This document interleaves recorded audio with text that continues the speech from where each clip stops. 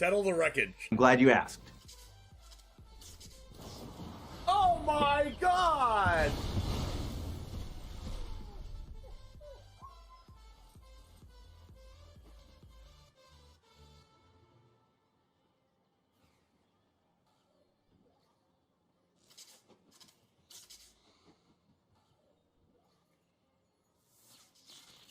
A 100-card historic brawl. Settle the wreckage in hand after I called it. Riley, here we go. Nothing ventured, nothing gained here. Seasoned Pyromancer can let you ditch your hand in this case to draw 2 cards, and we need exactly 2. We need Bone Crusher Giant and an untapped red source. Need the Bone Crusher Giant with Stomp, which stops the 9 lives from preventing damage, and we need the red source to cast the Stomp, Dennis. And wouldn't you know there it is! Look at that!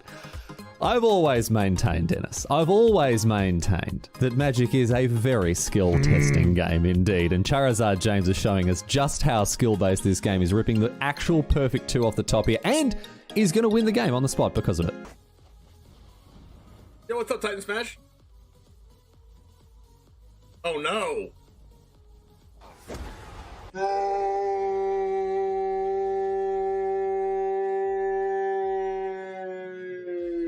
If this was the only way Tybalt's Trickery had ever been used, Riley, I think it would have been balanced the way Wizards intended it. I think this is actually Magic as R&D intended. Tybalt's Trickery. Getting rid of an eye twitch? Why are you scared of an eye twitch? Now you have to deal with a lolth. What was that? I'm terrified of an eye twitch, dude. Like, if only it had been something like a lolth, you know?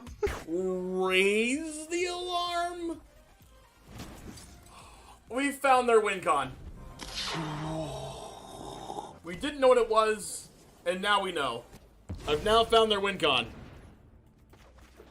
I don't like it. You fool didn't play around Triple Tithe. Listen. My opponent had Sky Tether main deck and then boarded out of all the bad cards and boarded in good cards like Memory Lapse and Teferi. How am I supposed to win if I know that? Their tempo play of 2 soldiers are going to win them the game. Oh, it hurts. Oh, it hurts. It hurts. I can't look. I can't look.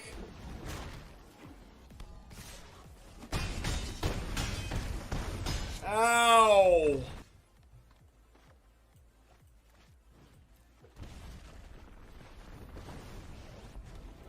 Man, Valkmir is a problem. Nope. Oh no! Wait, what just happened? Why was this 5 mana? Oh no! It came in tap.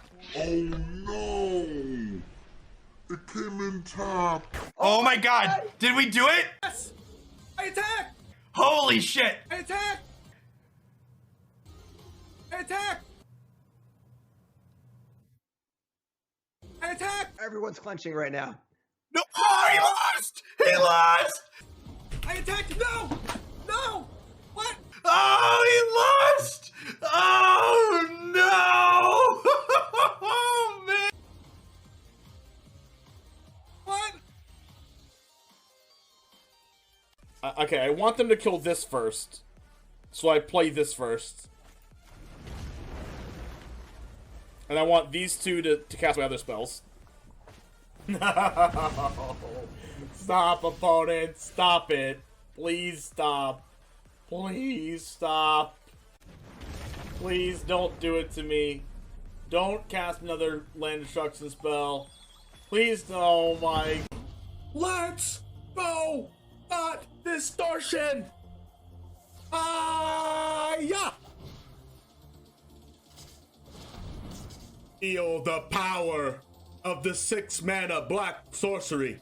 Not distortion, come forth! I summon the winged dragon of Ra! Oh! Oh! PogChamp! Oh! Oh! Oh! Oh! What the heck, dude? I was exaggerating. Oh, Royal Eruption again! Oh my god! Kicker! Base! Oh, double Chandra emblem! Oh, is this... Yes!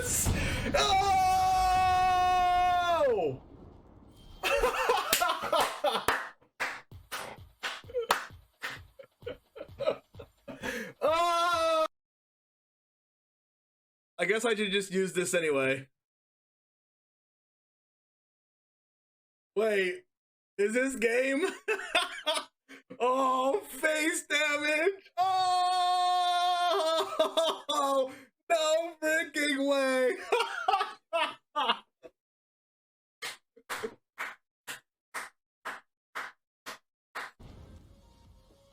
All right, give me Scorpion off the top right now. It's just too good to be true. It's just too good to be true. It's just too good to be true. What the heck, dude? Cheating. They have Fatal Push. I don't care. If they have Fatal Push, they're going to use it now. Oh, no, it goes back in the deck. No. Oh, if they have Fading Hope, I swear. I'm going to pay 3 life, and then they're going to Fading Hope it back to their hand. I'm going to cry. Okay, I didn't say that. Oh, no, I should have played Thalia first. No, I should have played Thalia first. No, don't do it. No. No. The second one got Approach.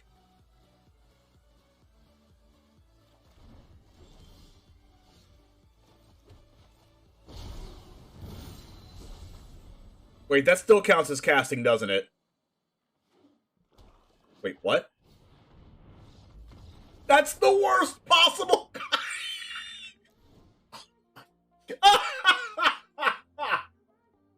That doesn't work the right way.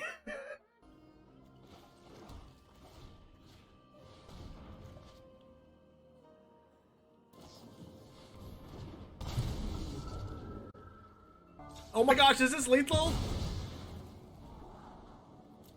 Oh, please be lethal.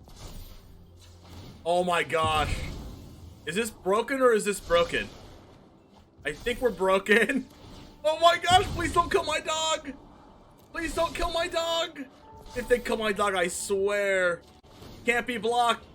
Go 14-14 dog for lethal. Yes, yes, yes. They're dead. Oh my gosh, wait. They have 6 cards in deck. Oh my gosh, they mill out. Oh my gosh, we milled them. We milled them from Angel of Suffering. They're dead. Oh my god.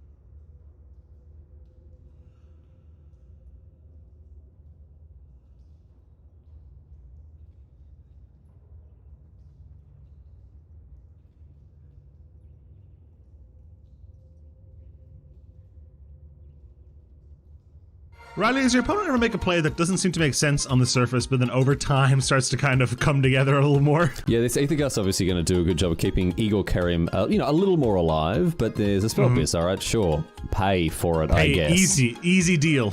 Okay, I still have enough mana to pay for the spell pierce. What are you doing, man? I mean, yeah, sure, you get the prowess triggers, but like, what's the plan here? Oh. There it is. A mystical dispute as well. Functional. Yeah, functional spell pierce enough to get in for Xaxes.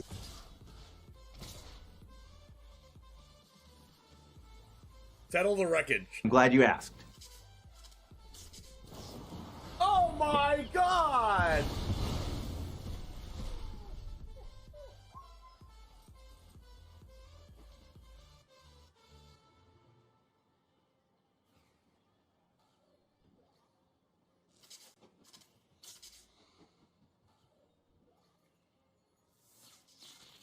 A 100-card historic brawl.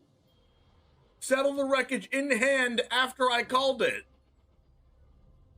Riley, here we go. Nothing ventured, nothing gained here. Seasoned Pyromancer can let you ditch your hand in this case to draw 2 cards. And we need exactly 2. We need Bone Crusher Giant and an untapped red source. Need the Bone Crusher Giant with Stomp, which stops the 9 lives from preventing damage. Now we're here. What's up? What's up, everybody? And now you can't see my face. Let's double check. Why is this doing this? Hello? Hello? Hello? Hello? Hello? Hello?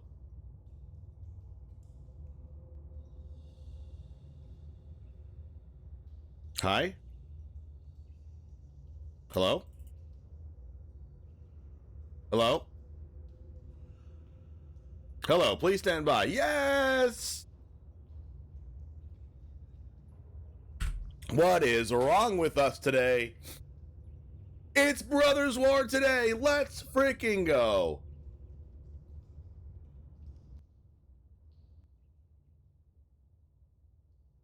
You know what that means? Let's get into the music.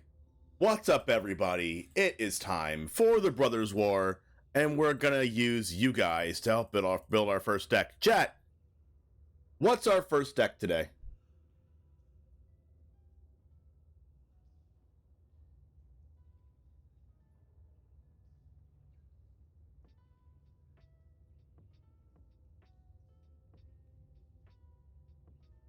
What's up, Nuno? It feels good to be back. I was just in Salt Lake City, Utah for MTG Summit, and it was awesome.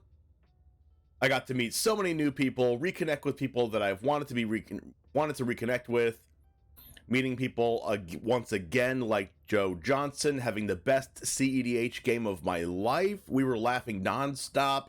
Got to meet a whole bunch of people. Olivia Gobert Hicks, if you know who that is. 1990s Lasers Glamour. Right? Super Friends, Frank? Cheat out the portal and get a bunch of Timmy creatures. Ooh! I like that idea.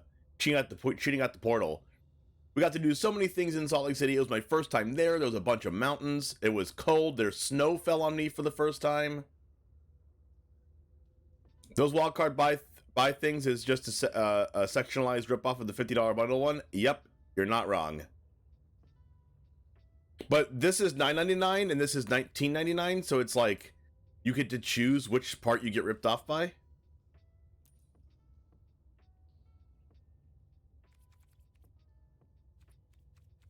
This audio seems like way off.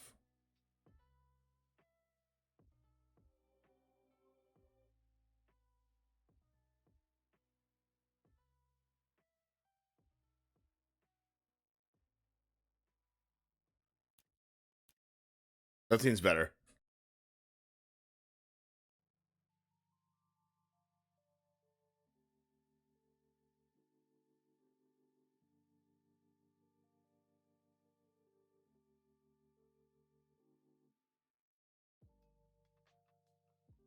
Play bro code, by the way. Let's go. 3 packs. All right, what do we open with the new packs, chat? Well, golden packs. Oh my god. What comes in these packs again? Good stuff.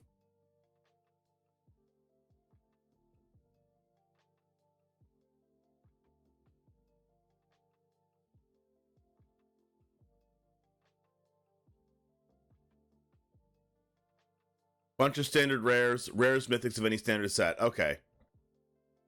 All right, but before we open the first golden pack, let me tell you about the sponsors of the stream. Number 1 is Ultra Pro, the standard in safe storage. Support DGen Gaming by checking out our sponsor, Ultra Pro. 5% off of Ultra Sleeves by using code DGen at checkout. Let me tell you, if you haven't used Ultra Sleeves yet, definitely give them a try. They look amazing. 5% off of CoolStuffInc.com by using code James5 at checkout to get everything you would ever want, including Brothers War from CoolStuffInc.com. Also, TCG Showdown to battle against your friends for money. Untap.gg to get the best deck tracker and meta stats the game has to offer. And beef up your MTG Arena account by using mtgcodes.com to get packs, decks, and cosmetics to support DGen Gaming. Use code DGen for 10% off. And also use code James5 for 20% off of Rogue Energy if you like energy drinks as much as I do. And they all they also just came out with cans as well. All right, now that we have that out of the way, let's go ahead and open up our golden packs. Let's go. Now, as the Brothers Code, will we ever see a assist set? Yeah, it's going to be called like System Down or something like that, right, Mets? Phyrexian Fleshgorger, that's good. Sarinth Great Worm, terrible. Draconic Destiny, probably bad. Blade Coil Serpent, super interested to play with this card. And Gix Yawgmoth Predator, which is super freaking good. This card is amazing. Have you guys read this card already? Have you guys read this card? Which card? Discard. 3 mana, 3/3. Whenever a creature deals combat damage to one of your opponents, its controller may pay 1 life if they do draw a card.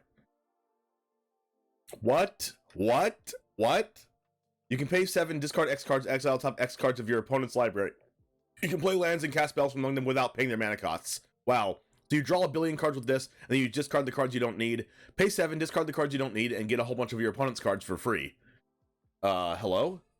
It reminds me of Golos in that way. Alright, we're going to open 1 by 1 3 packs in a row, and then we are going to open all 50. Boundary Inspector. Oh, they have these cards on Arena. The ones you can use in Historic only, right? And it takes up a pack slot for if you wanted to build a standard deck. Another Fleshgorger. This card's gonna be really good. This Fleshgorger is going to be insane. By the way, 3 mana, 3/3, ward 3 basically. It's a 3 mana, 3/3 ward, pay 3 life with menace and lifelink, which is like pretty good.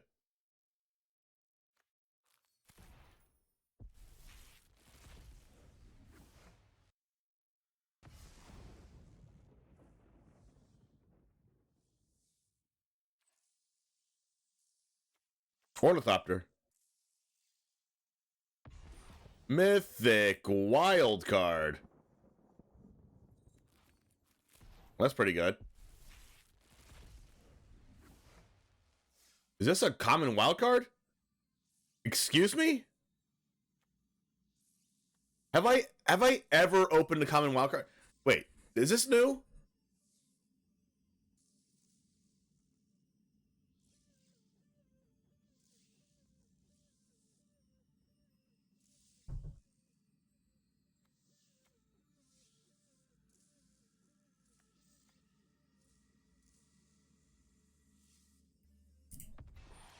Page from history. This is going to be really good for Historic Brawl and Commander. How do I have 50 packs? I bought the bundle. Brotherhood's End. This card is insane. It is 3 mana, deal 3 damage to each creature and Planeswalker, or you can destroy all the artifacts. Staff of Domination, which we can't use in Standard. Mythic Wildcard. Liberator, Urza's Battlethopter, which is really freaking good. The Stasis Coffin. Gain protection from everything till your next turn. What? Everything in the 2/2 bears as Garfield intended. You're exactly right. They added Ashnod's Altar to Arena? I'm pretty sure they did, yeah. Yeah, Ashnod's Altar is legal in Historic, which is kind of crazy. And also Historic Brawl, which is also crazy. And Precursor Golem. So it's a 5 mana 3/3 golem. I actually played a sealed pre-release in Salt Lake City for MTG 30. No, not MTG 30, MTG Summit. And I drafted this card. It's a 5 mana 3/3 that you make 2 more 3/3s. So you get 3 3/3s for 5 mana, and every time you or one of your opponents targets a golem, that target copies itself for all golems you control. So yes, a removal spell kills all the golems, but also a pump spell pumps all the golems, which is like super freaking good. This Soul Partition card is also insane. Have you read this? I don't know if actually, you know what? I don't know if it's insane, but we did talk about it on our podcast. So you can listen to our podcast and watch us talk about Soul Partition. Type in !podcast in chat if you do want to listen to our set review. Our next our set review the second half of it, I should say, is coming out tomorrow.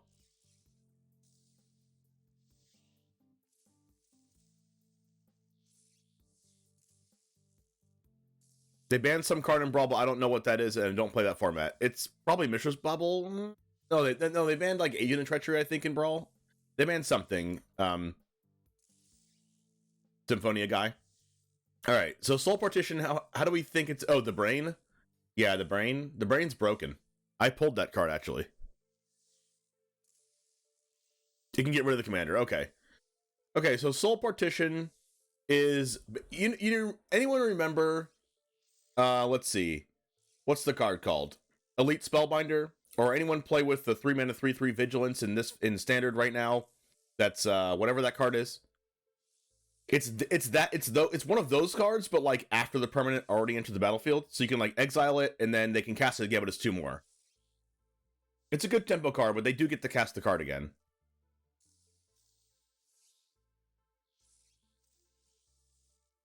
So it's not an actual removal spell, but it works against every non-land permanent, and it's a 2-mana instant. So like, it's gonna be really interesting to play with this card and see if it's better than the one that makes a clue for your opponent. The Liberator Urza's Battle Thopter is interesting. 3-mana 1/2 legendary artifact creature Thopter with flash and flying, and it says you can cast colorless spells and artifacts as though they had flash, so you can flash in the Karn if you wanted to. And whenever you cast a spell, any spell, if the amount of mana spent is greater than Liberator's power, put a +1/+1 counter on it. It has flying. So like, wow. Okay. And then we have Gixian Puppeteer, which is a 4-mana 4/3. Whenever you draw your second card, you burn your opponent for 2 and you gain 2 life. And then when it dies, you can return another creature with mana value 3 or less from your graveyard to the battlefield, including like Graveyard Trespasser, like anything you could have. You return it back when this dies. Anybody else having trouble logging in? Not me, but you know, streamer privilege, I guess. Hey, Linamar Wastes! Another Puppeteer, Astral Cornucopia. What? What? Okay. So it's a 3-mana rock, basically. It's a 3-mana mana rock. That's basically all it is. Like, you go X = 1 as a 3-mana mana rock, but you can also go like X = 2 for 6 mana to like tap it for 2 colored mana, which is like worse than Gilded Lotus, but whatever.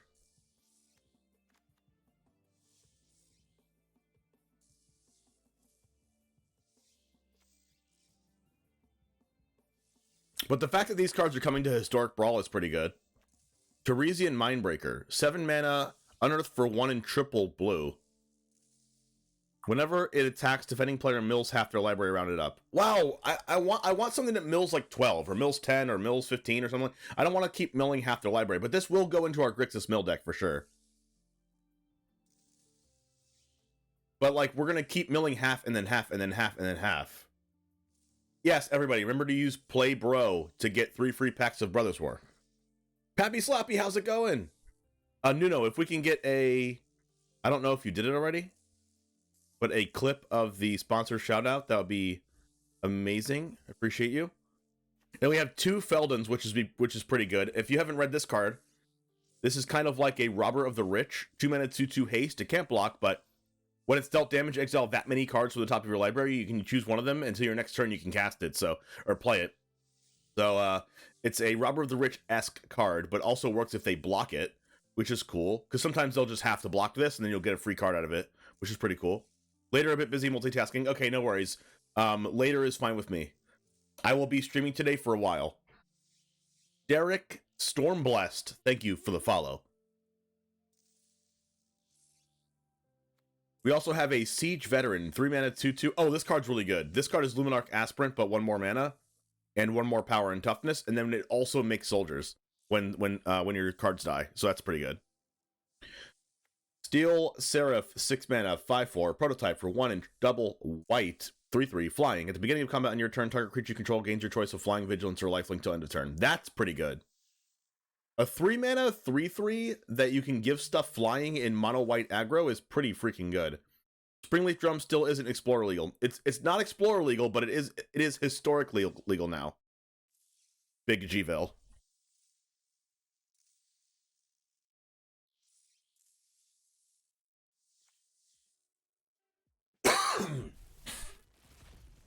You just got busted by the veteran in limited, so bomb unlimited. Oh, it is for sure. Greenleaf is legal in Explorer. Is it? Is it? Are you sure? Is it?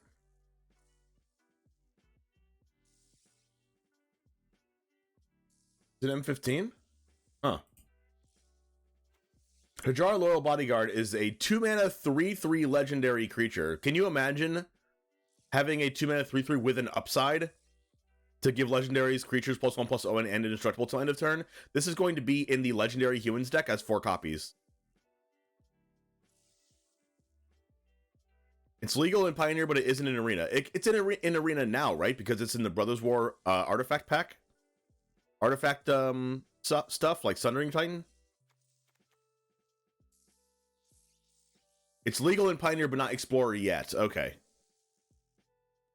It was included in the artifacts because I remember opening one out of a pack over the weekend.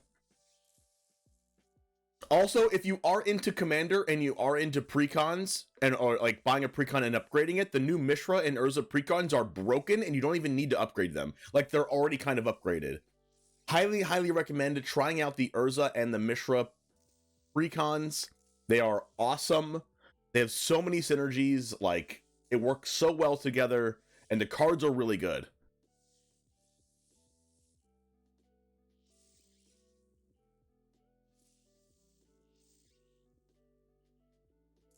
All right, so this card is definitely going into the 5-color legendaries deck because this card's just broken. Like, why does this not cost any mana to like do that ability?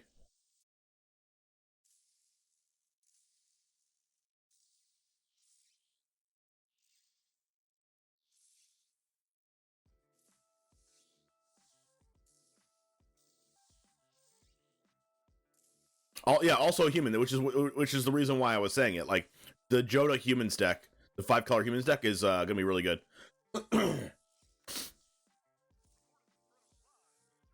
All right, Surge Engine is a mythic rare 2-mana 3/2 with Defender, and also you can pay 1 blue to have it like not lose Defender basically.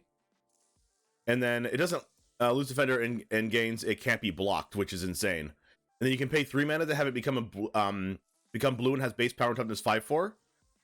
And then you can pay 6 mana to draw 3 cards. Yeah, this card is freaking good. This is like a better version of Evolve Sleeper. Like, yeah, Evolve Sleeper gets Death Touch, but like this card is freaking insane. Because it can't be blocked. Like, how are you supposed to beat this thing? Like, can you imagine they go turn 2 this, turn 3, pay a blue mana into this, play an untapped land, hold up a counter spell or removal spell. The next turn they go untap land, pay 3 mana, attack you for 5, and then hold up a 1 mana removal spell, or like a 1 mana counter spell. Like what, Spell Pierce? They Spell Pierce you, right? And then they go land, attack for 5 again, and now you're at 10 life, and it can't be blocked. So like if they hit 1 more land, they get to draw 3. Okay, sure. Sounds good, I guess. Skitterbeam Battalion is a 9-mana 4/4 prototype for 5 mana, 3 and double red for a 2/2. Trample Haste. Whenever ETBs, if you cast it, create 2 tokens that are copies of it. Excuse me? Excuse me? I mean, yeah, it's like a 9-mana card and it only works when you cast it. But like, it is a 5-mana 2/2 that makes 2 more 2/2s. So it's 5 mana for 6/6 in total power and toughness and haste and trample. You got the information wrong. It's in Born of the Gods, which is 2014 Theros block set. Basically, it's Pioneer legal, and since it's in Arena now, it should automatically be legal in Explorer. That's what I was thinking. Jameer Control with Surge Engine. Like, I don't think this is a control card. I think this is a tempo card, but you could try it.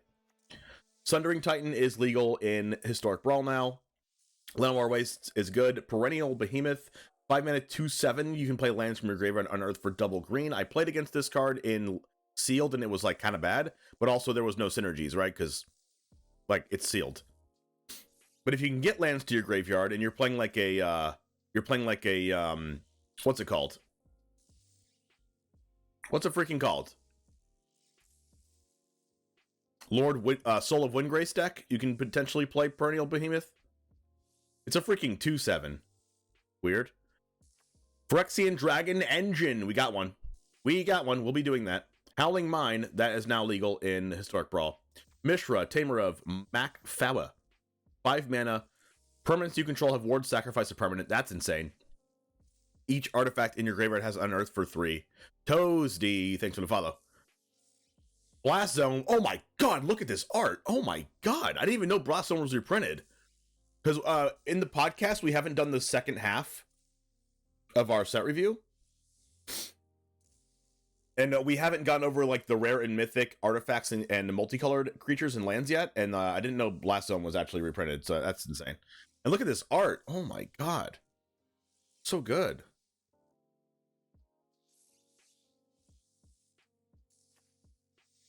So look at this art. Look at the dragon engine behind it and everything. Wow.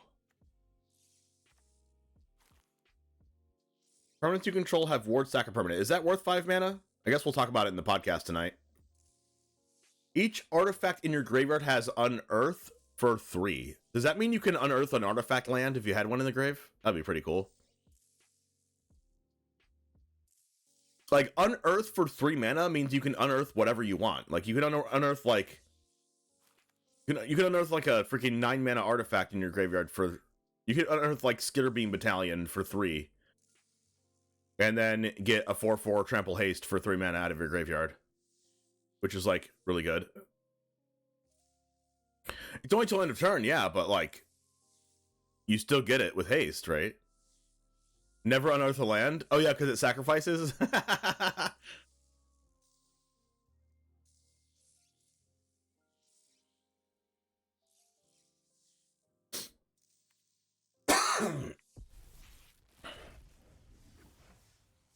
Ooh, Misery Shadow.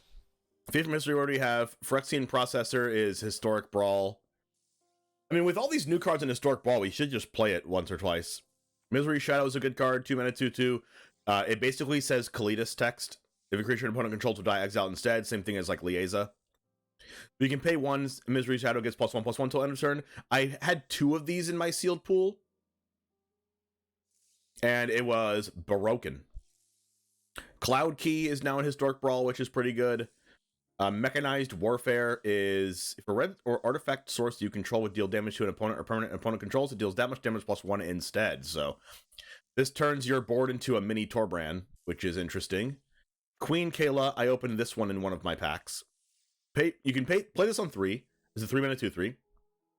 And then on 4 mana, you can pay 4, tap it, discard your hand and draw that many cards. You may choose an artifact or creature with mana value 1 you discarded this way, then do the same for artifact or creatures with mana value 2 and 3. And then return them to the battlefield. So discard your hand and then play 3 more cards out of your graveyard if you discarded a 1, 2, and 3 drop. That's pretty good. It probably says like remove target Queen Kayla right away, or else you're probably gonna die.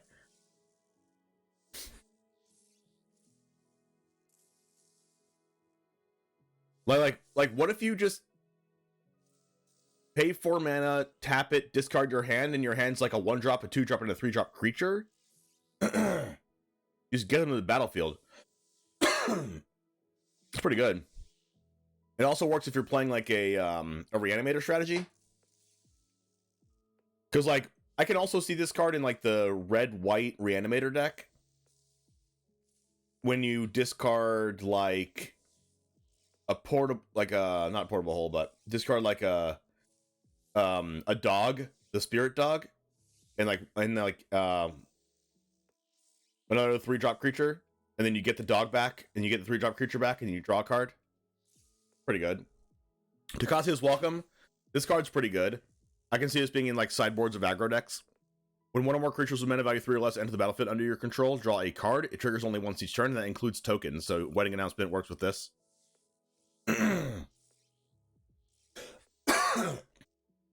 Steel Seraph, 6 mana, 5/4, prototype for double white. Oh yeah, we opened that already for the mono white deck. And then Fateful Handoff, which is the worst card I've ever seen.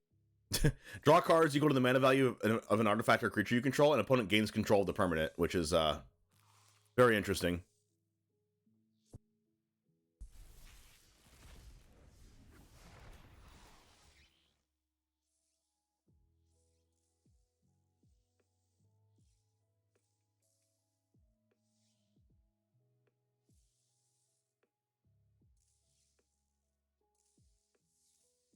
What's a phage? Alright, Door to Nothingness.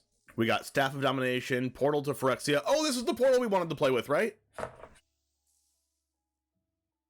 What does Phage the Untouchable do, chat? We got the portal. When he enters the battlefield, each opponent sacrifices 3 creatures at the beginning of your upkeep. Oh, we can unearth this!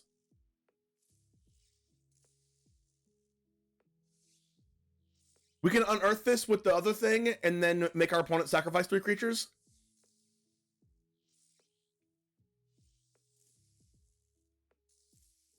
Or we can invoke Justice this? Because it says target permanent in your graveyard? Oh, baby. What if we played like a Mardu Invoke Justice deck to play the black-red Unearth card for this, and we also play discard outlets, and we also play the Invoke Justice to bring this back? Also Negotiations. Exile top 3 cards in a library face down pile. Oh yeah, and then you do it again, exile the top 3 cards in a face down pile, and then turn a pile of your choice face up, and then your opponent chooses one of the piles, and then you draw all those cards. It's a greedy mana base, but we have Battlefield Forge now. Yeah, we have Battlefield Forge now. We can also play the Temporal Anchor in like a different deck.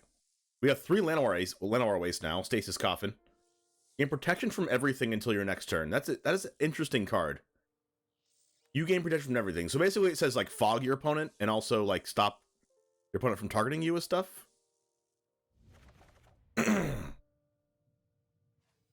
Okay, so are we playing with the portal?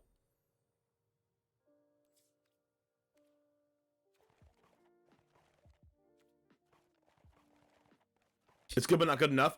The only time I can see it being played is with Karn. Karn, great creator.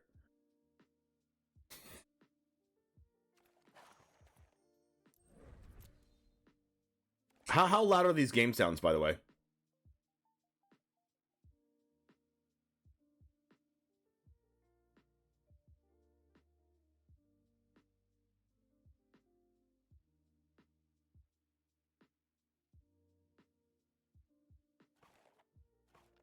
Not that loud?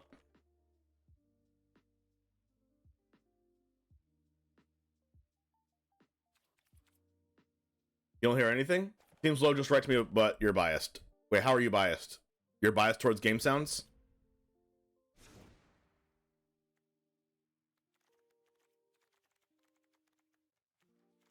Am I the only one that doesn't like this new symbol and I have to do this for every card that I open? It's actually just an annoying part of my freaking ADHD or whatever. Like, I just have to do this, and it's so annoying. I hate doing it, but I have to. I just hate doing this.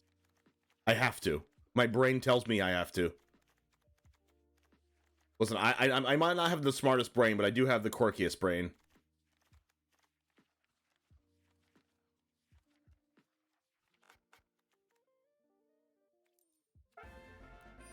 Christmas! Welcome back, 19 months. Oh, that's a lot of months. Welcome back, Christmas. You're the best. Did I play both precons? I'm looking to get into CEDH. I did play both precons, but they are not even close to CEDH. They are very close to the most fun way you can play Commander with other people that aren't playing CEDH. It has really good synergies and things that you can do that are very fun. Decks work together, pretty powerful effects, but don't have a way to consistently win the game every time. Fun, fair decks. Very close to CEDH, give or take $5,000. Like they don't usually have ways to kill the table all at once. Like usually they win by attacking.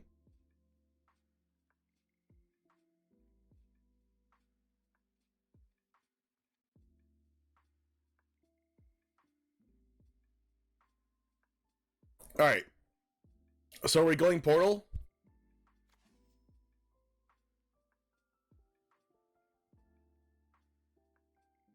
OTK all opponents GG, exactly. Are we going Portal?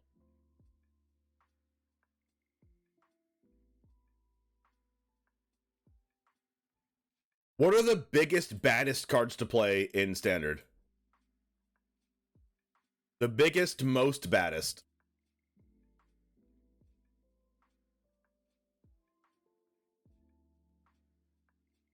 One with Multiverse. I guess we could cast a portal off the top without paying its mana cost. The 10/10 for 10. Okay.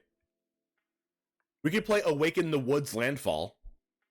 I don't know how many good landfall cards there are in Standard right now. Probably not that many. We could go for a meld strategy and see if we can actually meld something. The meld cards are nuts. Nice.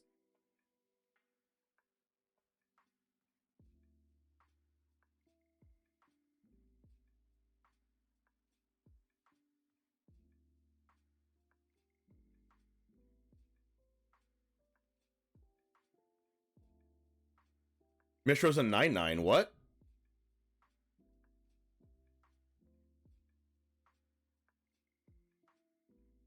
It can be reanimated with the same things that can hit the portal. May want to go Jeskai for one with the multiverse.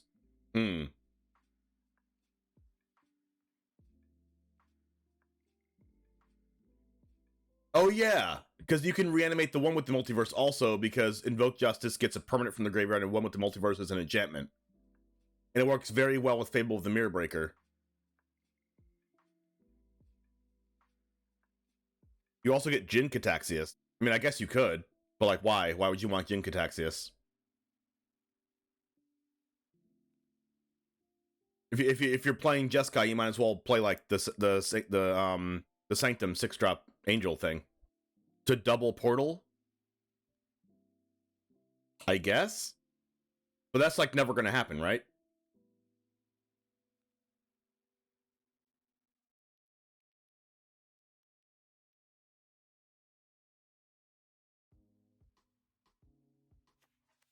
It copies an artifact only if we cast it from our hand.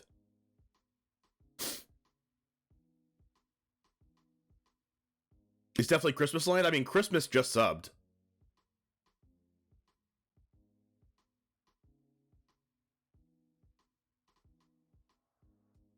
So that's the thing. How many Portal to Phyrexias do we need to play? 4? Portal to 4 Exia.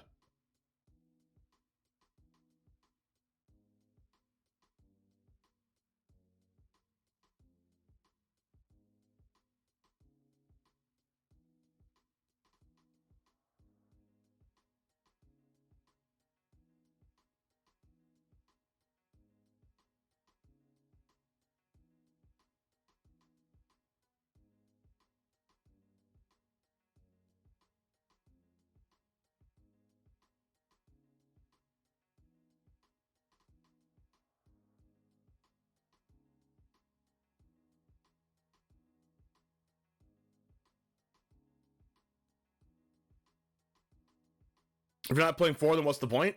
I mean, because it's 9 mana. If we're going with big enchantment, should we also go repair and recharge? What does that do?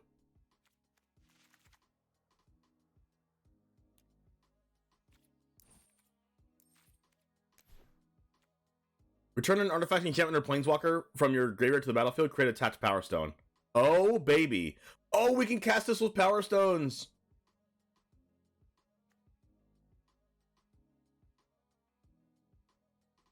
No, we are here for fun, not logic. Yes, that's true. Oh my gosh, wait. Oh my gosh, this deck's gonna be broken. Hold on, hold on. We can play this instead of Invoke Justice. Invoke Justice just a bonus. Because Invoke Justice is very, very taxing on the mana. Repair and Recharge does exactly the same thing.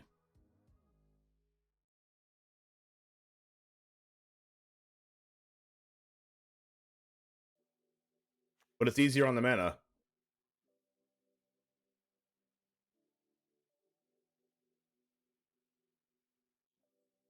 Justice gives counters too, and this doesn't hit creatures. That's true. But why are we hitting creatures when you can just get back the portal to Phyrexia? Plus, we could just not play the Angel at all and just play creature artifacts. Show and Tell! Everybody go look at the Show and Tell podcast. Anniversary almost as much as James is for Power Stone. I love Power Stone tokens. Listen, if you haven't listened to our podcasts, you would know. But, you know, you wouldn't know. If you don't listen to the podcast, you wouldn't know. 8 months in a row, Show and Tell, what's up? Excited to have you here in the stream today. Play opponent's creatures? Cheat in Portal and win with the multiverse for free spells everywhere. Exactly! Exactly, Dex. It gets back artifact creatures so we could do Cityscape Leveler. Exactly, Noodle! Oh, baby. Oh, baby. Oh. I feel so strong! When you cast a spell, whenever Cityscape Leveler attacks, destroy up to one target non-land permanent, its controller creates a tapped Power Stone. Sure, get a Power Stone. Also has Unearth for 8.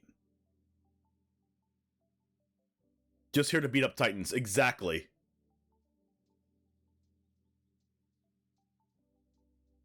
Whenever you cast it and whenever it attacks, destroy up to one target non-land permanent. So when you bring it back out of the graveyard, it doesn't destroy anything. Which is, like, worse. But it's also an 8/8 Trampler. Also has Unearth for 8, so we can just totally unearth this. From the graveyard anyway.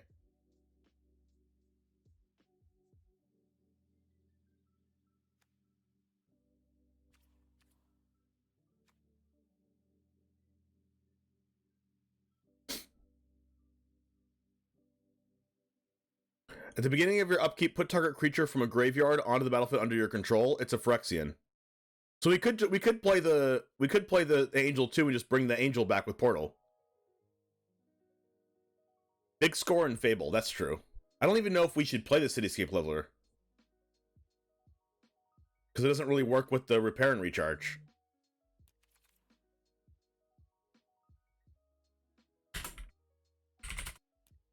We need the big prototype artifacts.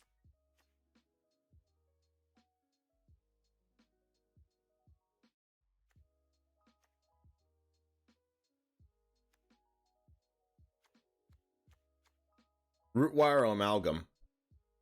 Sacrifice it, make an XX colorless golem, where X is 3 times the Amalgam's power, it gains haste, activate as a sorcery.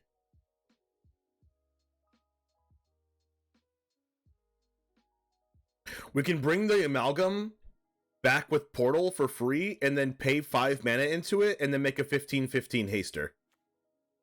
Doesn't have trample, though.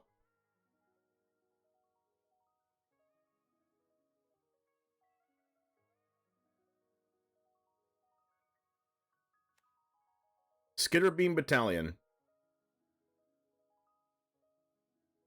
If we're playing white, the Artifact Angel will let us go over the top. Where's the Artifact Angel?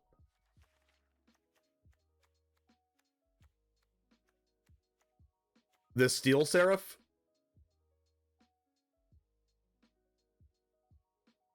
And you can target itself to give it Vigilance or Lifelink.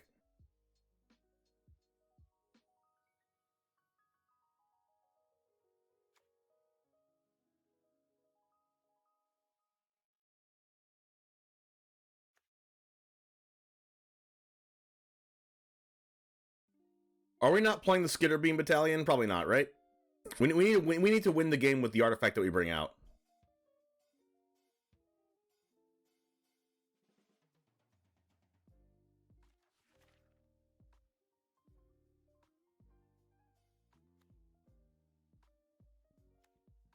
I think we should play the Flesh Scourger, because a 7 mana, 7/5 Menace Lifelink Ward 7 life, Ward pay 7 life is pretty freaking good. But it's also the black one, so we're not going to be playing black mana, probably. What colors do we have? White and red. Are we adding black? It's either add black or add blue. We can add blue for the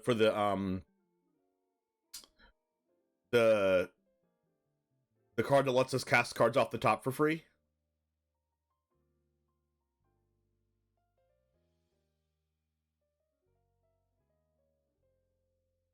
Mono white with a Ganjo?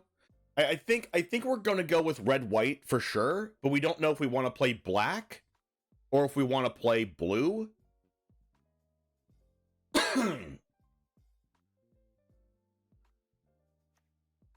Because I want to bring back something huge out of the graveyard. Wait, this metamorph works with bringing it back out of the graveyard, because you can have an ETB as a copy of an artifact or creature you control, except it's an artifact creature in addition to other types. The power and toughness are equal to hulking metamorph's power and toughness. So we can have this ETB as a copy of, like, anything. So what are we copying? Oh, we can copy the portal! We can use this to copy the portal. This isn't legendary. We can copy it as a 7/7 creature portal to Phyrexia and make them sacrifice 3 more creatures. And then at the beginning of your upkeep, we put 2 creatures on our battlefield. Oh, baby. I think that's good for us.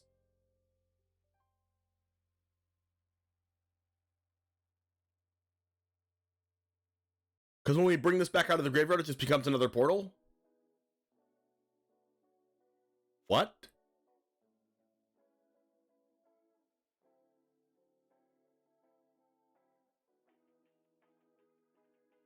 It seems win more? This is a win more deck.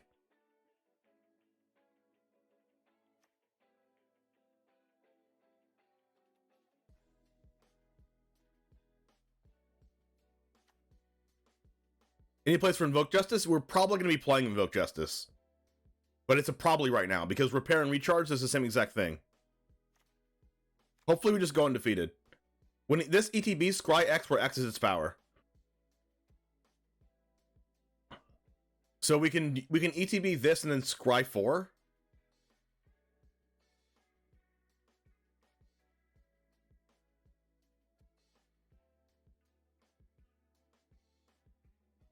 What does the Arcane Proxy do?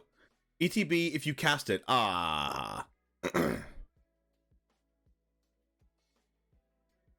Exile target instant sorcery with mana value less than or equal to Arcane Proxy's power from the graveyard. Crap. That's only 4.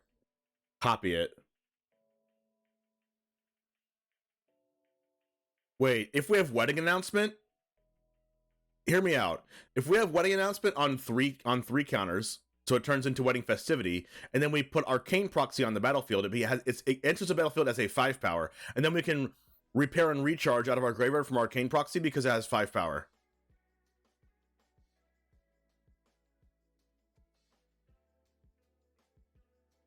Wait, if we Invoke Justice this, we can stack the triggers to have Arcane Proxy trigger, and then the Invoke Justice trigger. Oh crap, no, it's if you cast it. Dang it.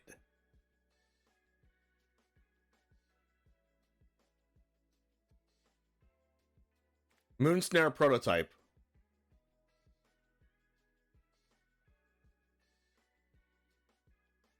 I don't think we play this.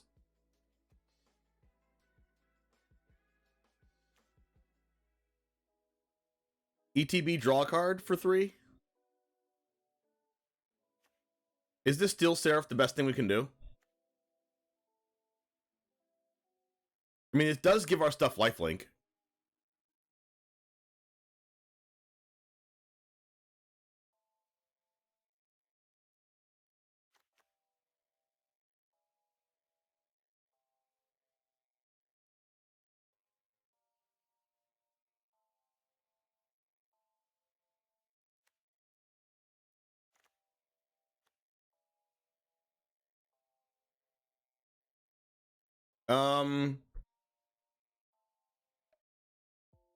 I like the Flesh Gorger, because this has lifelink, but it's also I think I like the metamorph though, because it can become a copy of Portal and can become a copy of like a lot of other stuff that we might have in the deck.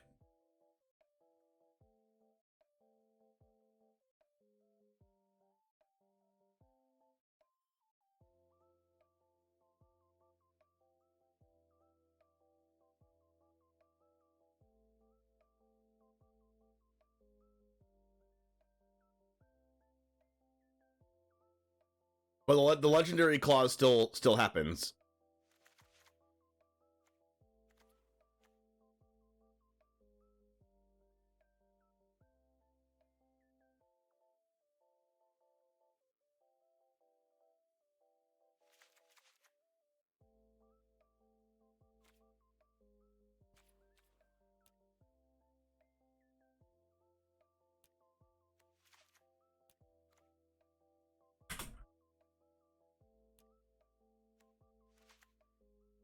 All right, so what else do we need, chat? Big score? We need to try not to die.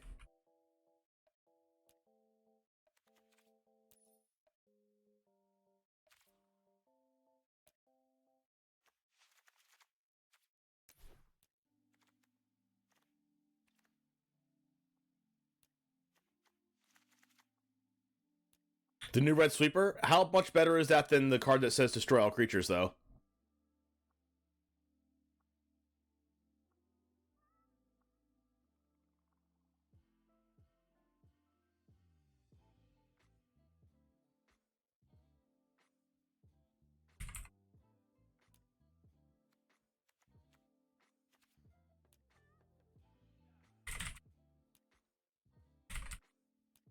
And are we still playing Sanctuary Warden? Probably.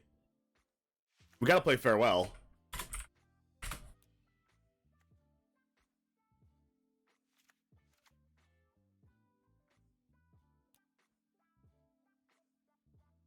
It also hits Planeswalkers, that's true. I mean, people are going to be trying Soldiers because everyone thinks that Soldiers might be a tier 1 deck. Soldiers create a lot of tokens, so Vanquish the Horde is a go-to tech against it. This will be in best of 1, though. So I don't know how good Vanquish the Horde is going to be. There's also a red CMC sorcery that lets you sack something to put the corresponding type into play.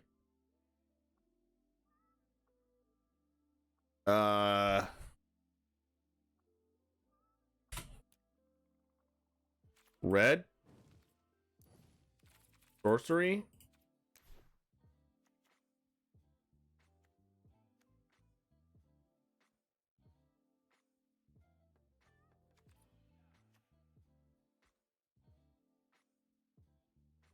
I'm not sure what card you're talking about.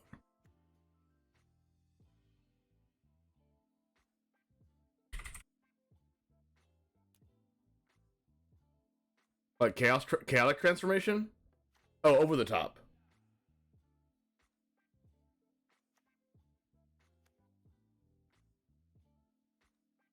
He probably used chaotic transformation.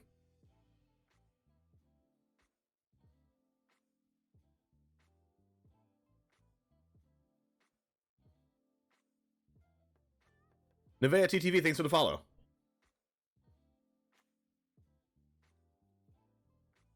Chaotic transformation, sack a token, get a portal. That's fair. That's only if you have no other artifacts in your deck, though.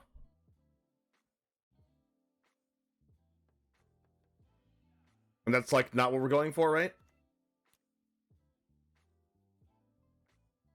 I guess that does get the portal to Phyrexia on the battlefield. That is a different deck. So it's just a matter of, do we want to reanimate this card, or do we want to pay 6 mana to sack an artifact to get this card from the deck?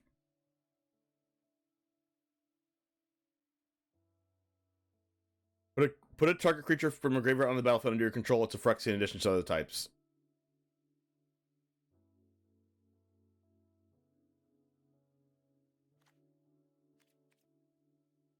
So what is that 3 mana sorcery again?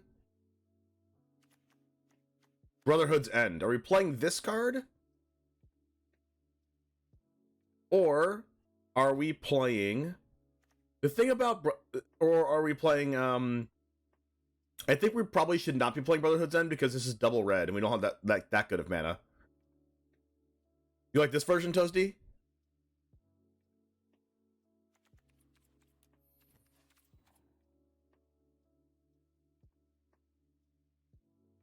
So we're probably playing like Depopulate.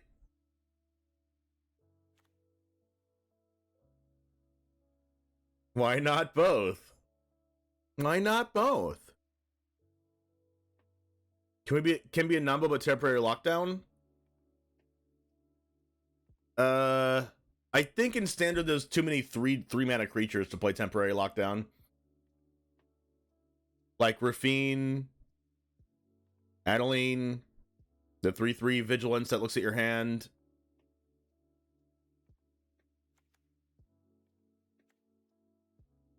Like, also we have to say that Portal Phyrexia is only good if our opponent's exactly playing a creature deck. But it does work by just being on board and putting creatures back from our graveyard to the battlefield.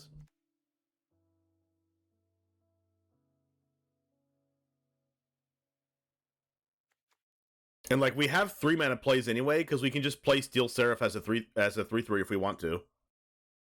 We can play Hulking Metamorph as a 4 mana 3/3 if we need to. Like it does have plays that aren't like humongous plays. Like this could be like right here, and this could be right here. We can make Metamorph a copy of Reckoner Bankbuster.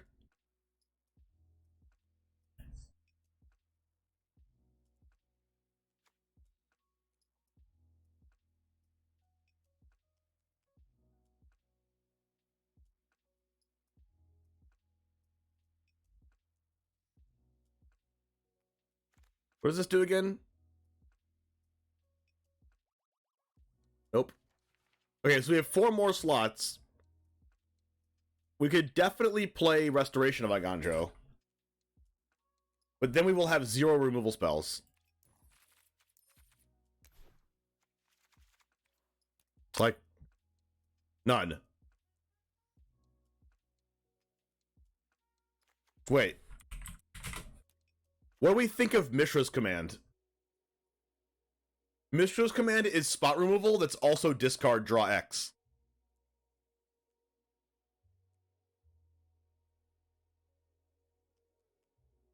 But like, if this had a deck that it was good in, it would be this, right? Portal and Farewell. Oh yeah, your Portal is a removal spell, that's true. Who needs removal spells when you just put Portal into play? But the problem with Portal and Farewell is you can't get rid of Planeswalkers. But this gets rid of Planeswalkers.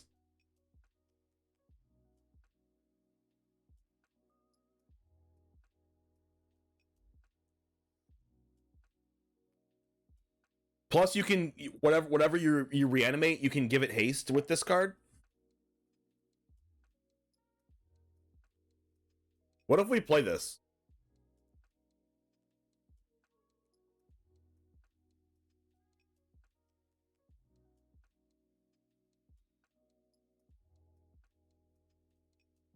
I think this is like pretty good in this deck. I don't know if we need Invoke Justice though.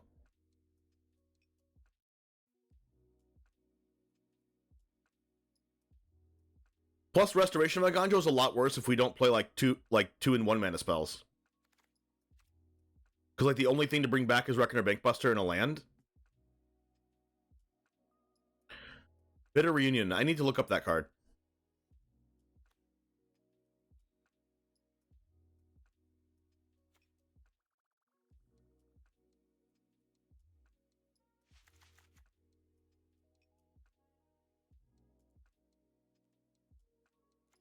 What if we just don't play Restoration?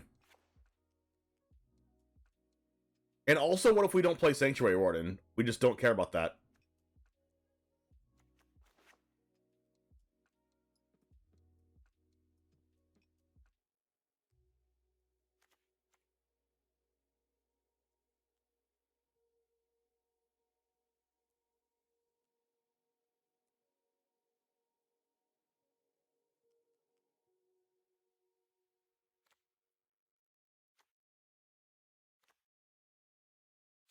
And then we use Hulking Metamorph as like a backup plan. And then we play the what's the card we were talking about? What's that blue card we were talking about?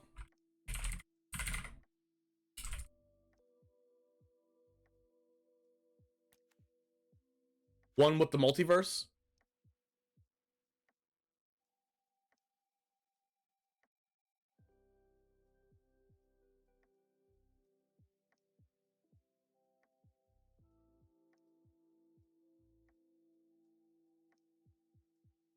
What if we just completely just like play 4 of this? That's gonna suck though. We're gonna want like all the discard in the world. We play Sunset Revelry. That's an interesting card to play. Your vote's for Obliterating Bolt. That's good. But then what are we cutting? The new Sundering Titan didn't fit? What's that card? Oh, it's because it's only on cast. And it doesn't really work. It doesn't have an ETB trigger or like any effect that would make it viable to come out of the graveyard. I mean, we can cast without paying its mana cost with one with the multiverse, though. We can play Mending. We could play Mending. That's interesting. What if we just use Mishra's Command and Portal to Phyrexia to deal with our opponent's things and farewell, and then that's it, and just call it a day? We're going to look up Bitter Reunion. Enchantment, when it ETBs, you can discard a card if you do draw 2 cards. Sacrifice it, creatures gain haste till end of turn. Okay, and it's an enchantment, so we can bring this back with Invoke Justice or Repair and Recharge if we want to just churn through our deck some more. Is this better than Record or Bankbuster? Probably.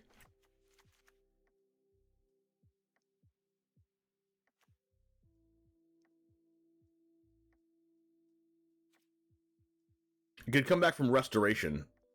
Restoration of Iganjo, that's true. The Elder Dragon War. Oh, that's a good one too. Is that better than Big Score?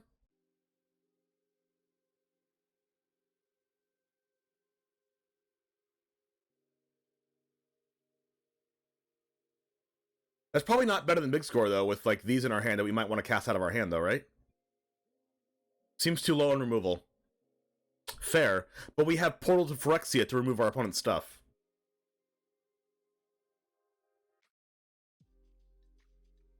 I mean, we have Mishra's Command, too, that removes stuff.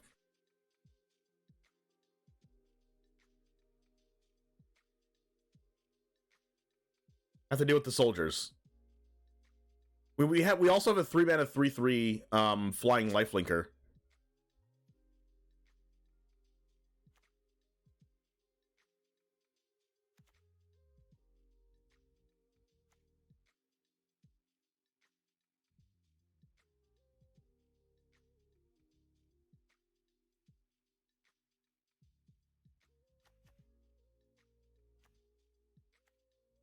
Wait, one with the multiverse isn't legendary?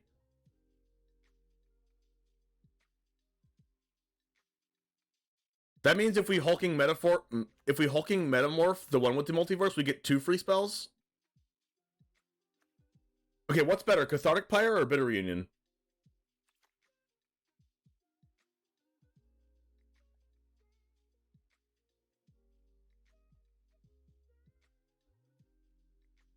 Okay, I'll check that out.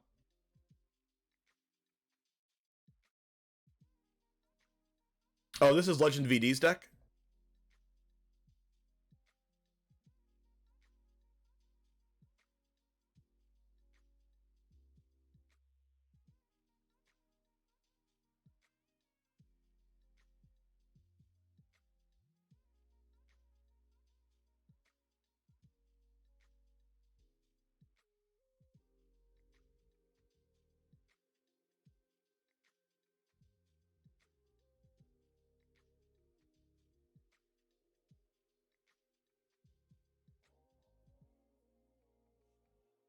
So he's just not playing red at all?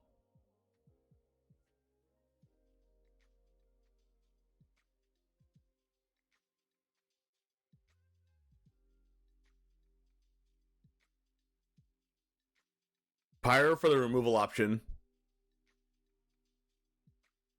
You just play Pyro over command? Well, this you get to discard cards and to kill their thing, right? Because, like, say Mishra's command is X equals 2, right? And you cast this for 3 to kill, like, a 2-drop or whatever.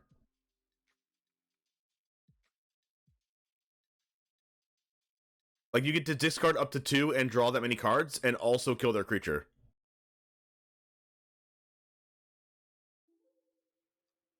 And it also gives haste if you need to. It's expensive? I mean, yeah, it's pretty expensive.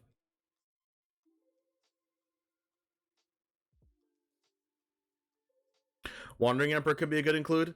Is Hulking Metamorph just not good enough then?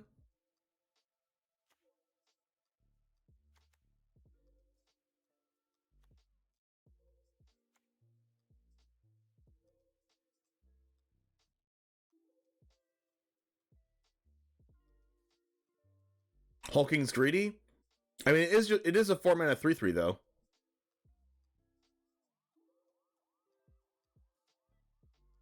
What's funny is that Hulking Metamorph could be just a treasure token.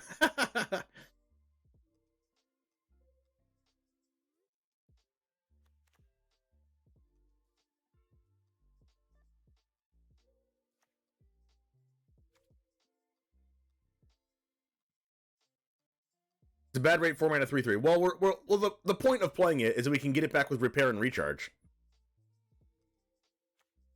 And then Repair and Recharge can get Hulking Metamorph back to get another copy of One Multiverse, or Portal to Phyrex to do it again.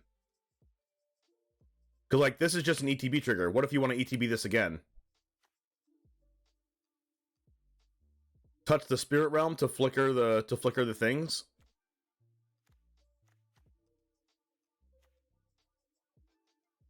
Oh wait. Touch the Spirit Realm can flicker Portal. Because it exiles an artifact.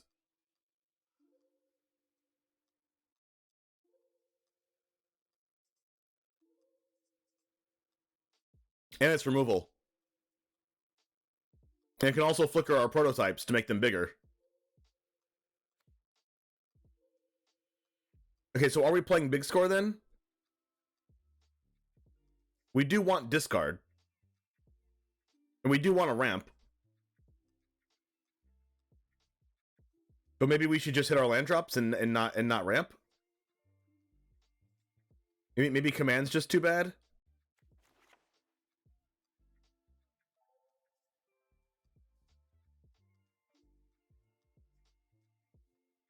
So what are we doing on turns like 1 and 2 to stay alive?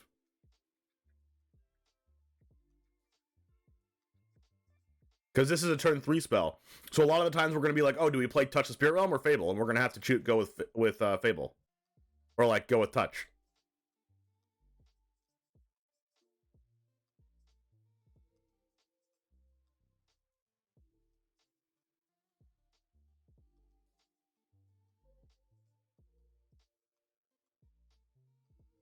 You think Invoke's bad? It's just as 2 extra copies of something to bring something back, but I think Big Score is good. We can play 2 Touch the Spirit Realm, but like, what do we? I'm worried about not having a turn 1 and turn 2 play though. Like Legend VD's turn 1 and turn 2 is just Faithful Mending and Fateful Absence, and that's it. Which is not that good.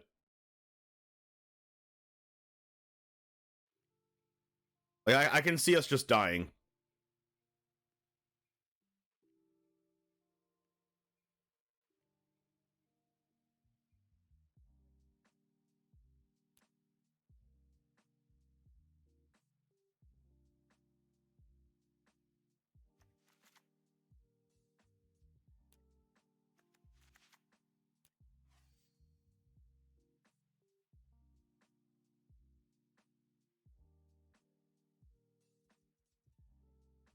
I really like that Steel Seraph can be a lifelinker.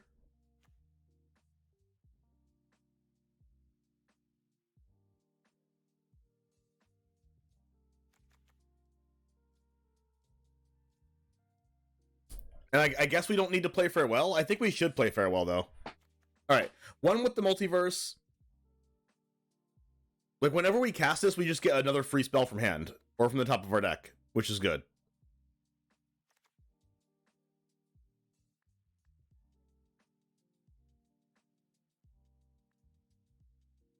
We don't have a lot of things to discard our cards.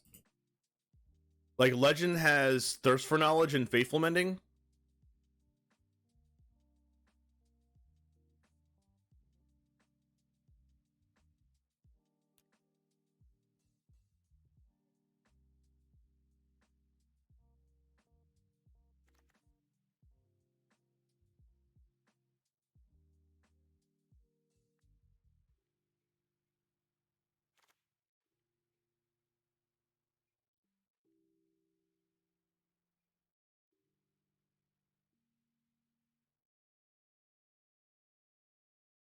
Our discard cards are Big Score and Fable.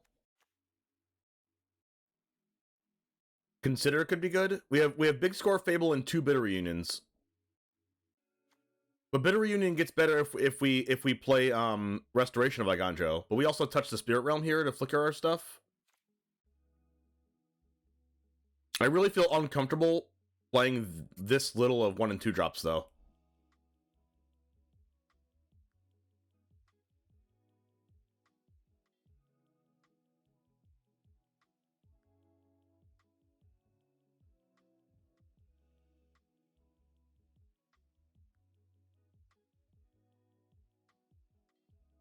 But maybe we don't. Maybe we just don't have to care.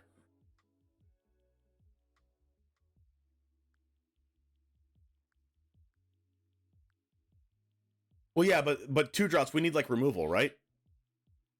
We need actual removal? Like Fateful Absence or something?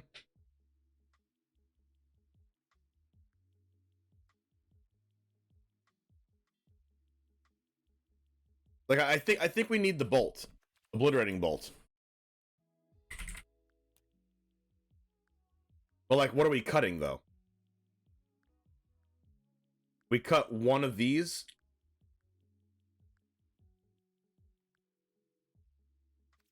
One of these.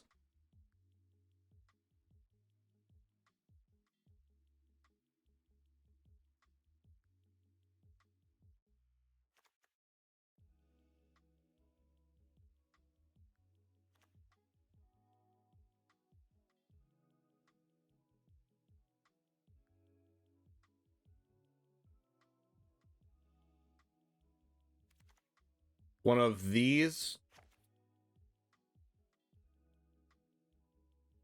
And one of these. And then we go like this.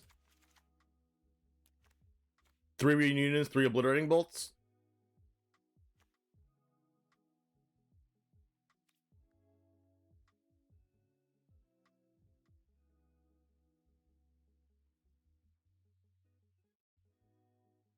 And then we have 1 Hulking Metamorph to Wombo combo them, but it also could just be another copy of Steel Seraph, or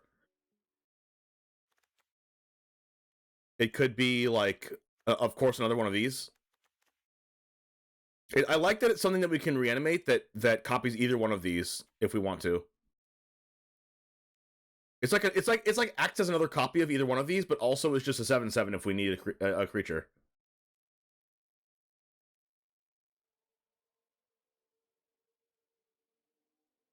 Because it could just be a 7/7. Or it could be like a 7/7. The fact that it can be a 7/7 Steel Seraph, like a 7/7, like, freaking... Because it becomes a copy of Steel Seraph, but as a 7/7. So it's a 7/7 lifelinker flying, or a 7/7 flying vigilance, or whatever you need it to be.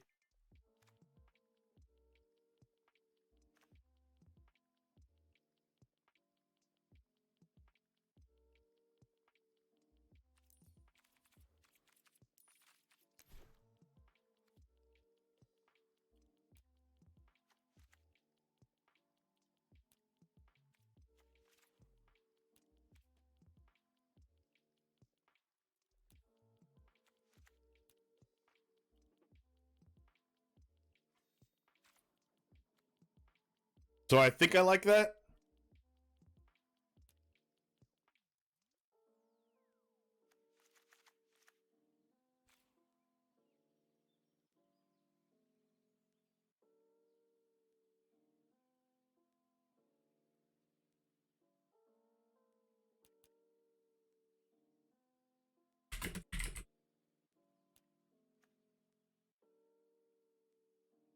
I don't think I want all Pain lands. How is it copying one with the multiverse? Oh crap, it's not an artifact. Never mind. This is an enchantment.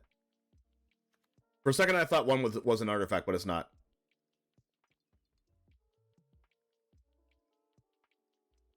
Hulk only hits creatures and artifacts. Seems like sticking blue-white and using Invoke, then using blue Splash for Faithful Mending and Thirst for Knowledge might be more consistent. Well, yeah, but Legend VD already did that. I don't want to do what he did.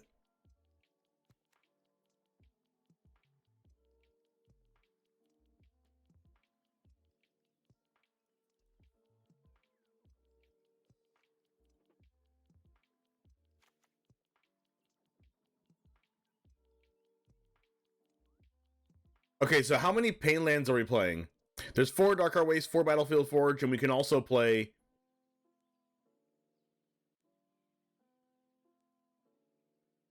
Like, we can also play, the blue-red one if we wanted to.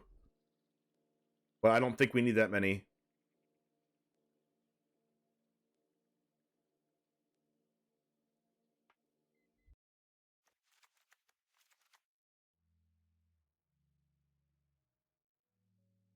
Do we want Blast On and maybe Dig Site for the Control Mirror?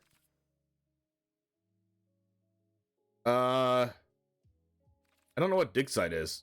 But hold on one second.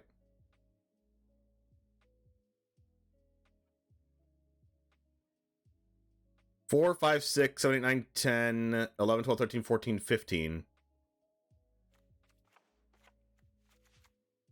So this is enough white. Now we need like 13 red or 14. 4, 5, 6, 7, 8, 9, 10, 11, 12, 13. We need more red.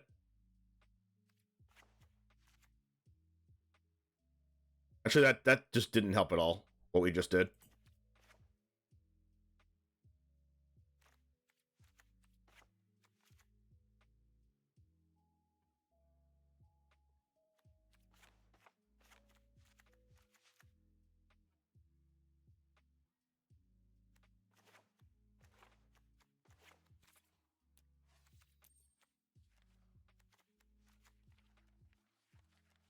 Working on our mana base. 1, 2, 3, 4, 5, 6, 7, 8, 9, 10, 11, 12 blue. Should be enough with one with the multiverse because we have big score and Fable anyway for treasure tokens.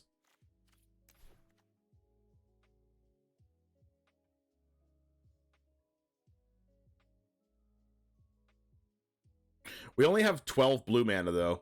Hulking Metamorph might be hard to cast on turn 4. We also don't have any counter spells in this deck, but that might be fine.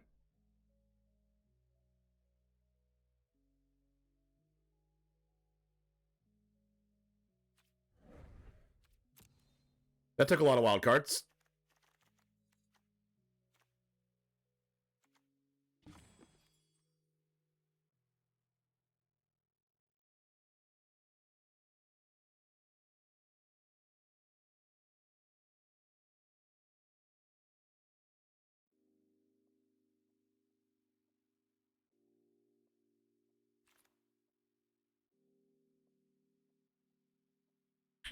Yeah, turn 4 Hulk's not what the deck wants to be doing. Yeah, for sure. It wants to be discarding this and then bringing back to copy Portal.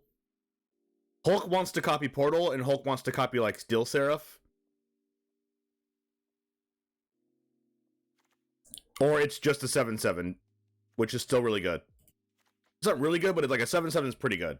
It's not like a Titan of Industry or anything, but it's still good.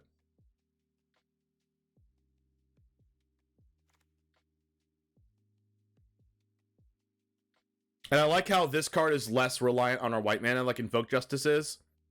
And it still brings back everything we want to bring back. It brings back the Portal, it brings back the one with Multiverse, it brings back the Hulking Metamorph, and brings back the Steel Seraph.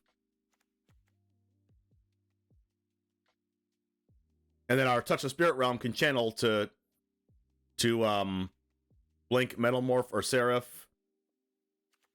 It can blink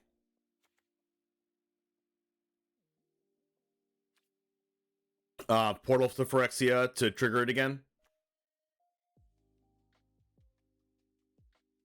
And what's Dig Site?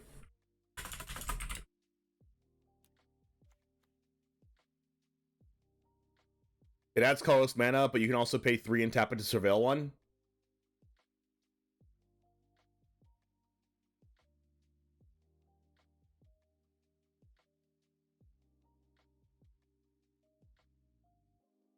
What's up, Model 3?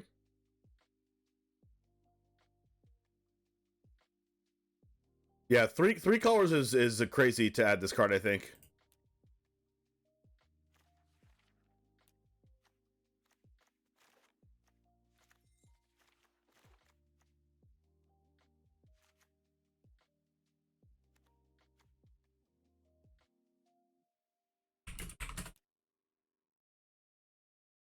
Saw you live. I thought I'd hop in before doctor's appointment at 2:15. Let's freaking go. So, depending on when you live, it's already after 2:15 for me.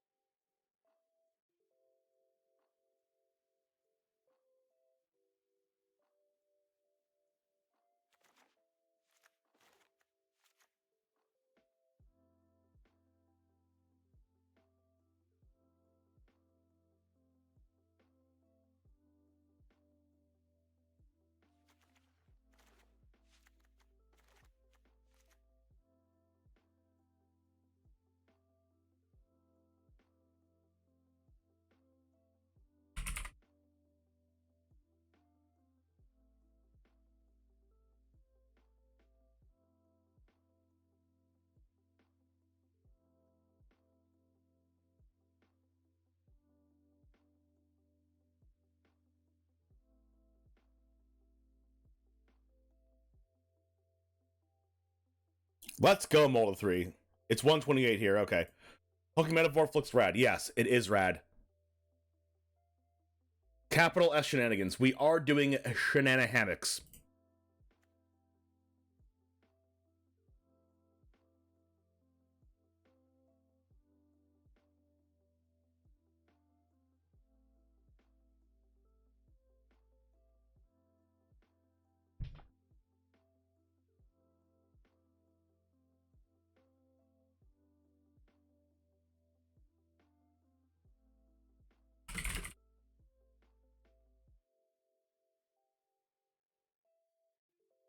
One second.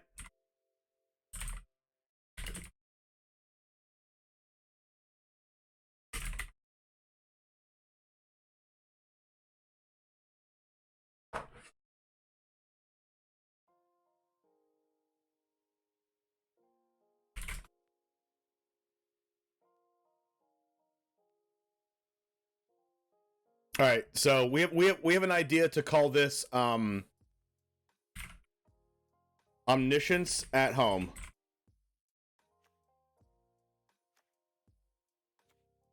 All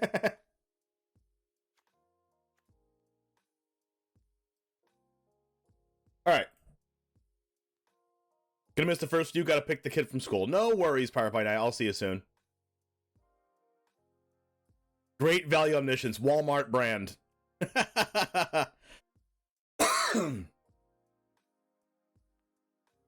Walmart branded.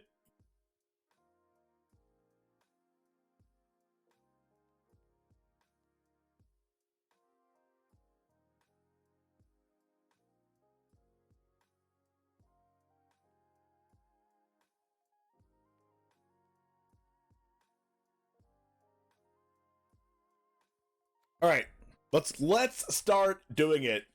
Are you ready? Are you ready? If you're ready, type 1 in chat. If you're not ready, type 2 in chat. If you are a coward and you are not ready yet, type 2 in chat. If you are ready, type 1 in chat.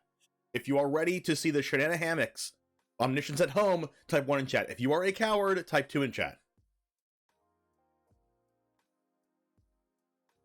I need a drink.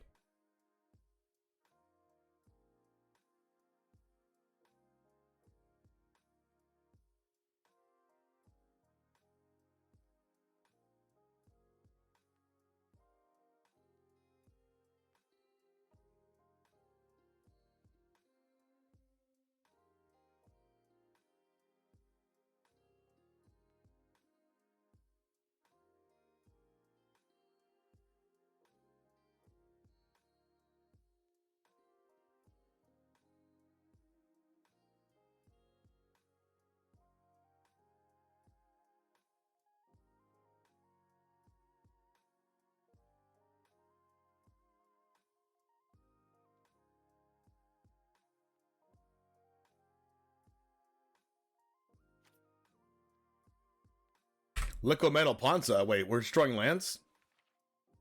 I hype you up then walk away.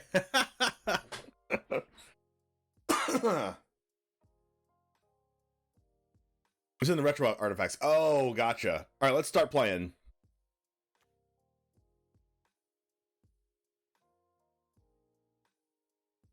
What's up, Jamers? It's the One Jame, and today we are playing Omniscience at Home. If you're wondering what this card is, it is one with the multiverse new card from the Brothers War. It's an enchantment. It's 8 mana. You may play lands and cast spells on the top of your library. You can look at the top card of your library anytime. Once during each of your turns, you may cast a spell from your hand or the top of your library without paying its mana cost. So you can kind of churn through your deck, kind of like Omniscience. You don't like pay your mana cost for stuff, and you can also churn through the top of your deck just like you would with a card like Bolas' Citadel, but you do have to pay mana for most of those things. I say most because you get one spell for free. How are we going to do this? We are playing a Reanimate Shell with Repair and Recharge. It's a 5 mana sorcery. Return an artifact, enchantment, or planeswalker from your graveyard to the battlefield. Create a tapped Power Stone token. So this returns something else to the battlefield, and it also gets our one with Multiverse. It gets our Portal to Phyrexia to sacrifice our opponent's creatures.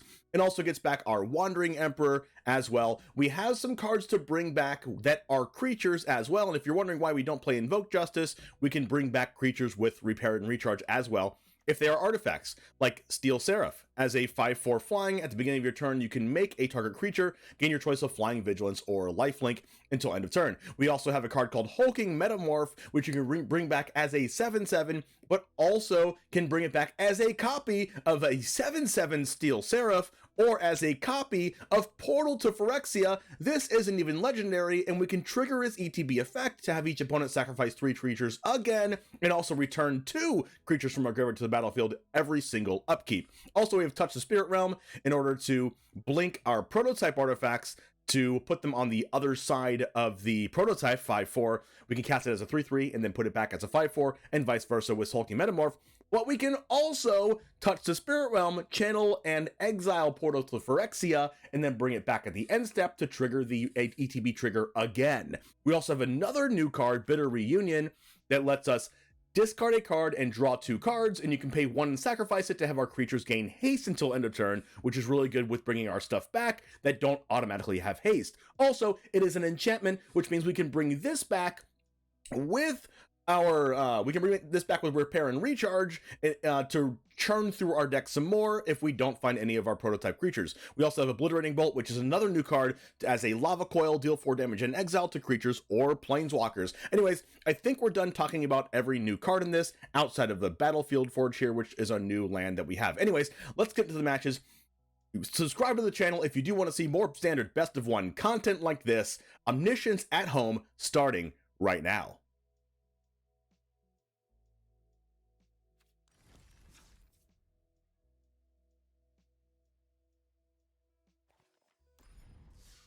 We're just going to be playing Historic again, though right now I'm going to just grind a Mythic in a few hours with Belcher.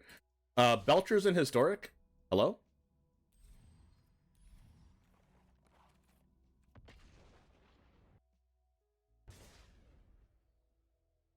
Hopefully we can get into a match. Oh, wow.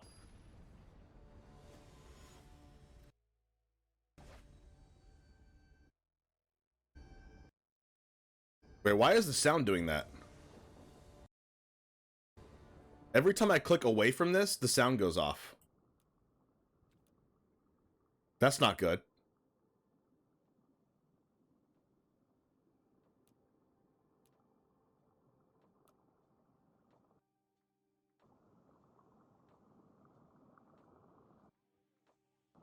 Oh, it's just a little bit of a thing. Okay, not a lot of a thing. That's still kind of awkward. Alright, this is good and bad. It means we can't do anything, but we have almost everything we need. If we draw 2 lands, we're gonna mulligan. Put a Portal to Phyrexia back.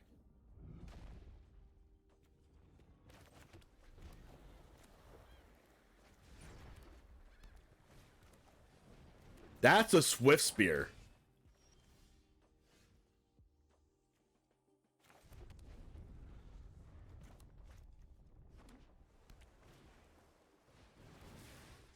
Oh my gosh, we get to play against blue-red prowess. Another portal. So we have two options here. We can go Steel Seraph as a 3/3 lifelinker, or we can go for Fable of the Mirror Breaker. I think we kind of have to go Fable of the Mirror Breaker here, even though I do want to play this 3/3 lifelinker. That might be a turn we do next turn. They're probably going to play like Strangle or whatever to kill our thing. Fading Hope, that's unfortunate. Crokeyz. It's okay. We are going to discard both of our portal to Phyrexias, and hopefully we live. The cool thing is we can cast Hulking Metamorph, and then or Steel Seraph, and then we can copy Steel Seraph with Metamorph to have 2 lifelinkers. All right, so that's a draw, which means we can cast Steel Seraph now, or we can just big score. They probably have a counterspell.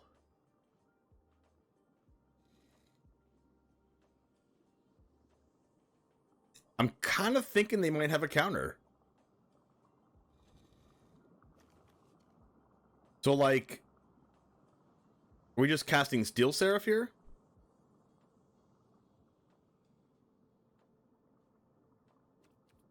Honestly, I think the play is big score, but I kind of want to cast this card. But they could have Make Disappear.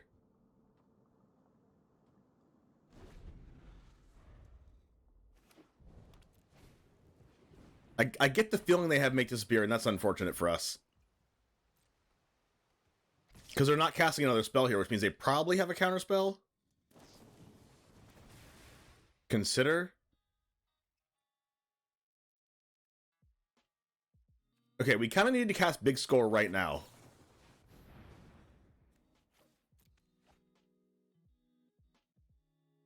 Because the chances that they have a counterspell go up when they have Consider. Although it does... Oh, wait, they don't have a counterspell? I'm so confused. Wait, how do they not have a counterspell? They would definitely counter that, right?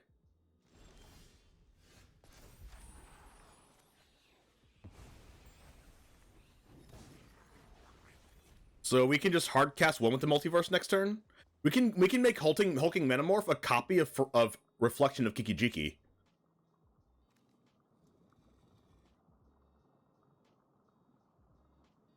Which is interesting. I think I'm just casting Steel Seraph for its 5/4 cost. And what's really cool here is that when Reflection copies Steel Seraph, it copies the front side, right? Or maybe it doesn't. I guess we'll find out. So we can cast Hulking Metamorph as a 7/7 copy of this, but I don't think I don't think we have to do that yet.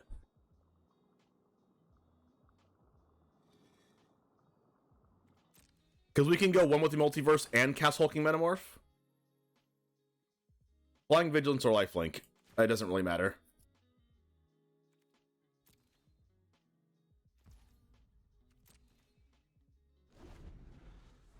Alright, so we're probably going to get there, I think. I mean, you have 4 cards in hand and 5 mana, so we'll see. Lightning Strike is not good for the home team.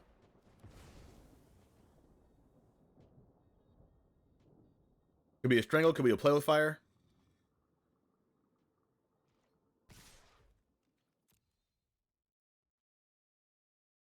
I'm scared. This is not working out. I guess if they have Lightning Strike or any other... If they have any other Play with Fire card, we die right now. If they have Fading Hope, we die. Anything, we die. Okay, well, they didn't have a spell. Obliterating Bolt.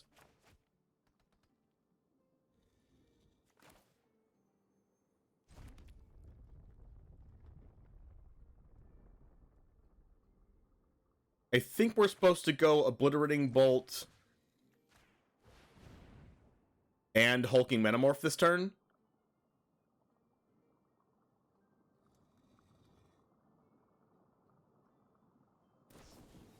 Shore up.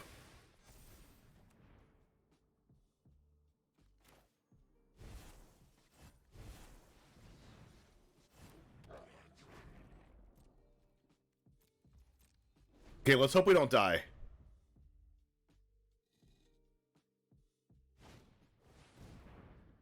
Oh no. They're gonna get trample.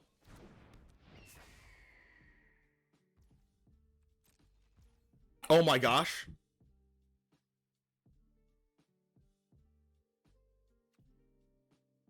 This really feels like a counterspell. We need a portal though. We need one of these.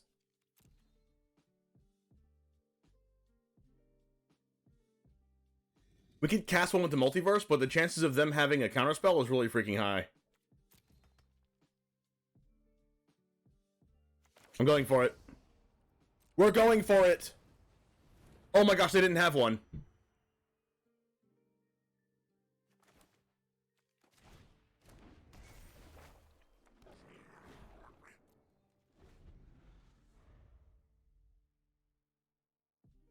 If they cast 2 spells, we die to Balmor.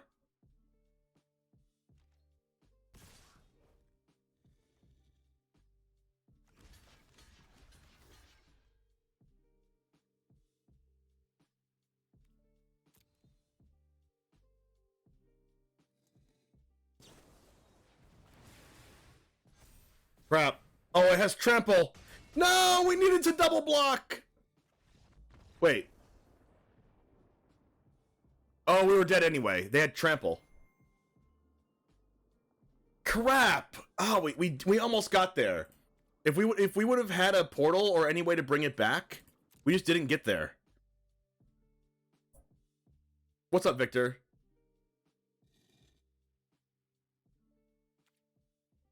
Crap. That was still kind of close, and we should never ever beat a tempo deck anyway.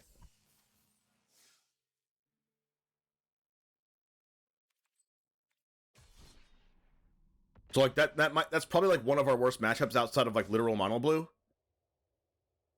Counters aren't usually in a prowess deck, but like they were leaving up 2 mana the whole game. You never know what they're playing, right?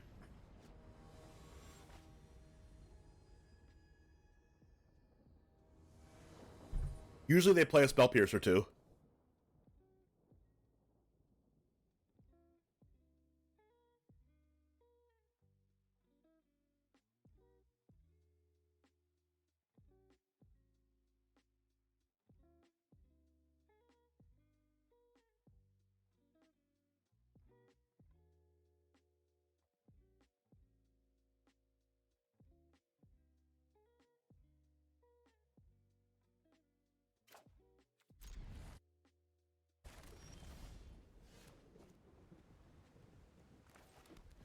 All right. Looking good for the home team. Oh my goodness. They're just always playing this deck, aren't they? Okay, well. This kind of sucks. I don't know why they played a land before they did that.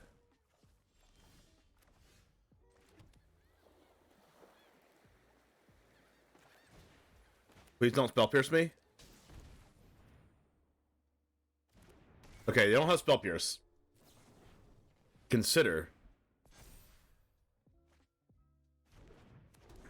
We're going to be seeing a lot of blue-red tempo in this format now that Monastery Swiftspear is a card. Alright, so hopefully we can do the Dream and then go turn... Okay, we cannot do the Dream. That sucks. Oh, wow, they targeted my face! So we can do the Dream and sacrifice both their Electrostatic Furies. Discard this and discard Steel Seraph.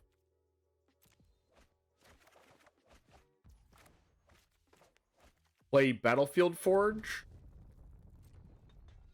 Attack with the 2/2. They block, that's fine. Now we repair and recharge. It seems like our opponent needs a little bit of a recharge. Goodbye. Oh yeah. And then we can Hulking Metamorph our Portal to Phyrexia and do it again. Balmor. Ancestral Anger. That didn't give haste. Now we get to bring back our Steel Seraph from the graveyard as a 5/4. And they scoop! Too much value. Way too much value, friends.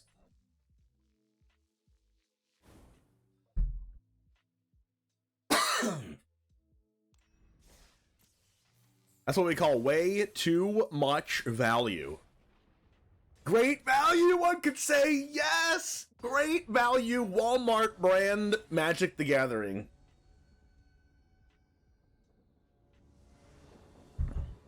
I love that emote, Victor. That's Looney Nick's one. Nice. This is fine. Cape 7.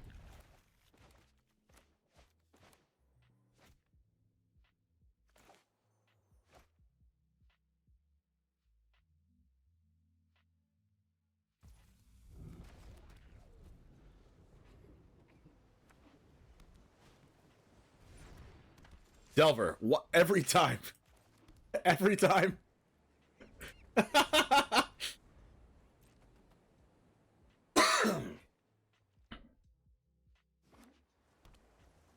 This is 3 tempo decks in a row.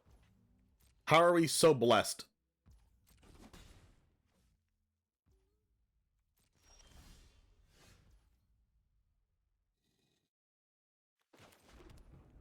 I'm gonna do this because they probably have a counterspell.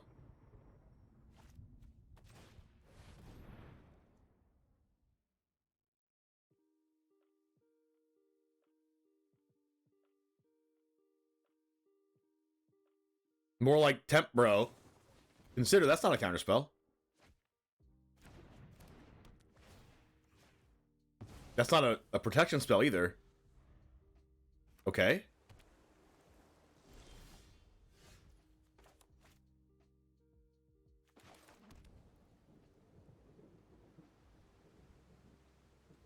I think I'm just gonna big score the Steel Seraph and then repair and recharge it.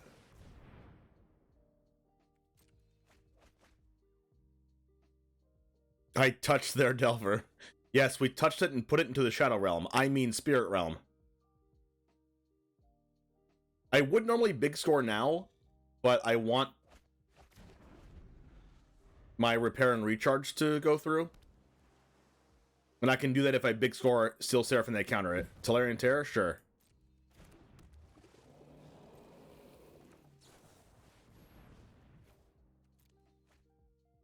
Spell Pierce?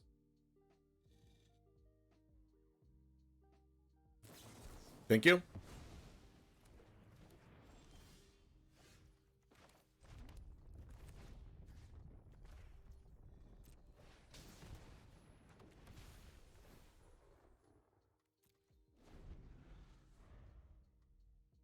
And now if they have a bounce spell, we can just hard cast it again since we have the Power Stone. Hadijin's a problem. Are we blocking Tolarian Terror? Like, no, because we can just give our Steel Seraph lifelink.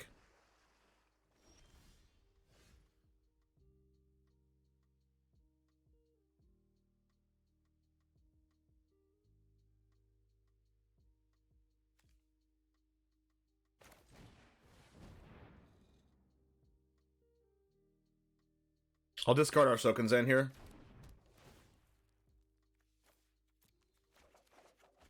Oh, wow. That's an Emperor.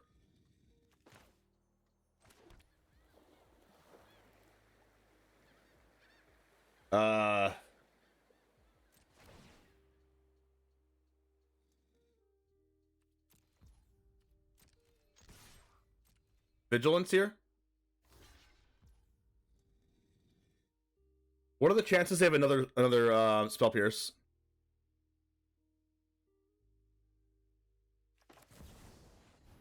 They probably do. Oh, you know what? They might have Shore Up. Oh, they have Make Disappear. That's fair. I forgot that was only 1 mana. Okay, that's fine. That might mean that they have another Hadijin. Like, why are they willing to block there? That means they don't have a bounce spell, and they might have another Hadijin. Oh, another Tolarian Terror. Okay, so we need to draw another reanimate spell.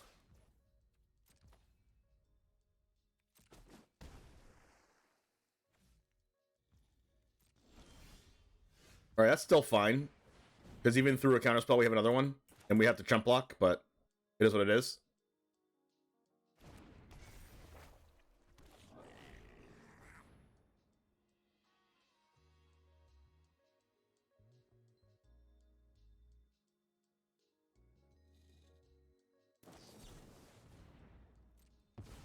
Alright, now let's hope we don't have a bounce spell.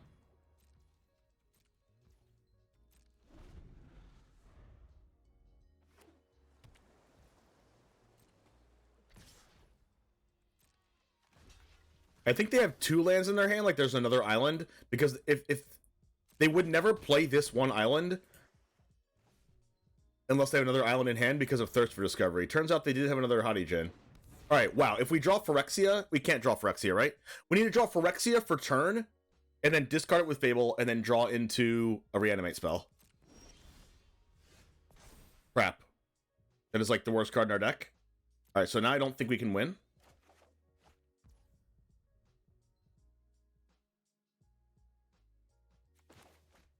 Okay, guess we can Otawara out our...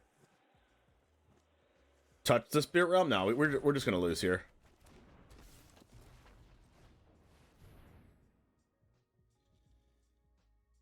Yeah, we're super dead. And they had Syncopate, okay. Tempo is, like, not our best matchup, and we keep playing against it. Like, we have not played against anything else. Sounds good, Victor. It's 3 in a row. As the only decks we've played against.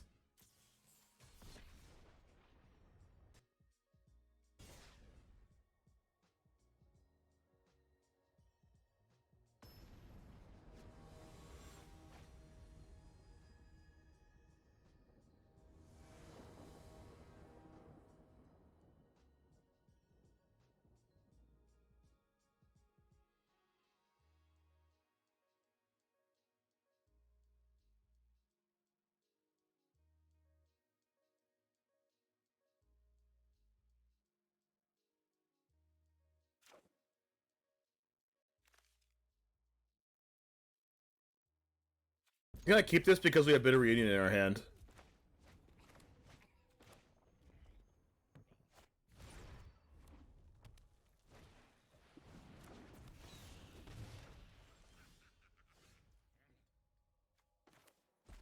Alright, a Dark Heart Waste pretty good.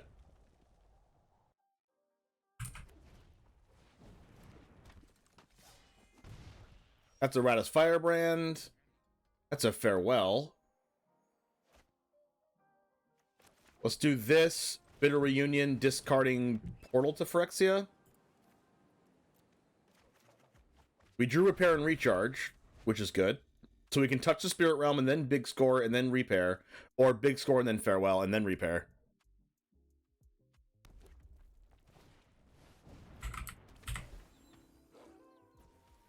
That's a Stormseeker. So we're going to touch the Spirit Realm. That's a Steel Seraph, which is good.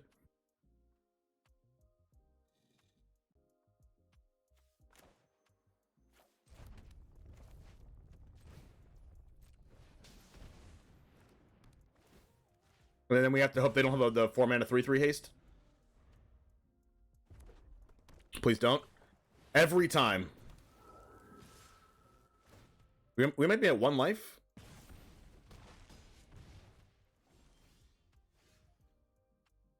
Repair. We're 1 mana off from doing anything good. Because, like, we would be able to get rid of their whole board if we had 1 more mana.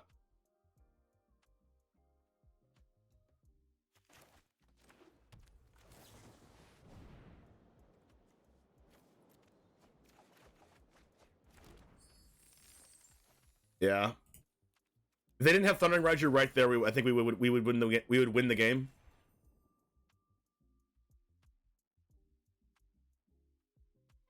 But they had the perfect curve: 1-drop, 2-drop, 3-drop, 4-drop.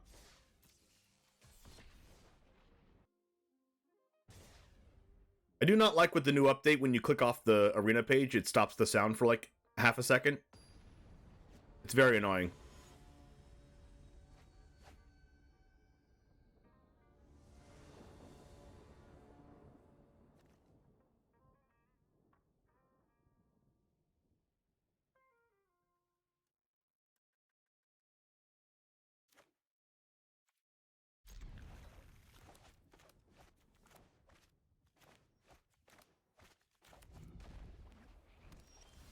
Okay. Shipwreck Marsh. Okay, so not a tempo deck. Hopefully. Tenacious Underdog. Okay, so it might be Esper midrange.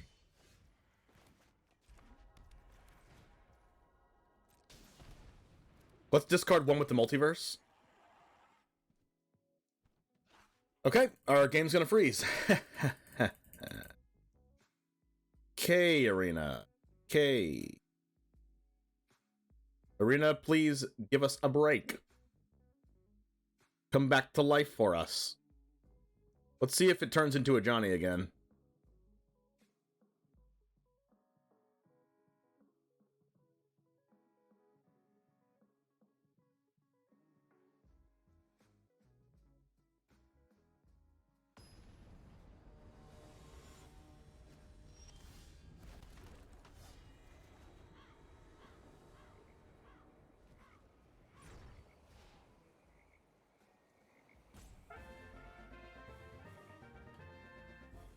We would like to get rid of one with the multiverse.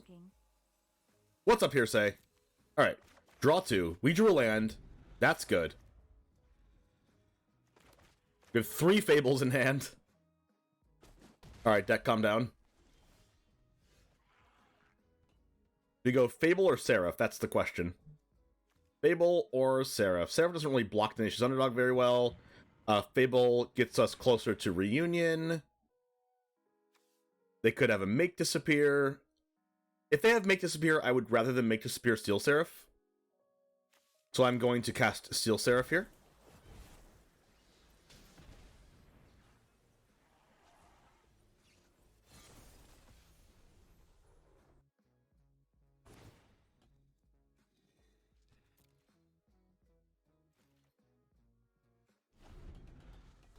Okay, so they did not have a counterspell, and they did not have a... Okay, they did not have a life to live, and then they scooped. Steel Seraph, too good. My sub sound is off? That's weird. It should not be off.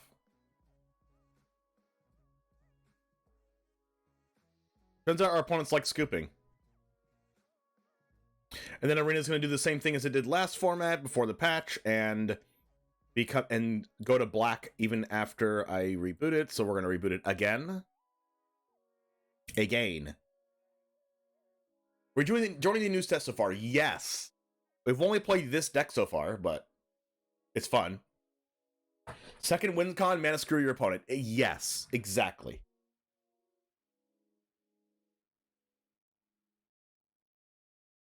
How goes the client today? Better than it normally does on the first day of release, I must say.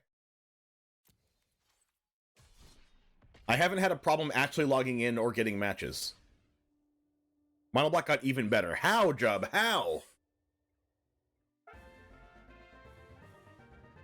Yo, are we close to a hype train? Toasty, thanks for the Prime. Welcome.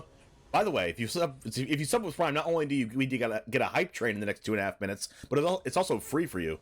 If you have Amazon Prime, make sure to do that. You get to sub to one person for free.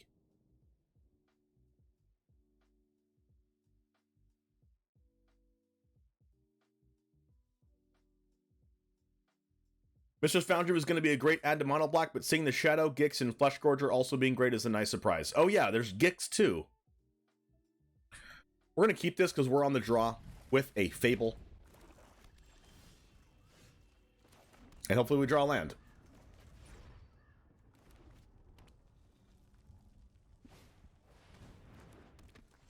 That's not a land. It's okay, we'll draw a land.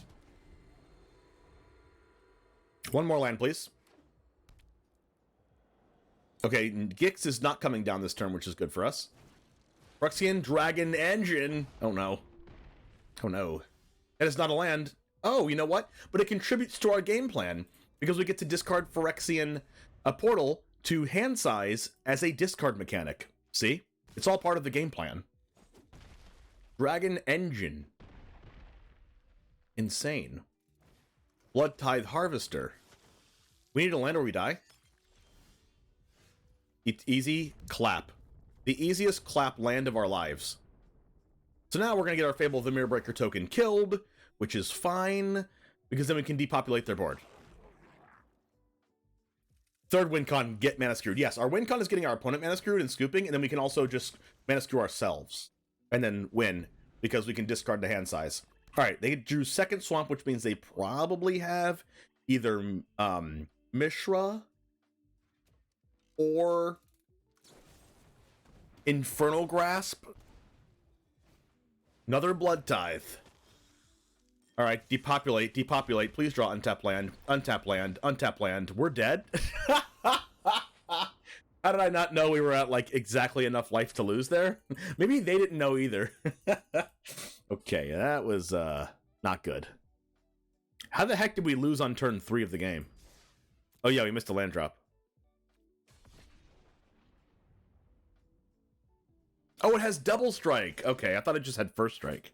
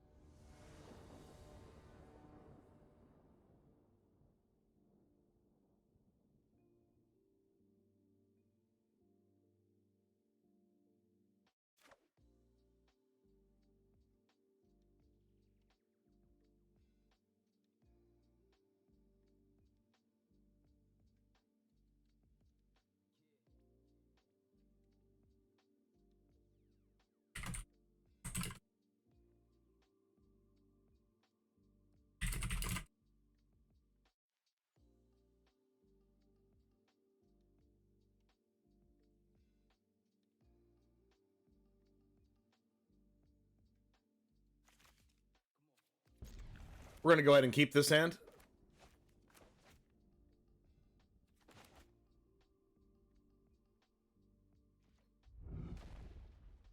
It's a mulligan. That is a fortified beachhead. Oh, that's the good, that's the really good land, isn't it? Well, I'm really glad I have Wandering Emperor and Obliterating Bolt now. I guess Steel Seraph is also good. Valiant Veteran, okay.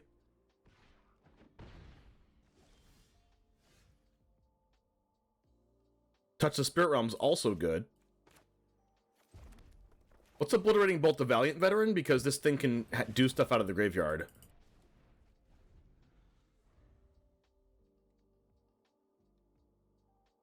I love that it exiles. Plaza of Heroes, Siege Veteran, oh no. Okay, we're gonna touch that Spirit Realm.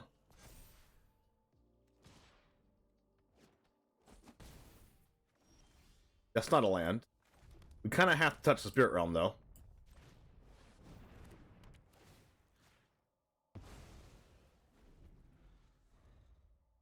And then hope to draw a land off the Bitter Reunion. If we don't draw a land, we might just play Steel Seraph.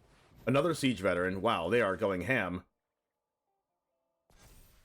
I wonder what legendaries they have that they want to play Plaza of Heroes. Maybe Thalia? That is not it. We are going to go with Bitter Reunion. We are going to discard the portal. Land, please. That's a land. The only problem with this is we might die. 4, 5, 6, 7. If they have 3 more... If 3 more, we lose. And we also need to draw an untapped land. The dream here is to draw an untapped land, because then we get to... Oh, 4, 5, 6, 7, 8, 9. We're at, like, 1 life now?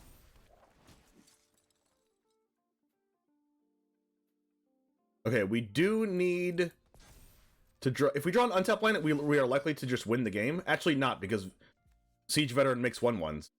Oh, that's not good for us. When their stuff dies, it makes 1/1, so we just don't win, right? Even if we draw an untapped land? Like, even this depopulate right now is bad.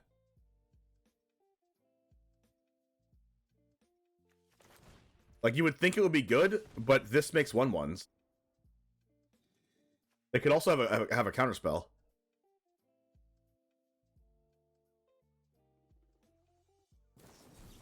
They actually have a counterspell. Okay. Well, they didn't even need to do that. They could have just got 3/1/1s and killed us anyway. But yeah, that was a nightmare. I feel like that was a good draw against that deck. Like, imagine this. Turn 2 removal spell, turn 3 removal spell, turn 4 sweeper, and they still killed us. That's insane.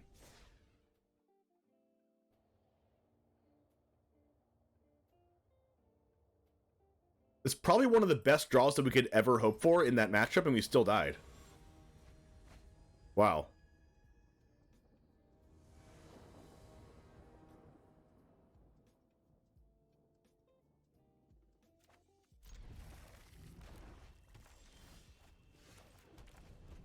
Okay.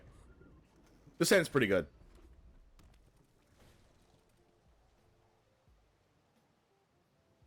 Oh my goodness, it froze again. I am so frustrated.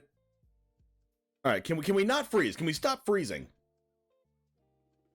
That's why they banned Meat Hook, to push the sale of the set? To push the sale of Soldier specifically, maybe?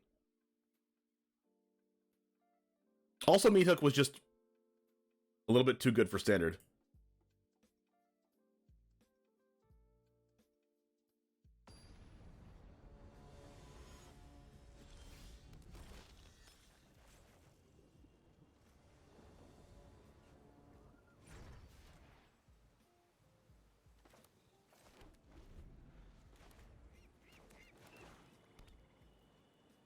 Alright, so Blood Tithe Harvester comes in. Fable comes down. I think I want to cast Fable over Seraph. I mean, Seraph is a 3/3. It doesn't die. You know what? I think I'm just going to do Fable because we can discard this deal Seraphs to hopefully draw something to reanimate the Seraph.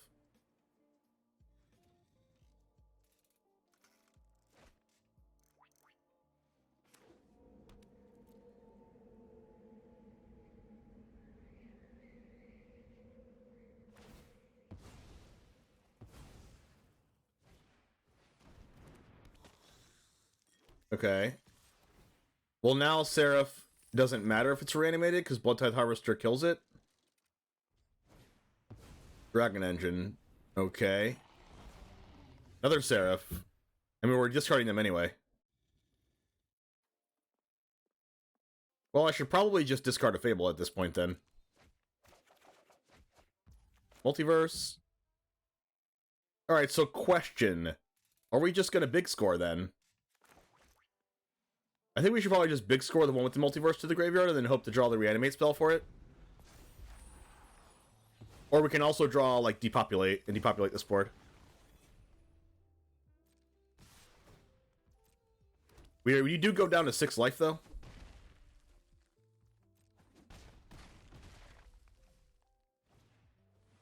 Five life?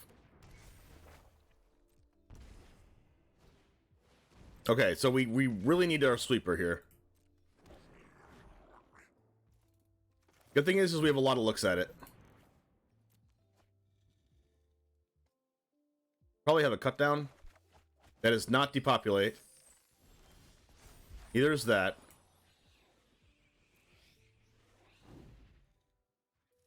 Okay, now we have to hope to draw depopulate off the top.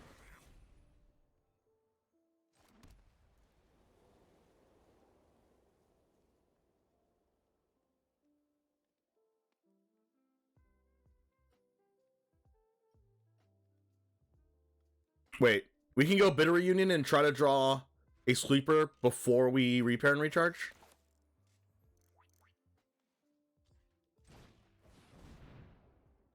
And then we'll discard Fable, I guess?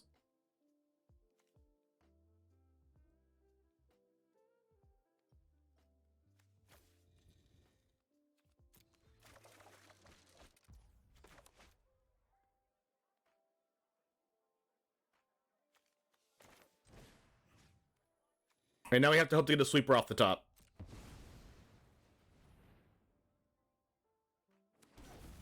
We got it! We got it!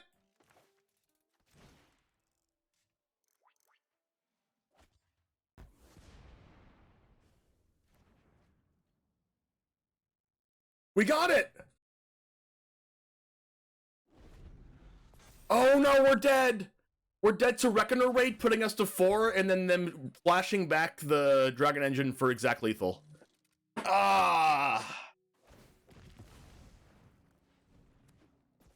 Wow. Still dead.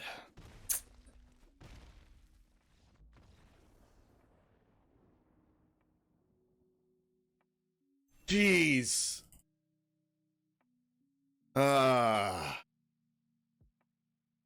Wow. Seems like that red-black deck kills really fast. Like, I lost on turn, like, 5 of the game, both times. We also didn't really do anything, though.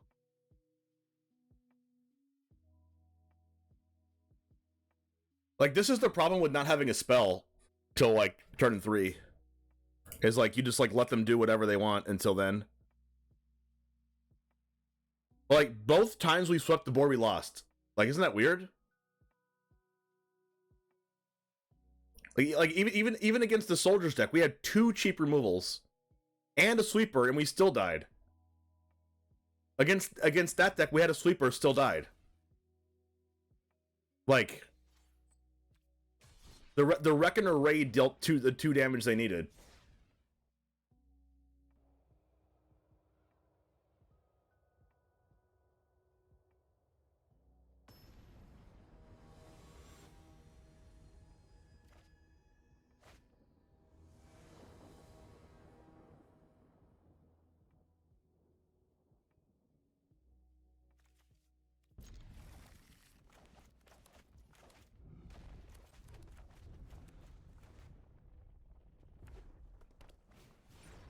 Bliss beer.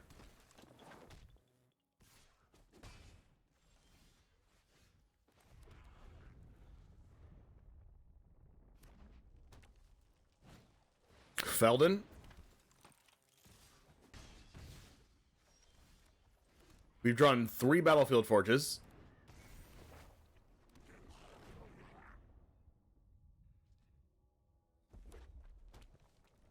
Yeah, can we get Meat Hook Massacre back for all these decks we're playing against? The one deck we played against that wasn't tempo or aggro, we beat.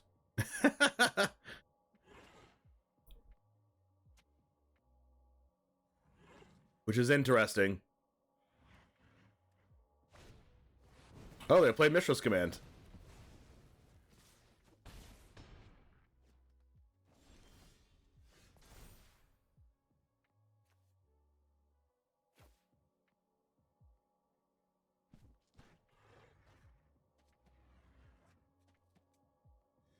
Am I discarding a land?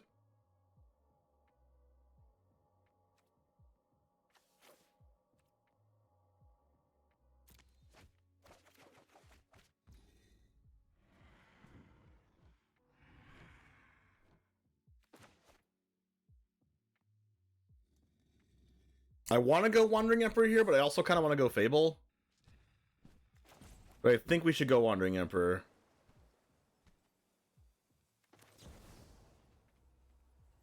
And I'll do it now. Because there could be a chance that they remove their Feldon. We don't in response to Wandering Emperor, and we don't gain the life. Wow. Okay, super punished by not being able to exile Squee, but they don't have enough cards in their graveyard to bring it back anyway. We're getting closer to Farewell, which is good. Touch the Spirit Realm, that's really good.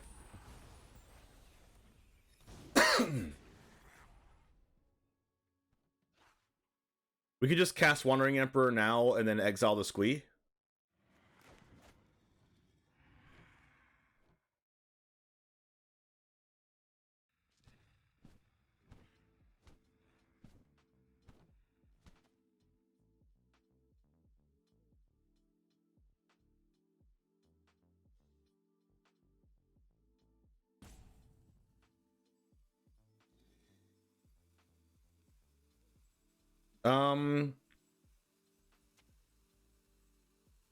I think I want to just go with Emperor. But I also want to go Fable too.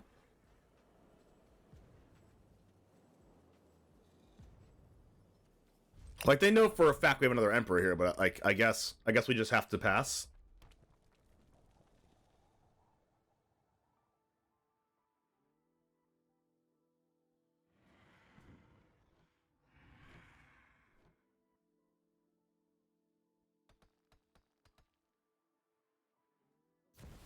Shivan Devastator. Okay. Touch of Spirit Realm is so good against this card. It's only a 2/2, though.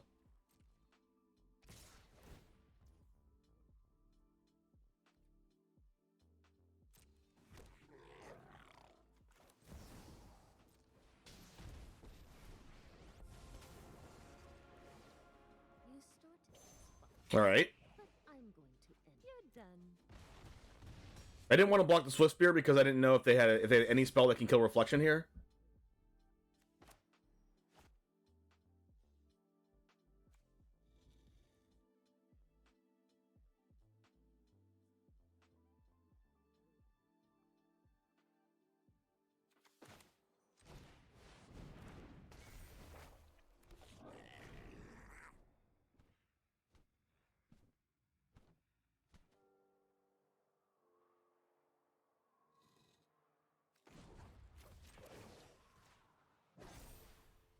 Alright. Now, then we can touch the Spirit Realm with Shivan Devastator, and it comes back as a 0/0.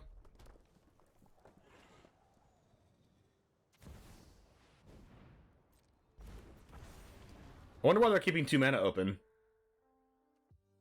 Oh, because they're playing around a counterspell.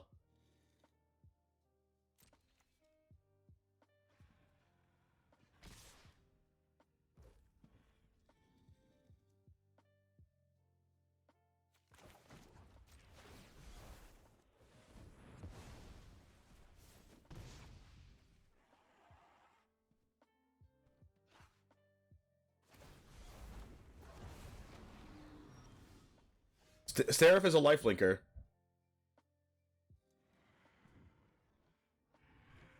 Let's see. We kind of have to discard the one with the multiverse, right?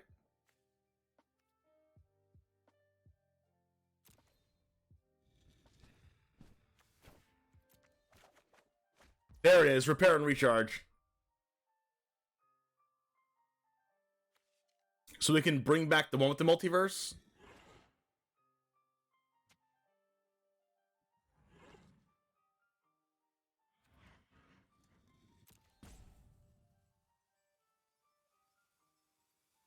All right, let's go with this.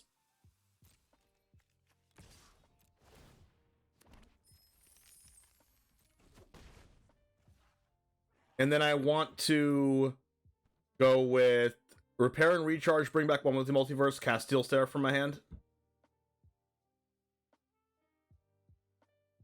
Oh, you know what? Okay, I can do that, right?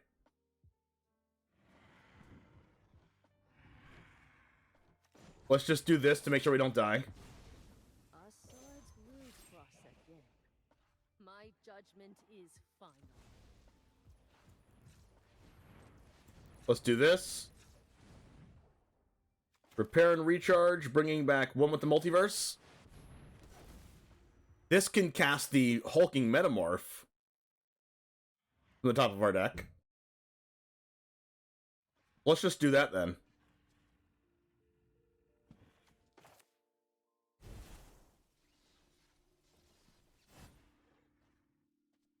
Select an object to copy. Let's make a copy of Reflection of Kiki-Jiki. We have a 7/7 Reflection of Kiki-Jiki now.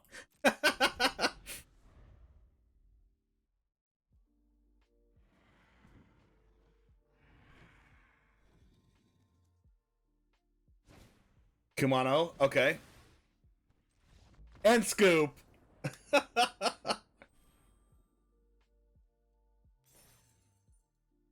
Nice.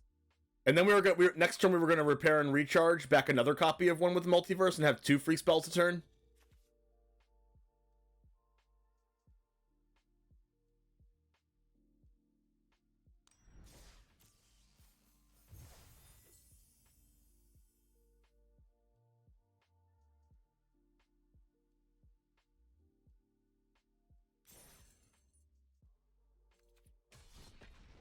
There's a chance we do need more cheap removal, but we were able to beat Mono Red without being too scary.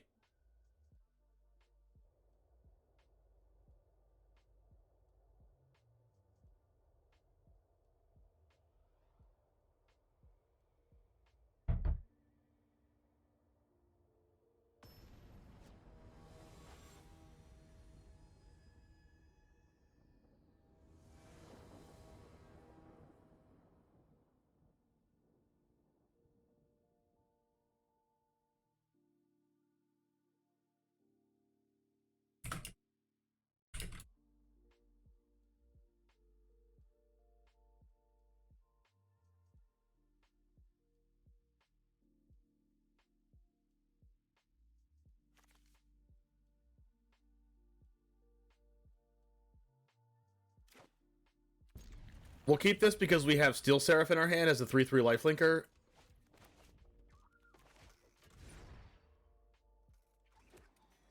That is a Zeotoro's Proving Ground, and that is the first time we've seen that today. This is a matchup that we should be good against if it's Jund. Okay, it seems like it is Soul of Windgrace Jund, which should be, like, okay for us unless they have, like, Graveyard Trespasser in their deck or something. One Multiverse, okay. We do need to draw red mana at some point, but we will have Steel Seraph to put some pressure on our opponent. Maybe this is a Fable of the Mirror Breaker. Blanchwood Prowler. ETB mill 3. You put a land from among the mill's way into your hand. If you don't put a 1/1 counter on Blanchwood Prowler, that card is really good. It's like the other card that does this is a 1/3 and it mills 4 and does the same thing, and that card is really good. Let's go with Steel Seraph, prototyped. And then if they get rid of that, I'm fine with it. We do need to draw any land. Preferably a red source.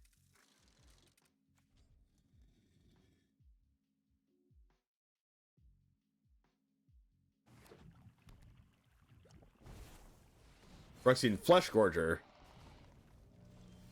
That is not what we need.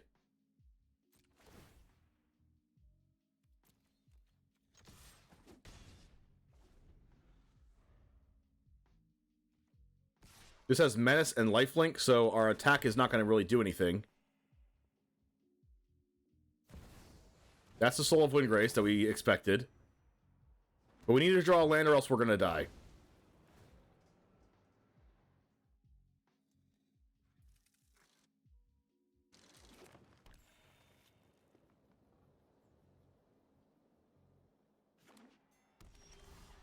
That's exactly the land we needed.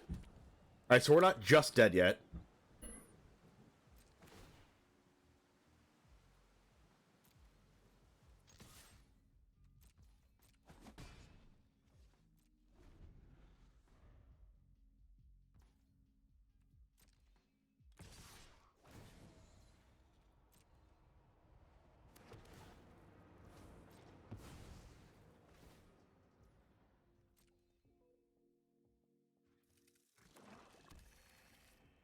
Alright, so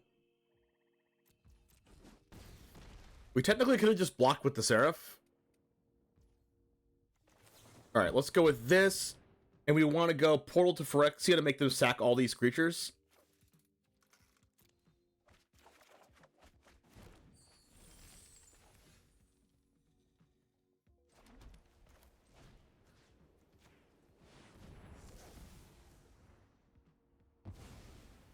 Sick.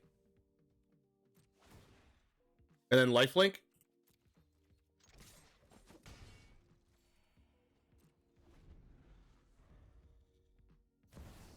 Titan of Industry. What if they kill my portal? That'll be insane. Because then we can just bring it back again with Repair and Recharge and make them sack their board again. Or we could hard cast Portal. Wait, we can cast one with the Multiverse and then hard cast Portal. Alright, hardcast Multiverse.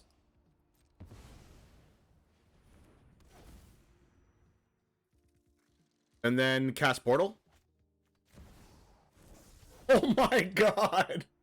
So good. Lifelink it up.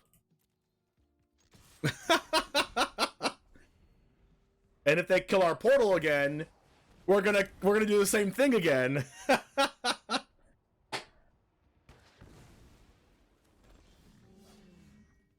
All right, so we can play a land from the top, and then we can cast one with the multiverse again for free.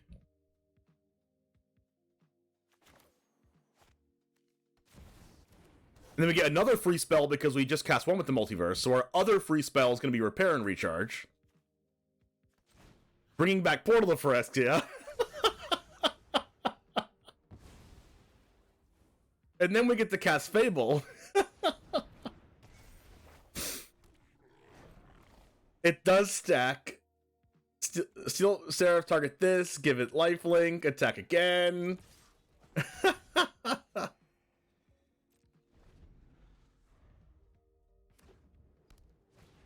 Cruelty of Gix, they're going to bring back their Titan of Industry again, which is going to suck. I wanted to have Portal to Phyrexia on the board with Titan of Industry in their grave, but they keep casting more of them. It's okay, hopefully we get more of them. Blanchwood Prowler.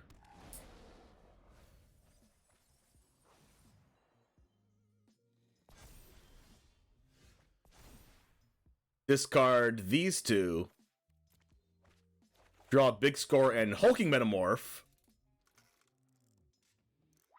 Let's go ahead and play this land off the top. That's a Farewell.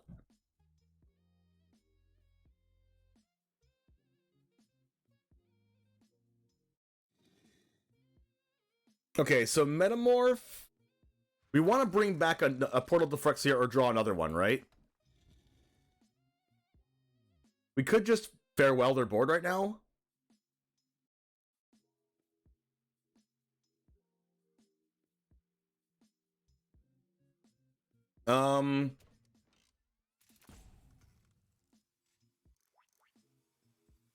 I think I want to cast Big Score for just the 4, though. But I think we should probably just attack.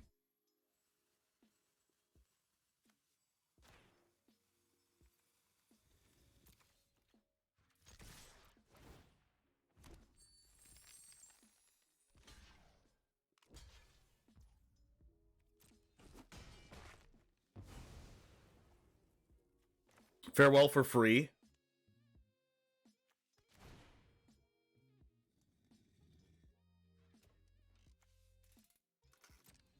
Exile all creatures.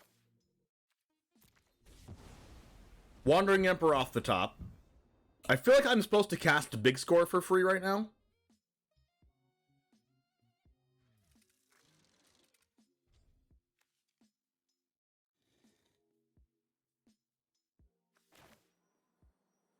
But maybe not. I think I am, though.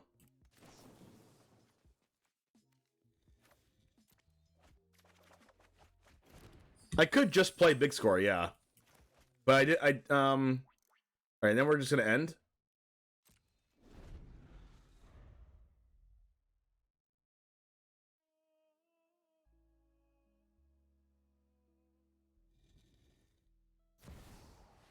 Soul of Windgrace. This is why I kept the Obliterating Bolt, so I can Obliterating Bolt the Soul of Windgrace.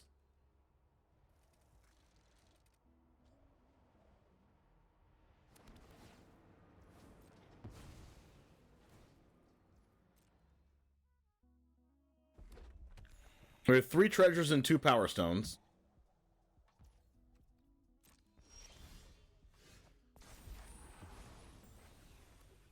So as long as we have enough mana, we could just like start casting these cards for free.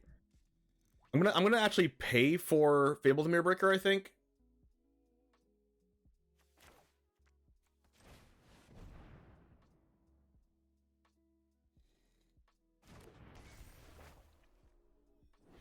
This is just so much value. Cut down. We can cast Wandering Emperor for free and plus on Reflection of Kiki-Jiki, which I'm gonna do.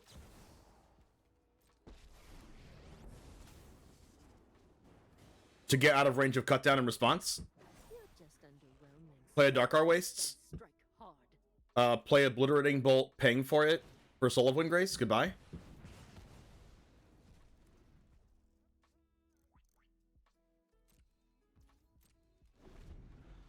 Nice. Another Soul of Windgrace? Sure. Sure thing, opponent.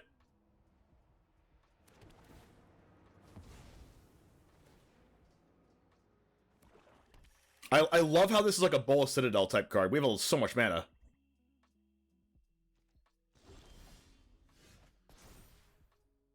Discard this and depopulate. Draw 2. Casting Fable, paying for it. Oh, sick. Wandering Emperor minus. May your blade strike true. This is just so much value. Obliterating Bolt. Paying for it, because who cares?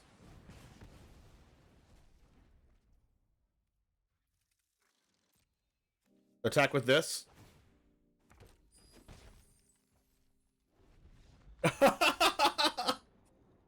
Sick! Oh, wow. Opponent's value just did nothing. Dang.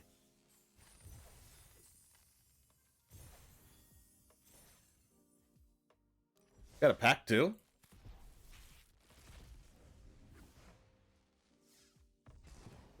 Clay Champion. 3/1/1 counters for each green spent to cast it. When it ETBs, choose up to 2 other target creatures you control for each white spent to cast it. Put a 1/1 counter on each of them. Nice. Quicksilver Amulet. That's a pretty good card.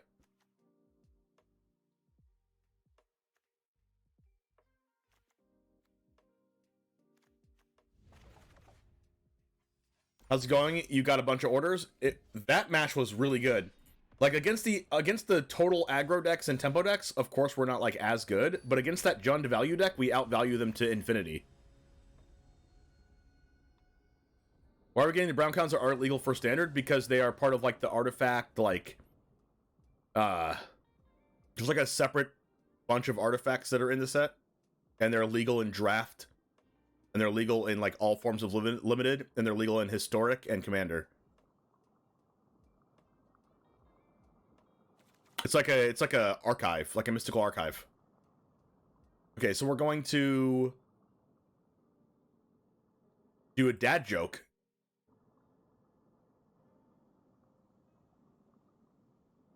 Our dad joke today is, Dad, can you put the cat out? Dad says, I didn't know it was on fire. All right. Yep.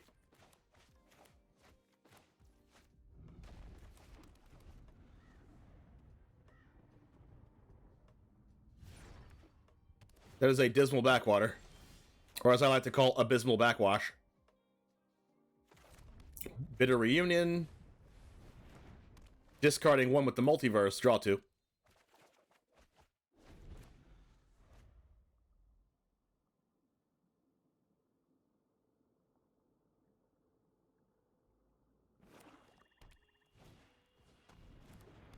Sleeper.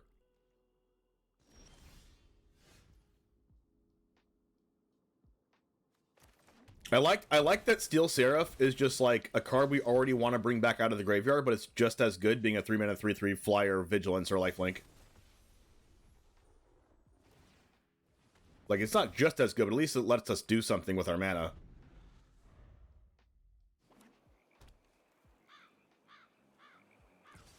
And, like, we want the Steel Seraph to die anyway. So, like, sure. Use your mana. We die, sure. That's a card.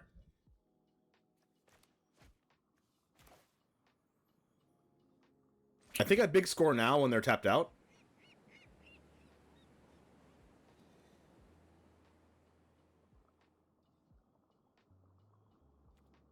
Never mind. Not doing it.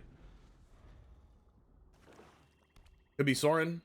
It's a Graveyard Trespasser. That's really unfortunate. Alright, so we have to hope that they don't target our enchantment. Yes, they didn't. Alright, we need to draw...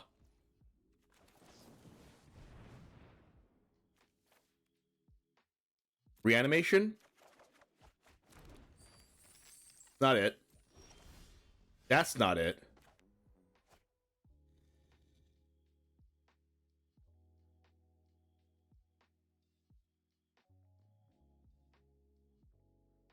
We can big score and still reanimate.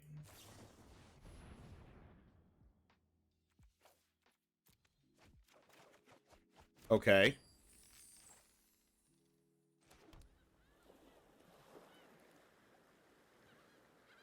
One, two, three, four, five, 6 next turn, 7, 8, 9. So we can cast Fable this turn and still Portal next turn.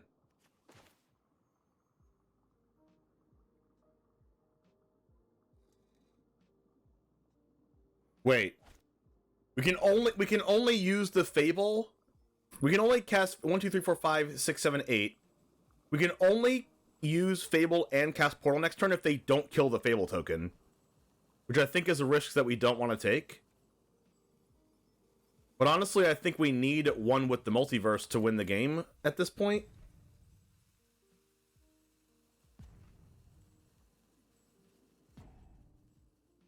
I think I'm just going to cast this, unfortunately, and hope they don't kill my 2/2, which they probably will, because they probably have cut down.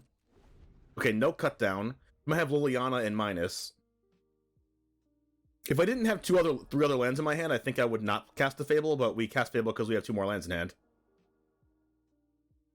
That is Invoke Despair. They got rid of this, but at least we can get rid of Bitter Reunion, which is another good reason to play that card. We don't have to get rid of Fable of the Mirror Breaker. It's an enchantment that stays on the battlefield. Please exile my creature opponent. Thank you. Oh my gosh. They're letting us live. What with the Multiverse Hardcast? We take those.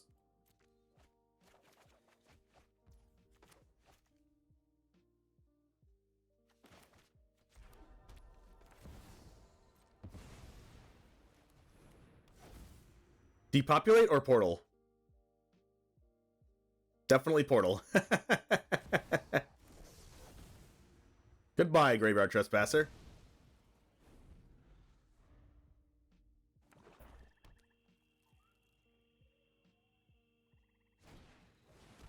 There's another one. I guess they get rid of our one with the multiverse then.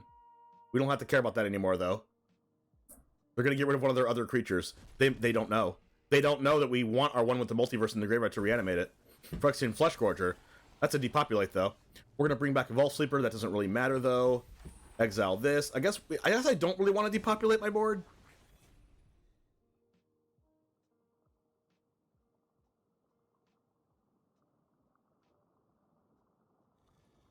But I guess I will. Goodbye. So now we can cast Wandering Emperor just for the full cost? Right, like, but we have to cast it right now, right? No, we don't have to cast it right now. We can cast it off the top of the deck on our opponent's turn. We may play lands and cast spells from the top. Okay.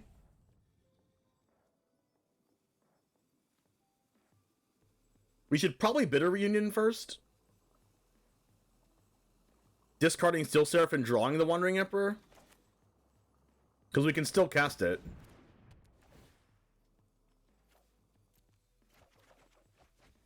That's a land off the top. Another Bitter Reunion. Do we want another one?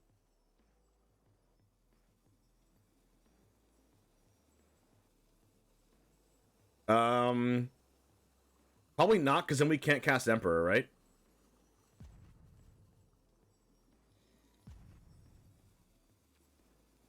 You know what? I'm going to do it.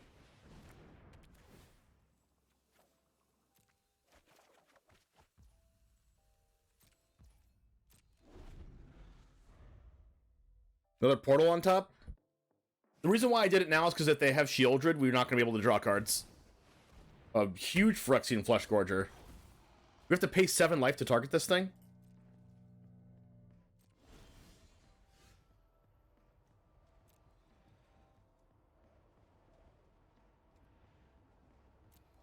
But we can bring back our Phyrexian Flesh Gorger.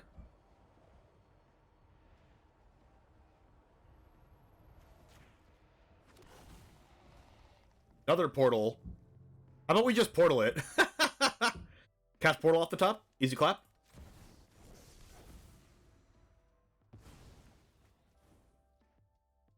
They said good game. Yes! So good. Our free spells good, chat?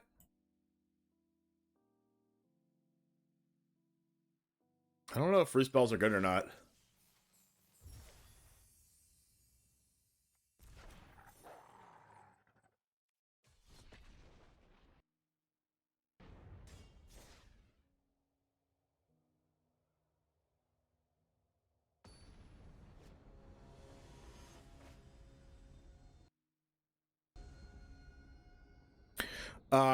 I just found out that Untapped is not working right now, unfortunately, because of the new set that came out.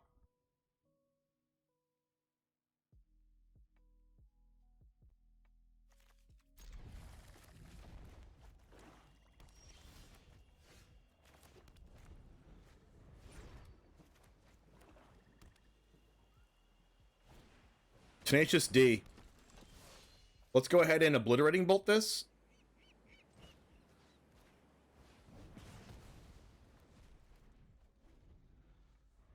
How's it going so far? Amazing. 3 spells are good. Tenacious D again. So do we exile this? Or do we just cast Fable? I think we just cast Fable.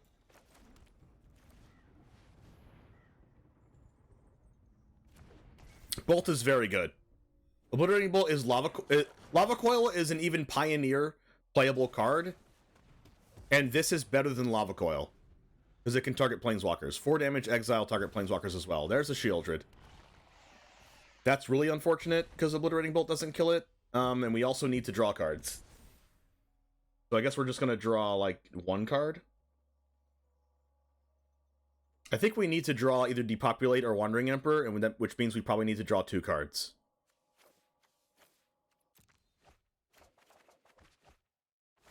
That's unfortunate.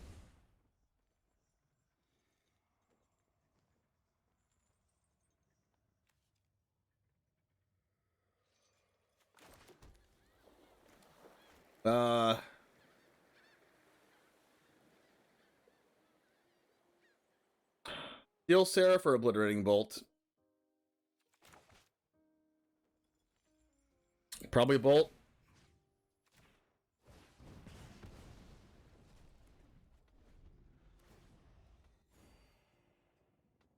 And if we get Invoke the Spirit, we'll just die.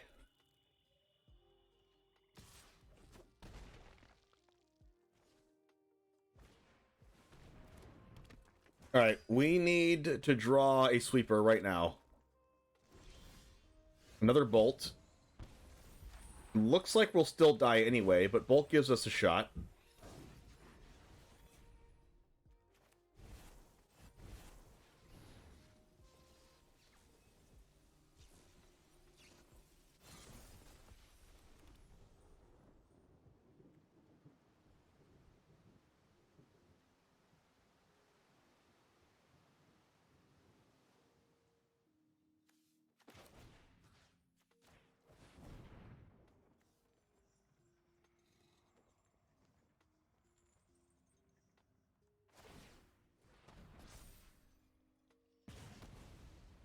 All we need to do is double chump block and then farewell.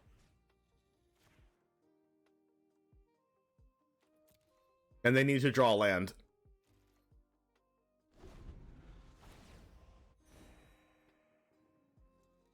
Yes!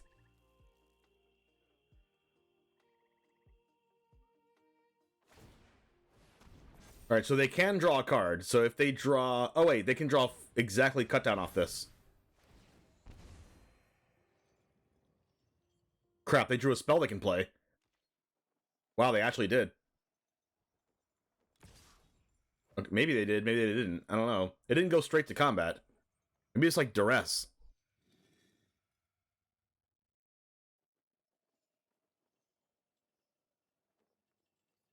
That would really suck if it was.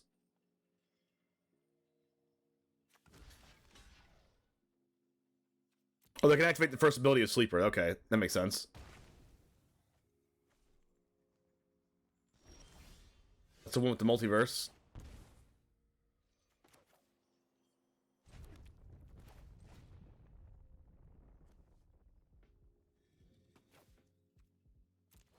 Unfortunately, we have to get rid of our reflection here. And we can't cast one with the multiverse. So we do have to draw a reanimate spell. Probably. That's not it.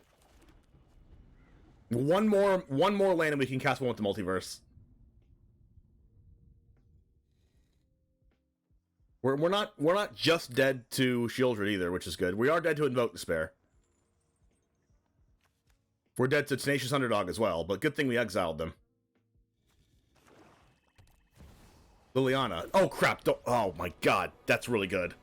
Okay, well, we might just die now. Oh, we actually drew the untapped land. Ah, oh, painful. More. Oh, painful. Oh, Liliana into Shieldred. Ah, painful. We all have things we'd rather forget. Wow, that was close.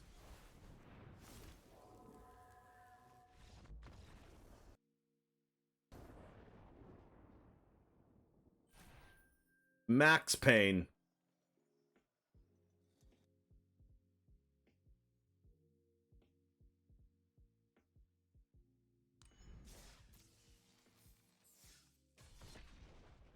We needed the untapped land. We were gonna draw it, but they discarded our card out of our hand. Not saying we were gonna win it anyway, because we had a land on top of our deck, and we had a land on top of our deck, so we couldn't cast anything else for free. We drew the land, and then we would have a chance to draw something to answer the Shieldred, and if we did, we would have won, but it discarded out of our hand.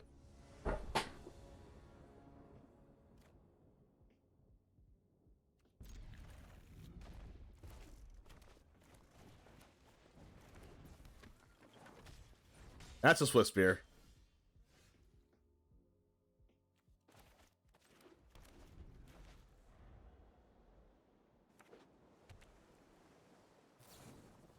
Lightning Strike.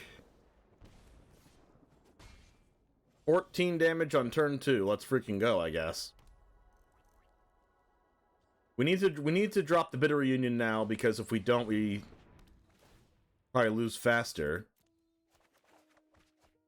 Okay. We need white mana. Synthesizer, that's an interesting one to play. Hopefully they don't have a land for Third Path Iconoclast. We don't have a land.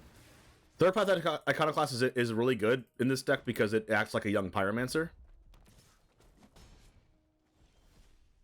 Alright, Metal Morph. And we need to cast Fable, because if we don't, we probably won't hit our land drop. And we have things that we do want to discard.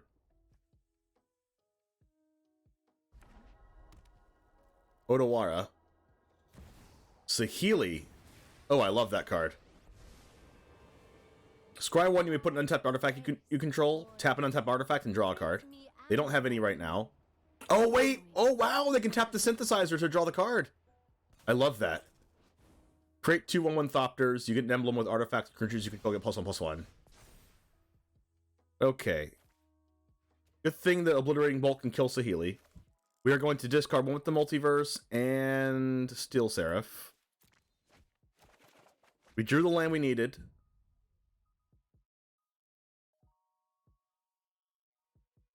Which means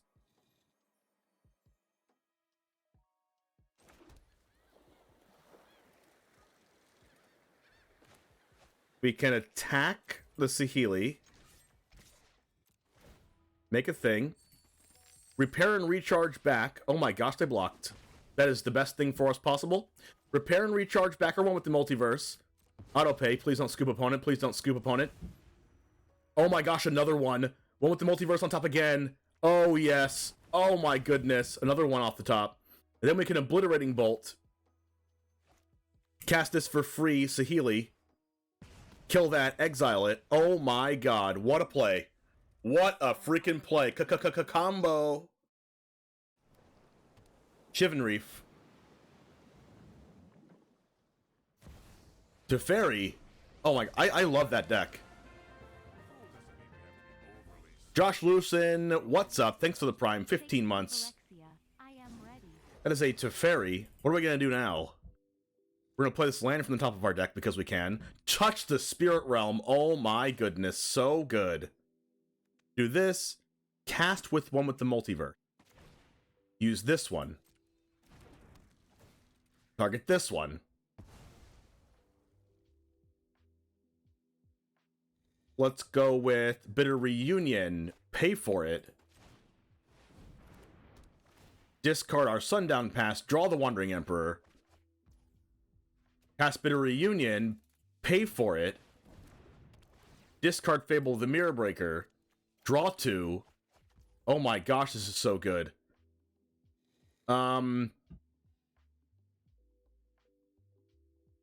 Cast Steel Seraph for free using the 6 mana side. Use Bitter Reunion. Activate the ability with the Power Stone token we made to give Steel Seraph and all of our other creatures haste. Then use Reflection of Kiki-Jiki to copy Steel Seraph, giving it a 5/4 haste. Both abilities trigger. This targets this creature I control, and target this creature I control, giving it lifelink, and then lifelink again, and then we can go at their face for 10 lifelink, and then go at their Teferi and kill it and make a treasure token.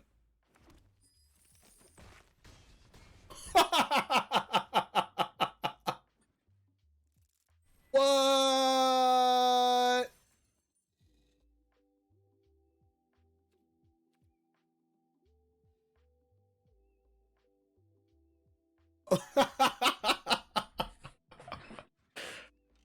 Wow!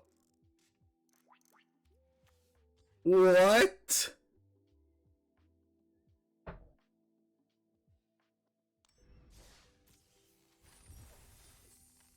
It doesn't seem like there's enough top end.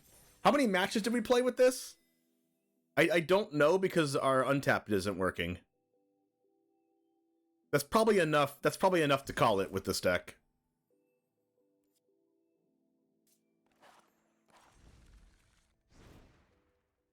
Where's the Draenus Magistrate when you need him? Oh my goodness gracious, that was broken.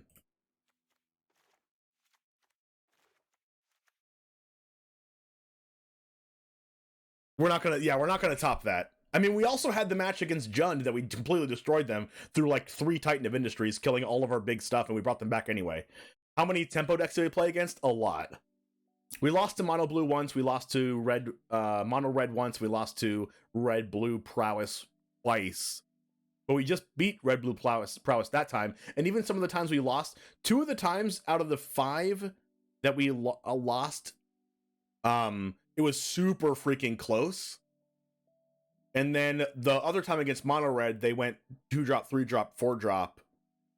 And we died by exact lethal. Oh, we died twice to Rakdos decks. One was super close, and then the other one they just killed us on turn like 4 of the game. With the Dragon Engine having double strike and stuff. And one of them was exact lethal because of Okiba Reckoner Raid plus bringing back the Dragon Engine for exact lethal. So like the times that we did lose, it was pretty close.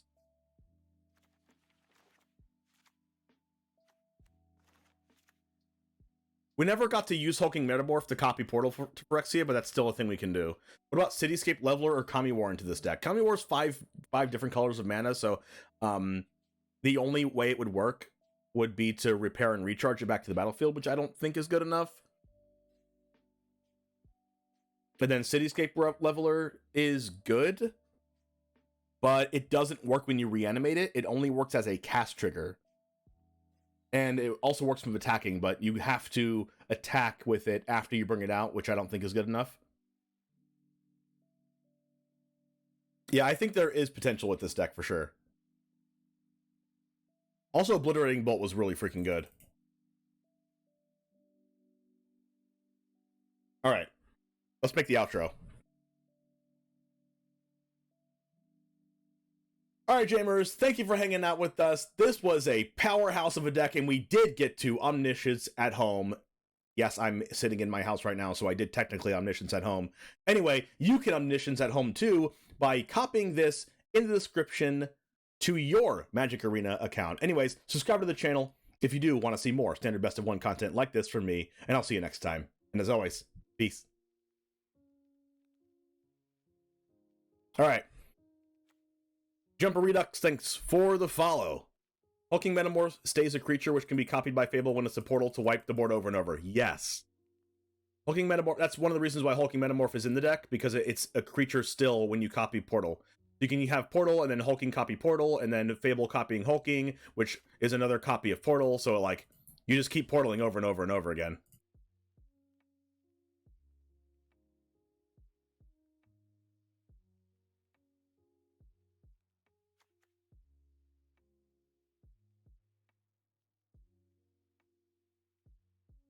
And that seems pretty good. So I don't know if like Steel Seraph is where we want to be. I don't know, but it's still like a good 3-mana play. Maybe we want to cut all the Steel Seraphs and just play like more Depopulates or one more Obliterating Bolts or something. But it seems like there's something to this here. But this is the deck list that is going to be in the description of the video. So that's good, and it'll be live tomorrow because I'm going to do a lot of editing tonight and stuff. So that's that deck. So now, tell me what you want to play with, and I might want to build it. Let me know, because I'm gonna go to the restroom right now, refill my water. I suggest that you guys do the same, and I will be right back in a second.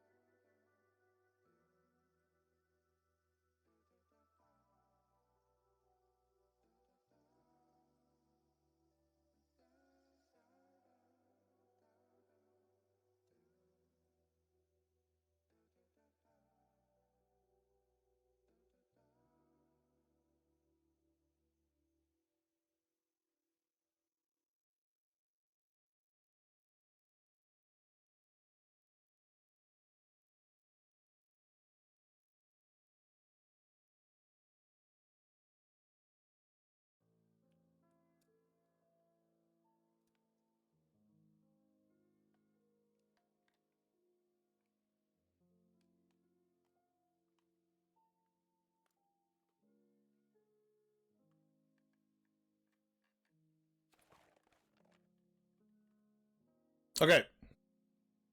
What are we doing, chat? You're gonna try brewing Azorius Urza Control as soon as I get home. Do we want to try to do the meld thing? Or was that gonna be like too cookie cutter or something?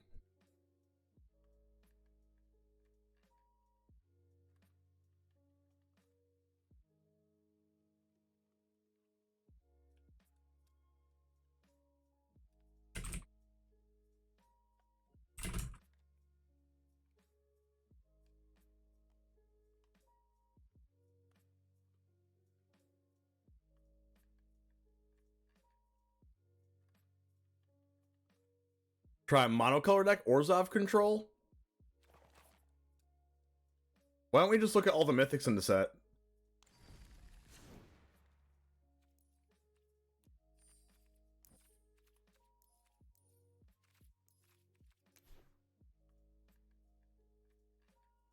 Okay.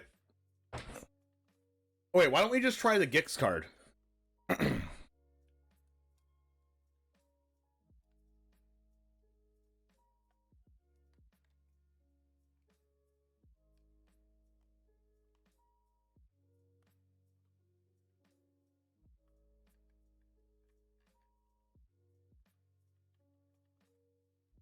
I like that card.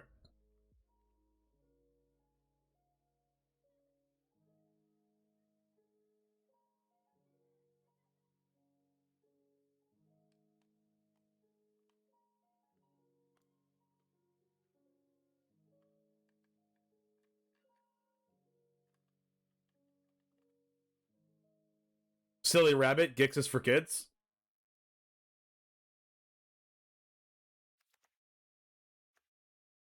What does this card do again?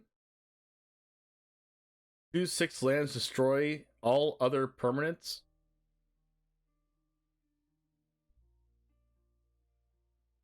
When you get to search for a planeswalker.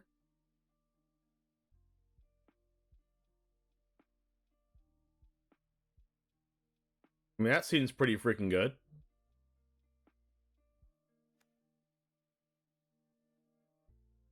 We could just build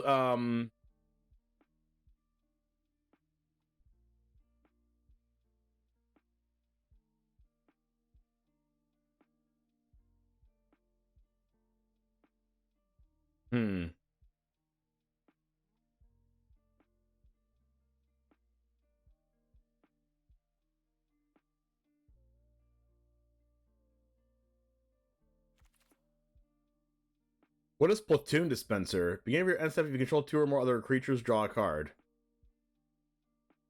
Pay 3 and a white, create a 1/1. Oh, no, it's for 4. Wow. I feel like this Platoon Dispenser could be pretty good, but it's 5 freaking mana.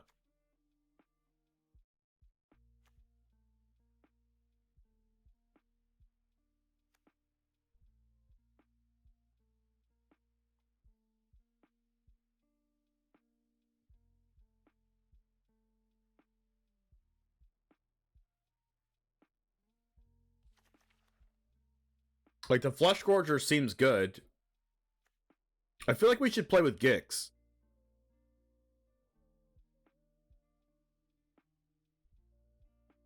Like, mono black aggro with Gix.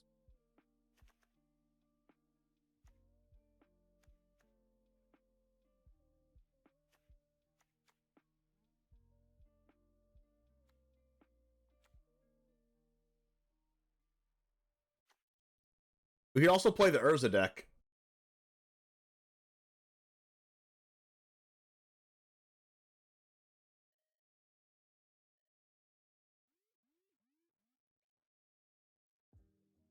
Alright, it's either Gix or Urza, I think. What do you want to play with more?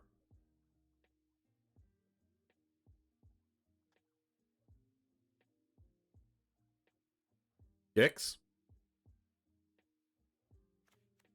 Alright, so what do we play? 4 of this?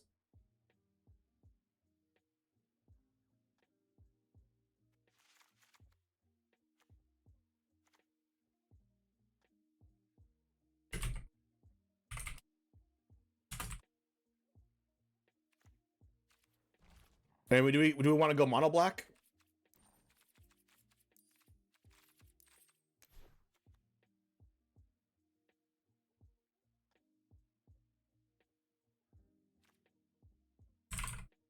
Gix and Mishra.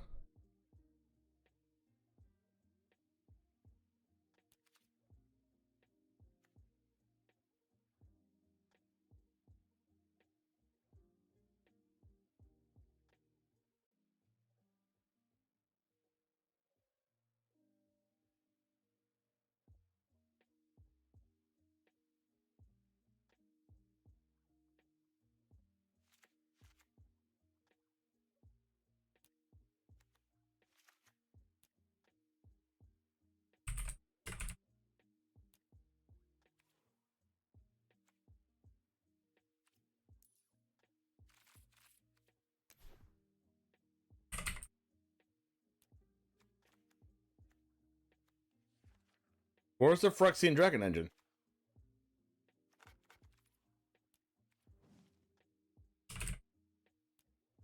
Here it is.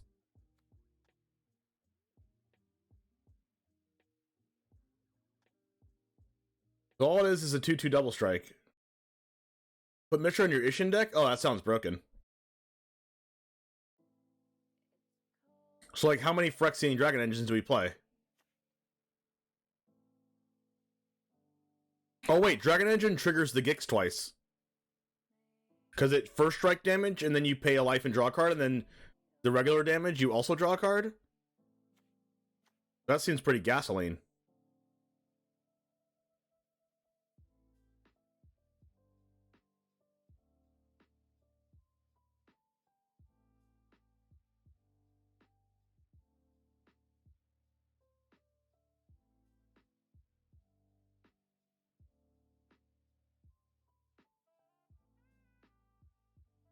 Like, do we just play 4 of this?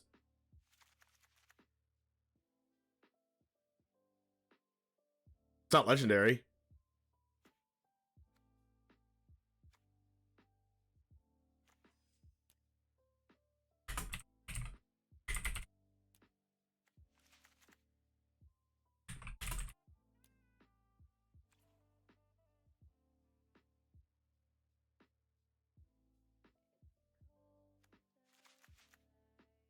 Hey, what's up, Jar Jar Prime?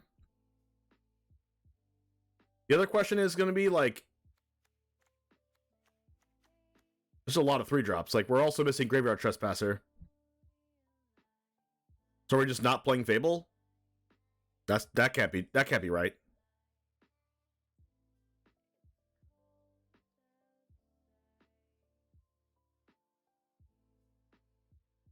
Mishra's so good.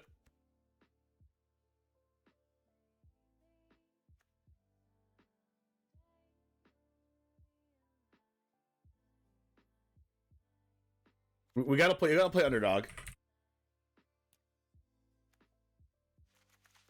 You're not playing Fable. I feel like if you're playing Fable, like if you're not playing Fable and you're not playing Blood Tithe in a red black deck in Standard, like what the heck are you doing?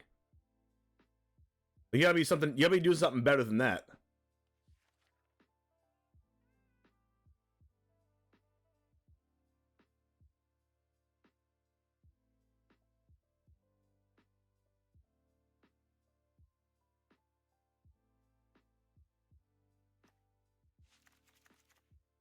Sleeper.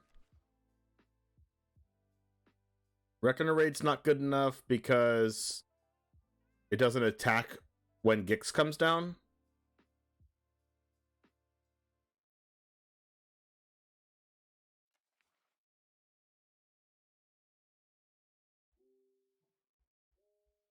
Misery Shadow's a card we could play.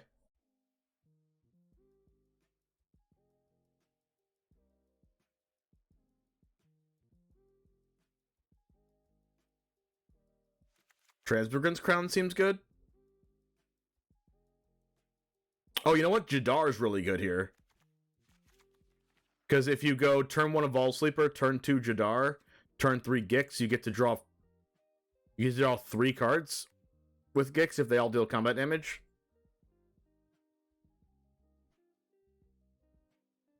Which seems like busted.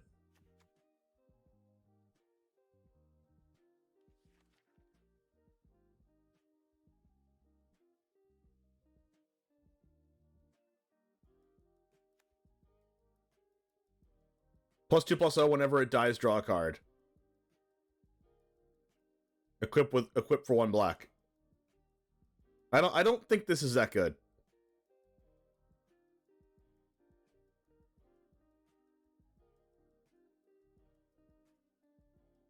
Transmigate Underdog is 5 power draw 2. Like, yes, but if the game plan is to play creature Gix,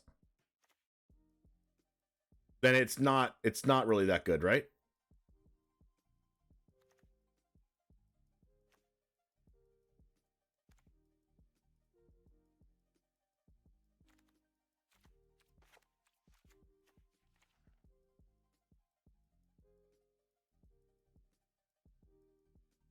Oh wait, we can do braids?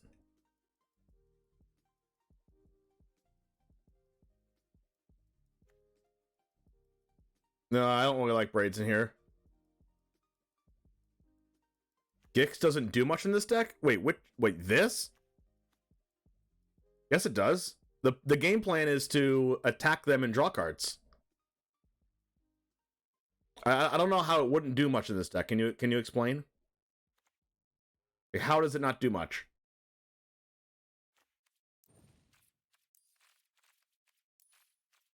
Like, the whole point of playing this deck is to do that.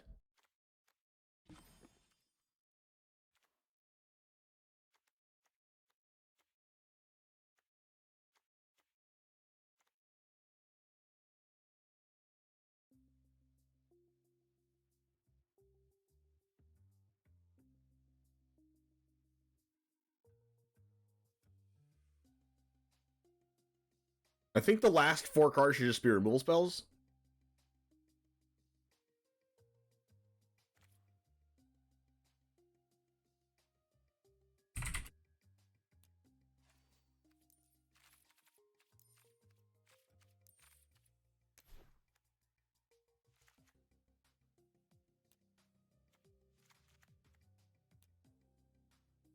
Brother's End?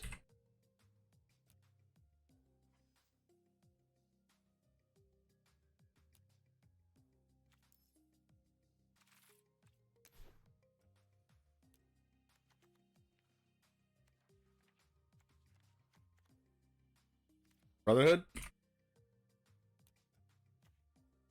If you don't want to play this card because this card kills us. Like, we actively don't want our opponents to play that against us.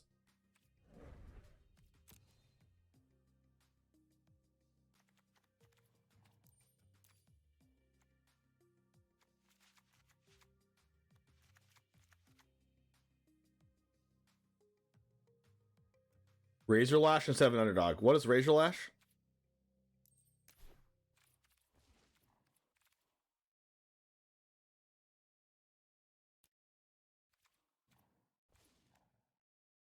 Can't block. Return it to reserve the battlefield with a +1/+1 counter on it for 6. It costs 4 less to activate. Opponent controls 4 or more non-basic land.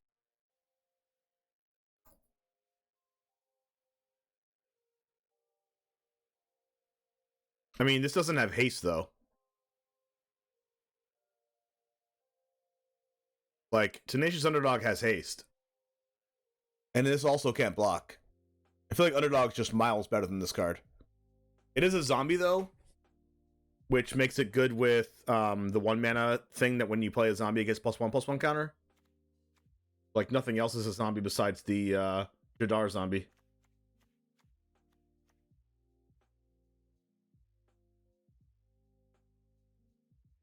Gix feels wrong. Mistra and Shieldred get to stay. Yes, but it kills literally everything else. Which means we don't want to sweep our own board.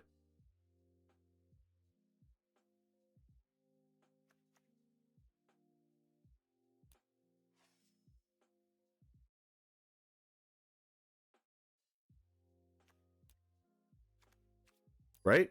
I mean, I could be wrong, but that just feels like super wrong, right?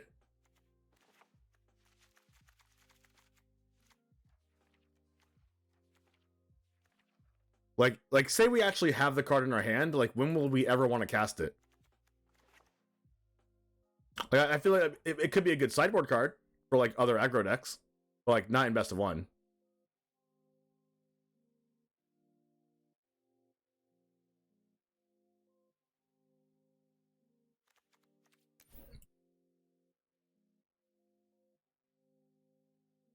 Okay, so I think we have enough to cast the spells we need to cast. Mishra Tamer?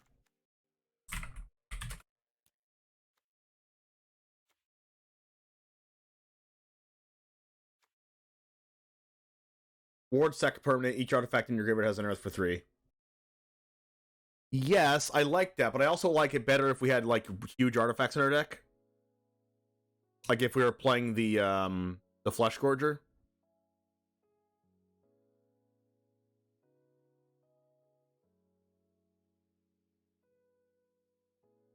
But I think this card is good.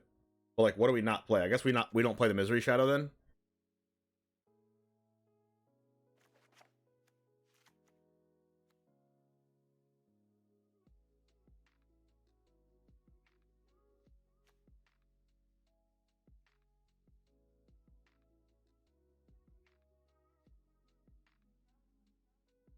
Trim a Gix is legendary.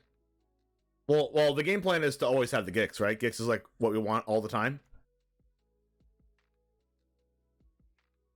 And we can discard extra copies to blood tokens and Fable if we need to.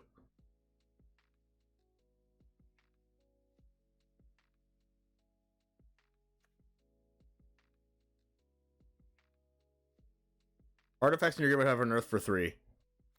So what if we play like one Flesh Gorger? Because it can unearth for 3.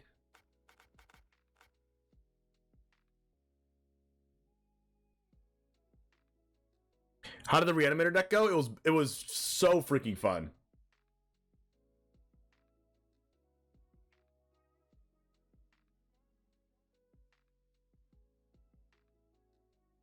We can trim like one Phyrexian Dragon Engine for a Flex Gorger, I think.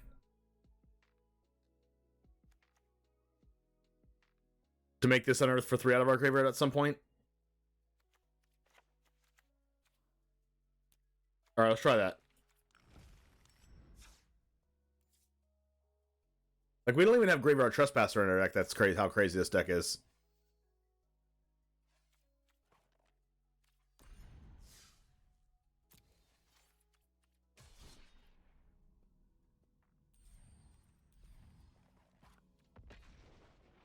Yeah, Dragon Engine is good too, yeah.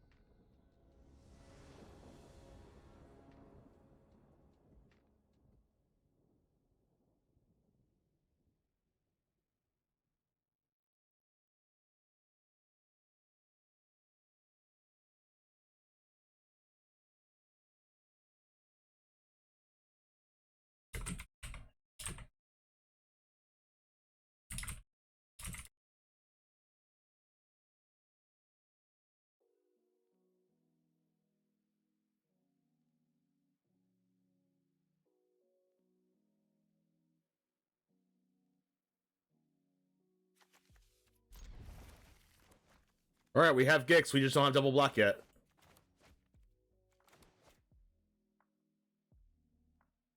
You just open a Dragon Engine, you love Release Day? I love Release Day too. Release Day is the best. Was that enchantment as good as it seems? It was honestly better than it seemed for me at first. And when you have 2 of them on the board, you get 2 free spells a turn, and it's just like so good. You get to play lands from the top of your deck too.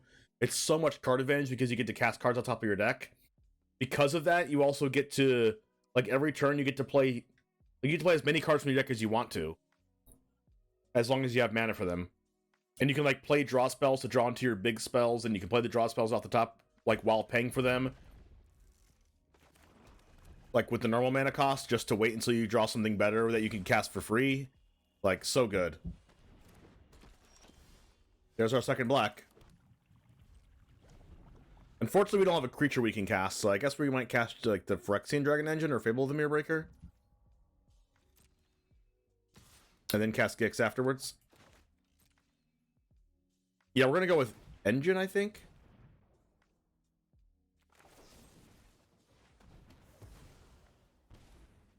Is land drop? Nope. Another Evolve Sleeper, okay. If we go with Dragon Engine, it might die. Well, anything we cast might die. I am going to go with Dragon Engine, though. Because it does have First Strike. But it does die to cut down, but so does everything else. Does also die to Liliana. This is my home, and I don't appreciate it when people touch my things. At least that thing can come back out of the graveyard at some point. Off you go. Untap land so we can kill Lily. Okay.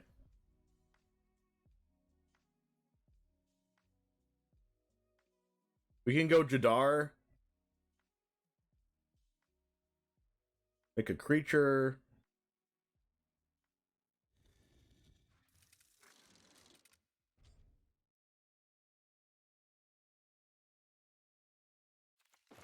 I think I like Fable though, just because we don't have lands yet. More mana efficient.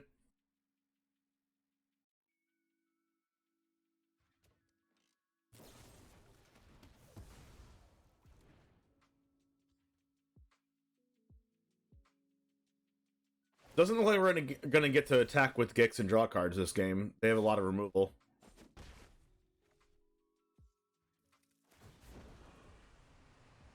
I would like to draw an untapped land for turn so we can kill this Liliana. Hopefully they don't have another cut down. Perfect. Now I don't even think I want to get rid of anything. Or if they have a cut down, we're like super dead.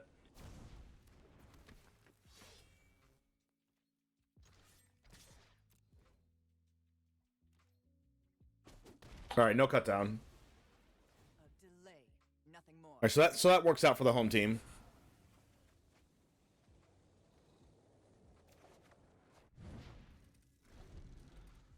Now I can start putting stuff on the board to get ready for... Okay, so maybe we can play Mishra, but like they could have Infernal Grasp too. Mishra is a 3/5. That's a land.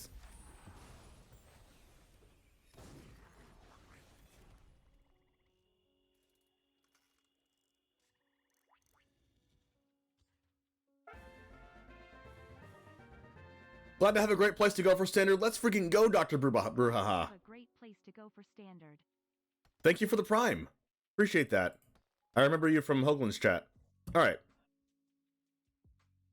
So let us... If we go Mishra this turn and they don't kill our Mishra, we can meld next turn.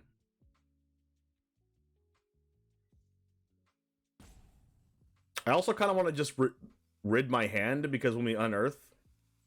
Oh, this is an optional thing. You may discard your hand. Oh. We can go Gix plus Blood Tithe. Or Gix plus Jadar. I think I like Gix plus Jadar.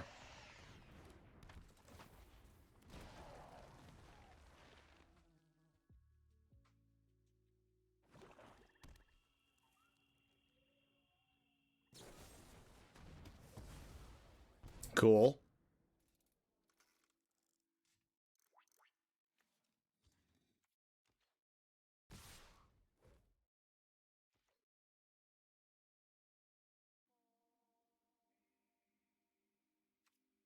I'm gonna go no blocks because Kiki can use the Harvester to kill the Blood Tithe anyway, or to kill the Evolved Sleeper. I'm not liking Rakdos Mishra. This is our first game with it, but it's good so far. All right, now we have to hope that they don't have a cut down.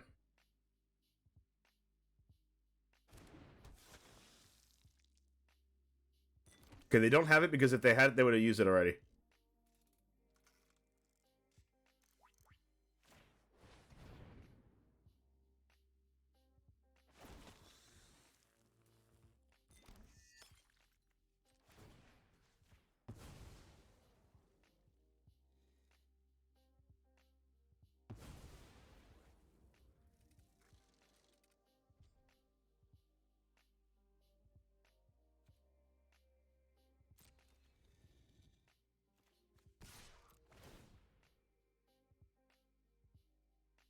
Young Urza looks like Ewan McGregor as Obi-Wan.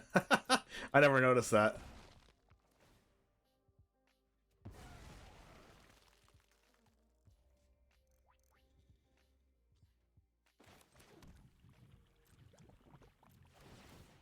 We have not been at a point in this game where we can actually use the Mishra. Unfortunately, we are dead if they have multiple Invoke Despairs.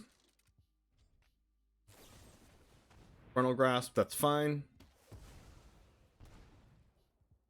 We're going to block Blood Tithe Harvester to evolve Sleeper as well if it attacks.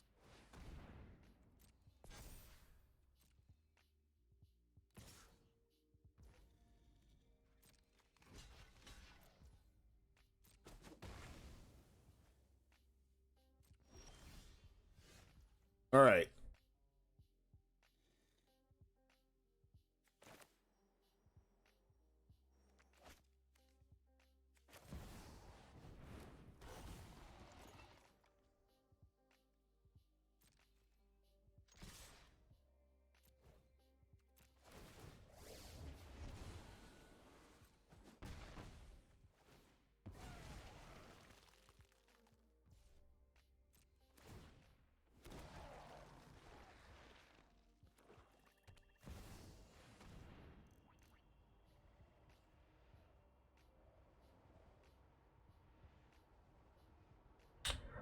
Well, this is interesting. We win the game. Do we win?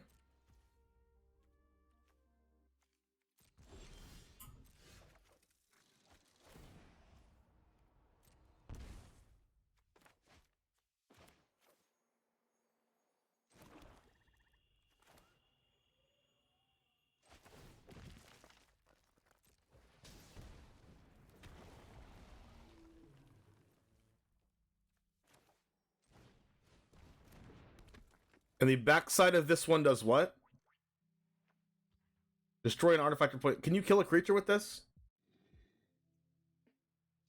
Menace and Trample. Oh. We're good.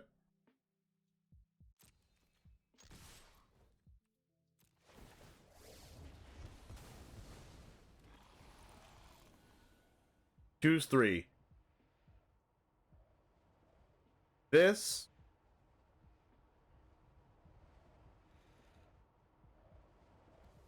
Discard and 3.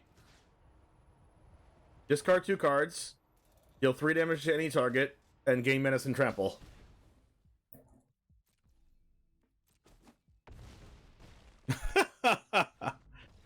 Wow. Meld victory.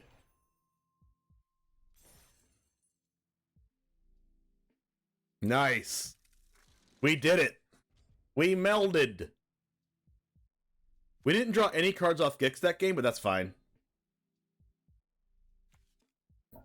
First game with this, meld GG's.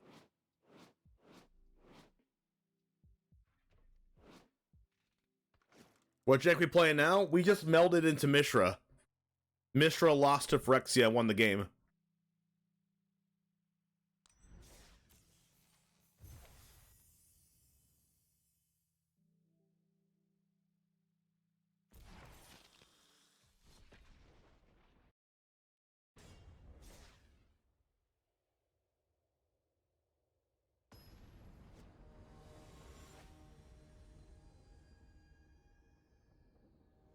Opponents goaded for not conceding? Oh, 100%. We're going to keep this because I like Dragon Engine plus Gix and hope they don't have removal spells.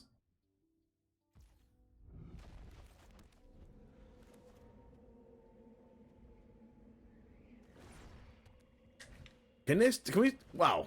Weird.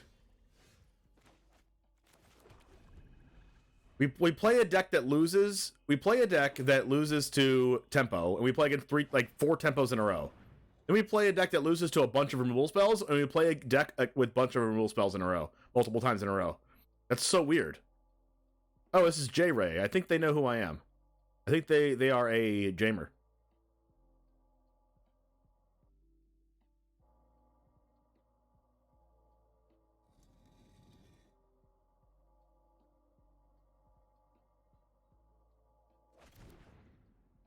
Maybe untap works now? Okay, hold on.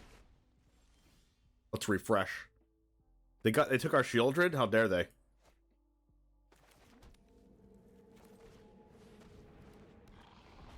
It is not working for me yet, you know. Maybe for this one game it will work. Tressy Passy.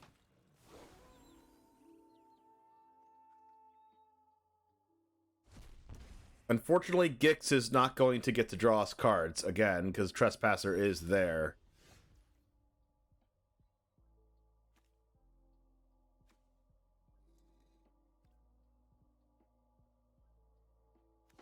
I mean, we could just go Mishra, and then hope they don't have a removal spell.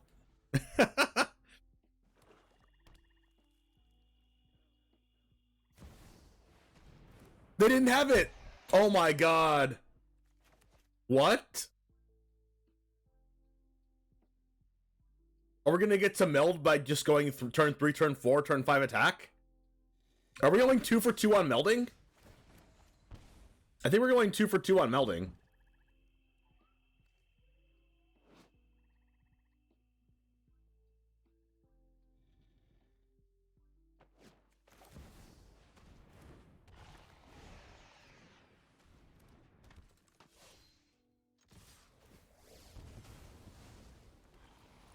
Oh my god.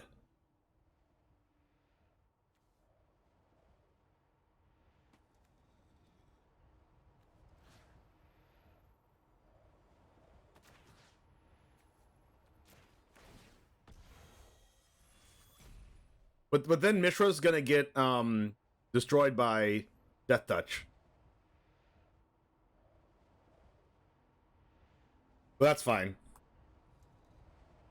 We're gonna get rid of their Graveyard Trespasser and their Shieldred and their Evolved Sleeper. They're gonna discard 2 cards, and we're gonna draw a card and lose a life from Gix.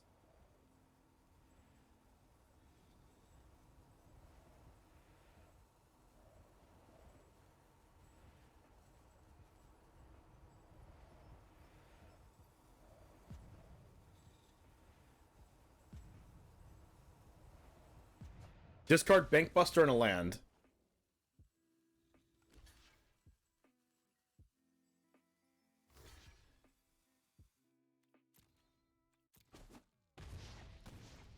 They just lost, like, everything.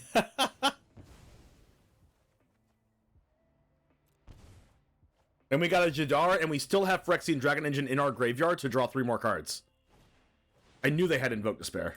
And they were just waiting on that land.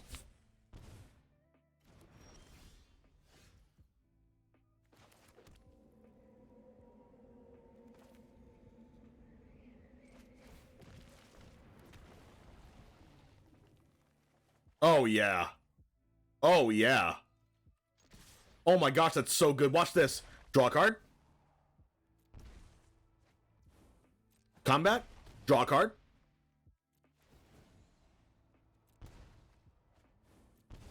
Wow. Our whole hand's filled.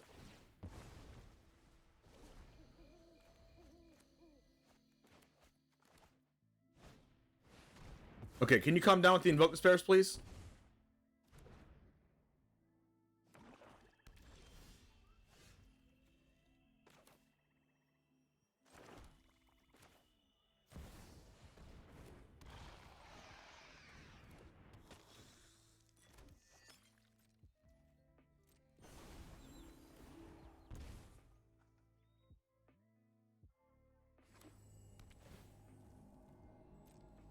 Then I can discard Dragon Engine, and then discard and draw 3 again, and then gain a bunch of life.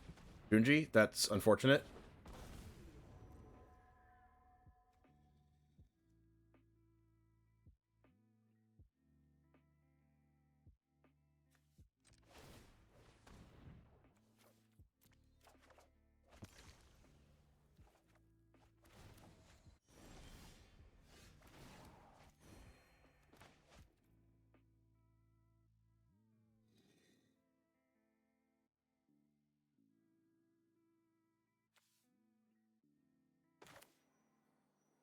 How did I lose Gix?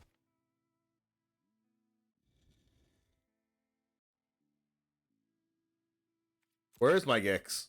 This Gix? Or I lost Gix by Invoke Despair. 4, 3, 7, 8. We have 8 mana.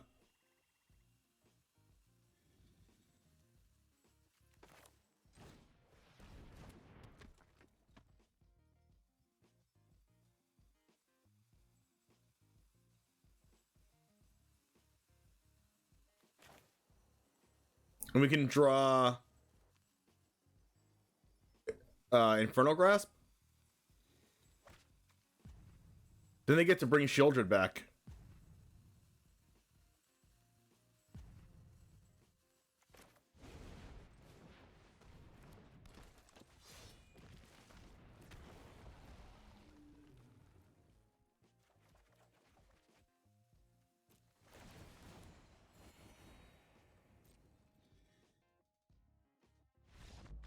Yes.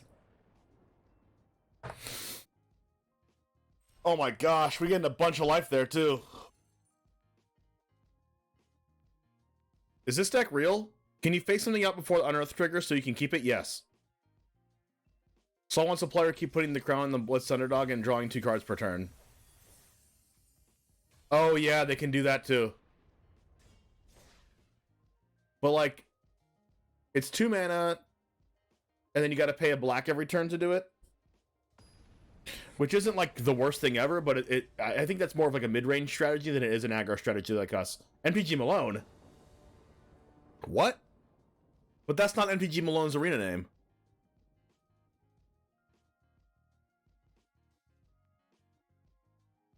MTG Malone's username is Matches Malone. So that's not actually him.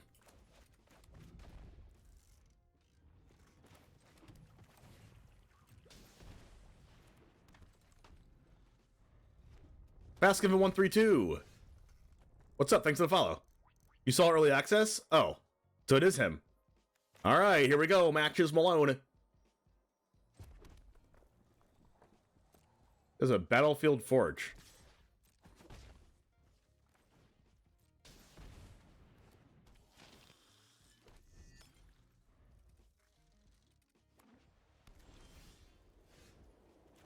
Here we go. Gix, come forth. Draw 2 cards. Oh my gosh, it's so freaking good. Another Gix? Sure. Oh my god, it's so good. Wow. Deal 3 to everything? Nope, that's a Dragon Engine. Wow.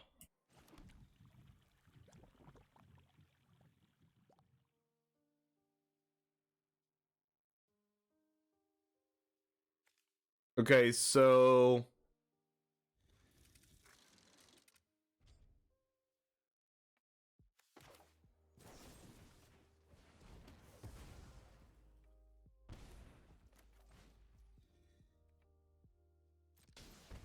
I hope he doesn't have a sweeper. But if he does, I have 3 draws anyway.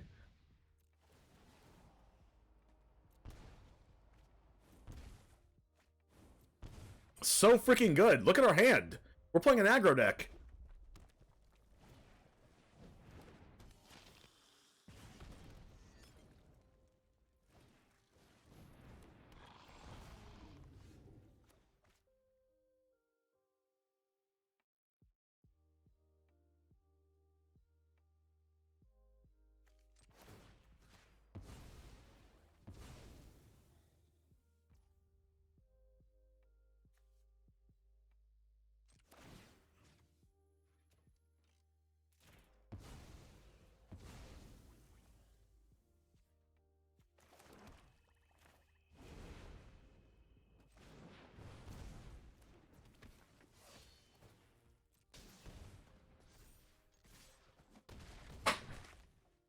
Let's go!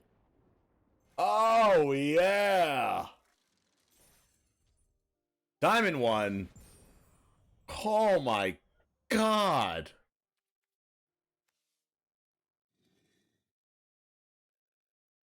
Gix, Yawgmoth, Lord and Savior.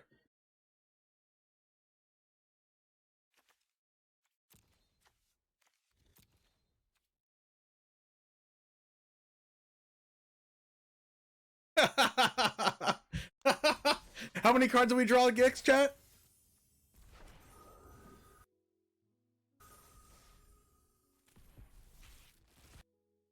Malone just messaged me. That was busted. Holy crap.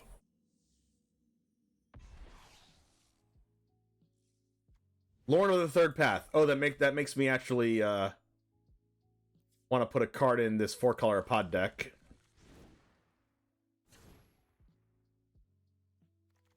We want the Lord of the Third Path in this deck.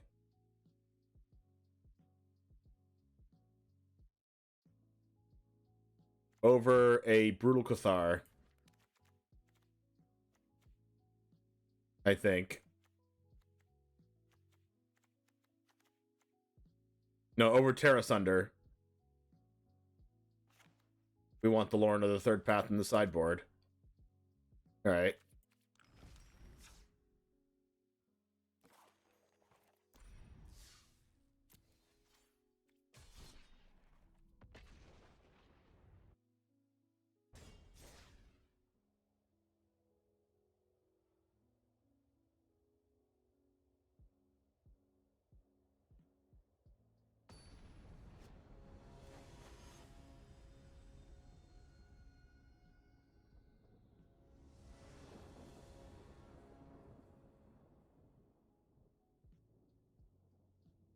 Okay, we are going to keep this because we have Gix. And we're going to do this, and then we're going to go turn 2 double sleeper and hope to draw a land to draw Gix. Yes! Yes, yes, yes, yes, yes, yes, yes, yes. They have like a bounce spell. Gix is going to make Orzhov really good. I think Gix makes a lot of things really good. Crap. This could be a counter spell, so we're going to cast Fable now instead of Gix.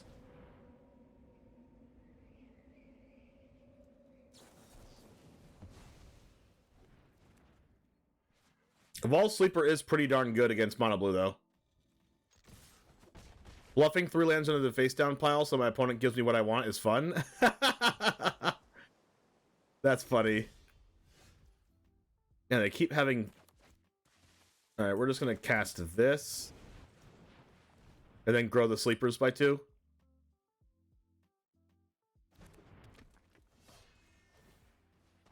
Gixis is gas on Esper 2. Oh, I bet it is. They have 1 Spell Pierce in there. So what if I hold up Cut Down just to try to kill the Hottie Djinn? That's pretty. That would be pretty good. Okay, never mind. It doesn't kill it anymore. It was a good thought, James. Good thought.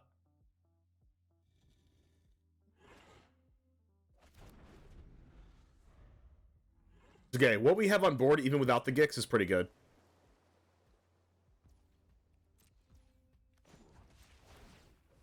I'm scared of Gix getting countered, but like, if it gets countered, I still have a lot of cards on board anyway.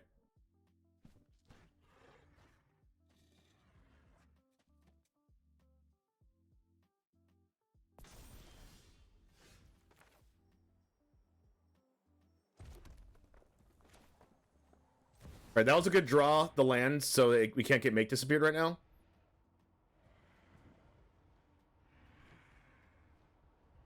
Hey, Brother Div, how's it going? Good to see ya. New set hype, you're 100% correct. Impulse? Sure. They're going to try to draw a card that says counter target creature.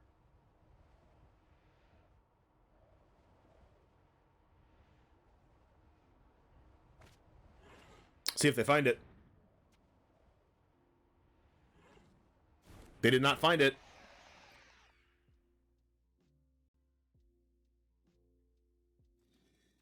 Yeah. Even if they have 2 Fading Hopes, we still draw a card. Well, they're going to Fading Hope the Gix. Makes sense.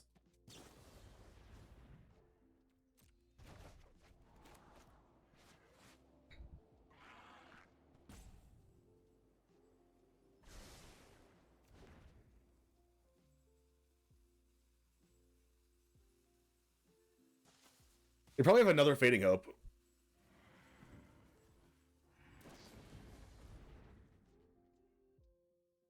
That's fine.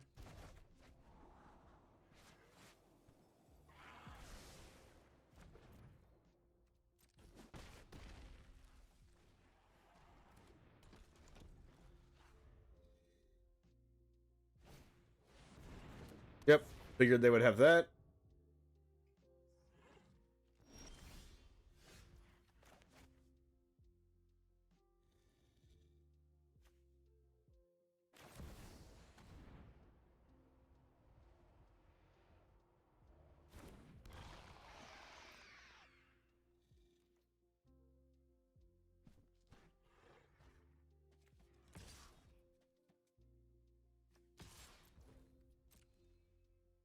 Tackle these because if they block underdog, that's fine too.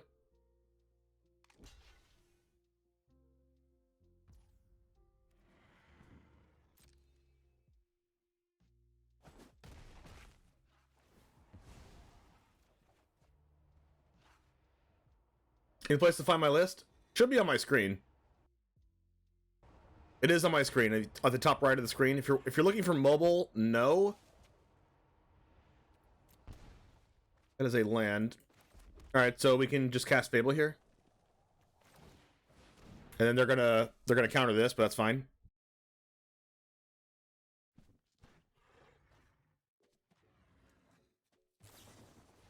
They are not going to counter it.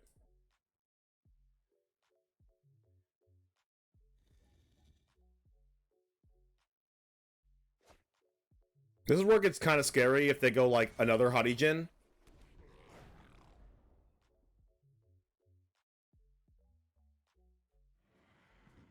You just someone playing a deck almost like the same as the first one I made. Oh, the Reanimator deck? Yeah, it's super freaking scary.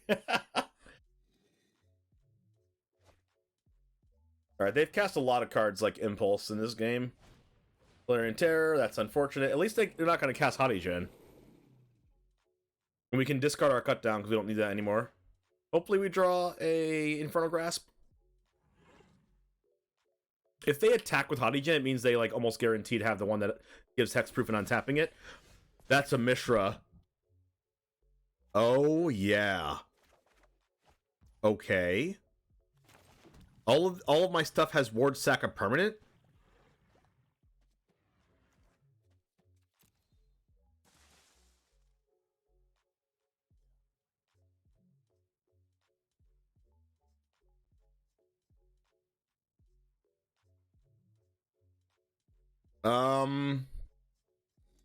Where are we going with underdog here? I almost want to just attack with both sleepers and use their abilities. But let's just go with this.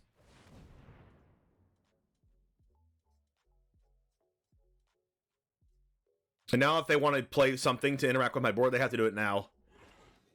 Or just counter the Mishra. Disdainful Stroke or something? Probably not Disdainful Stroke. It gets around Disdainful Stroke, it gets around Negate. Oh my god.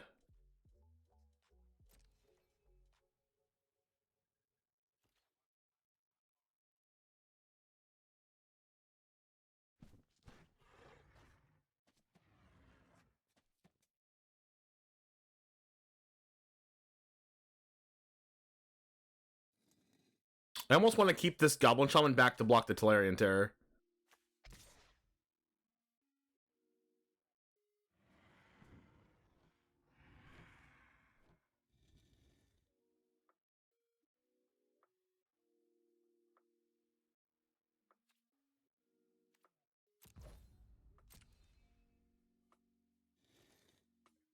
So now they lose their Hadijin or their Terror? Unless they, like, sacrifice a permanent? Yeah, the land, it says permanents you control have sack a permanent.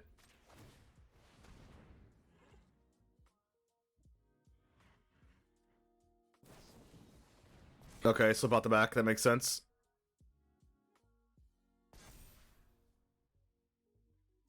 We could still die.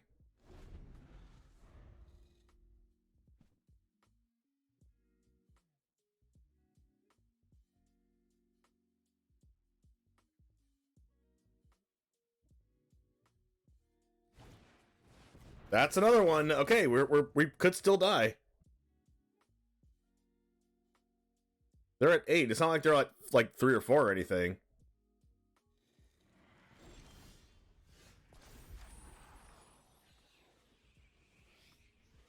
We could use Gix to discard our swamp, and then try to get a slip out the back or something off their board, off the top of their deck. But I don't think that's good enough. We're definitely dead next turn if we don't attack all here, right? How's the deck performing? Really good so far.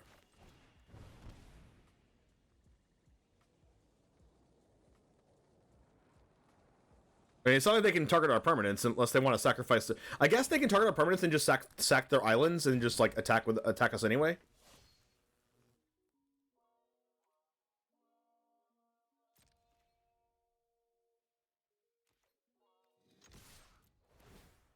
Like, we need to kill them this turn or else we die. Did I celebrate the bro day with my brothers? I only have one brother, but no.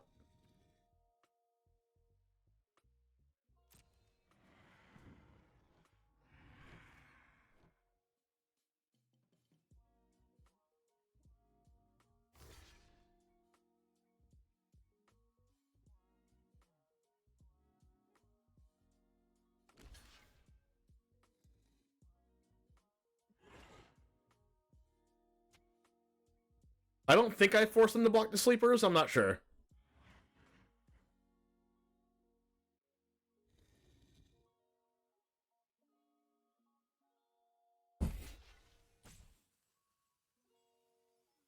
Like, they're not forced to block the sleepers with the Djinns, though. That's the problem.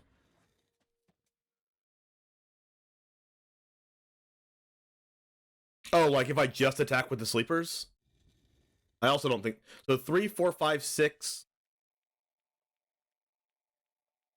Like, we theoretically have lethal, but if they have any bounce spell, we lose.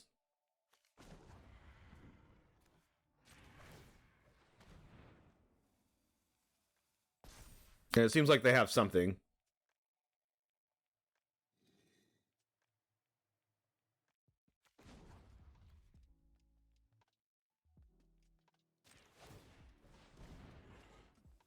And all I have to do is sack a land.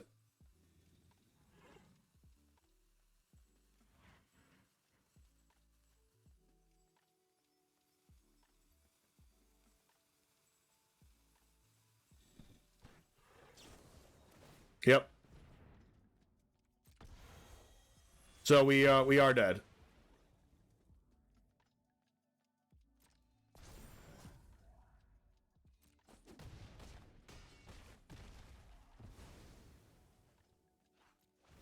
Unless we draw exactly... Wait. We can draw Infernal Grasp. Wow, that cut down is not Infernal Grasp. Okay. Yeah, we're dead.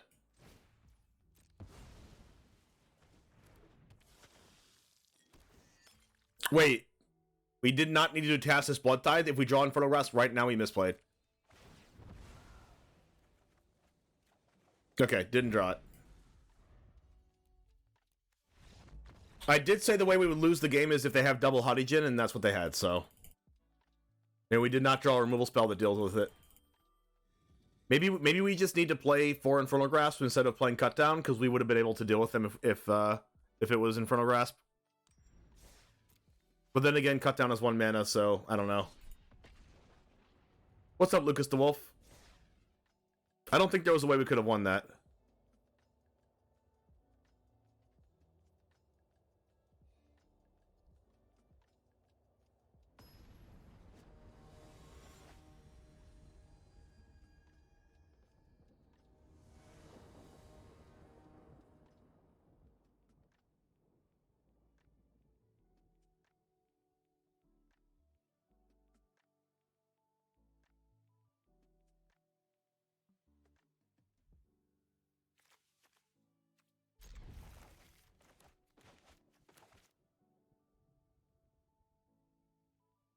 Oh yeah, wait, why don't we play Go for the Throat? I forgot that card was even a thing. I honestly just forgot that card was a thing.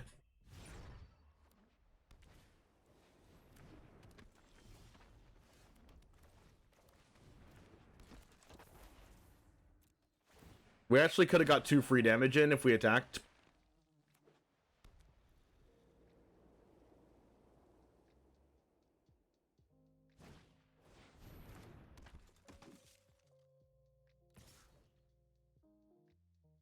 I guess now I get to kill the initiate. Hello! Good game. What's up? Thanks for the raid.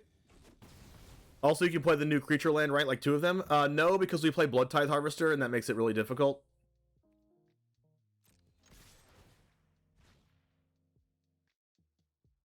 To play that card on turn 2.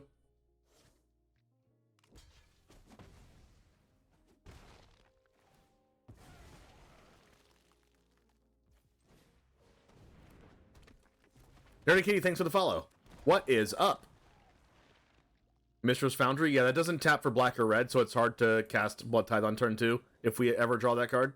So it's like a land that we never want to draw unless it's turn 3 or later. Valiant Veteran, yep, that's a soldier. And Recruitment Officer, yep, that's a soldier. Alright, good thing we get to cast Shieldred.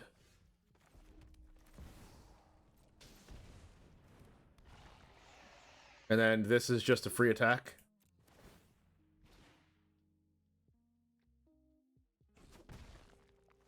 They should be at 14 right now, unfortunately. I guess it would have just changed. It would have changed their play and stuff. But I don't even know if the attack was wrong. If the no attacks, crap. That's a soldier.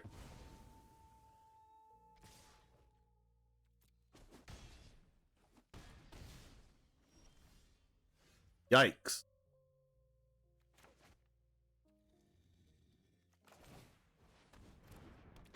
We're dead. We are so dead.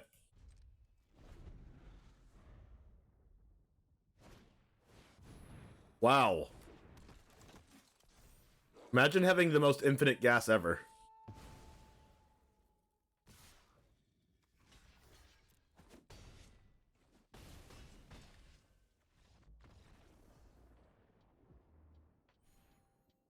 And we also drew 3 copies of the one card we don't want to draw in this matchup, which is the card that makes cards that can't block.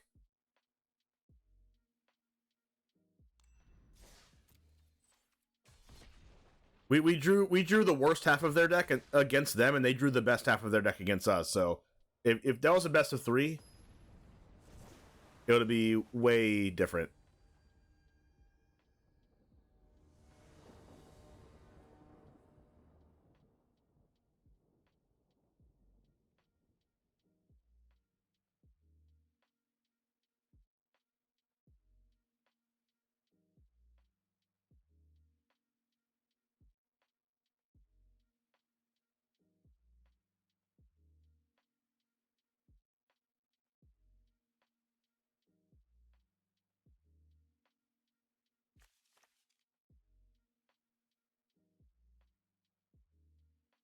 Gixian Infiltrator pairs nice with Jadar. You put a counter on Jadar every turn? I don't even know what Gixian Infiltrator does. Jadar's poo-poo? I mean, your name is literally Jadar. No, it's Jar Jar. Jadar is good because we're playing Gix. Like, the whole point of this is to get a lot of creatures on board to attack with Gix. Yes, it's bad against the aggro deck, but still. I already knew that when I put that card in the deck.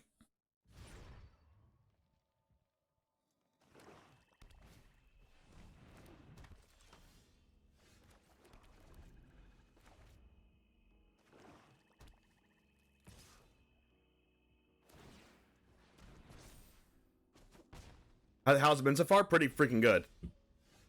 Alright, there's that. We can play out this.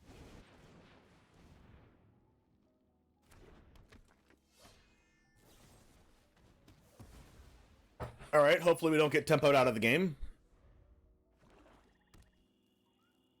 The reason why I didn't play Jadar there is because they don't have to cut down it, because it's only a 1/1. It doesn't block Evolve Sleeper very well. I should show the card Jador. That's funny.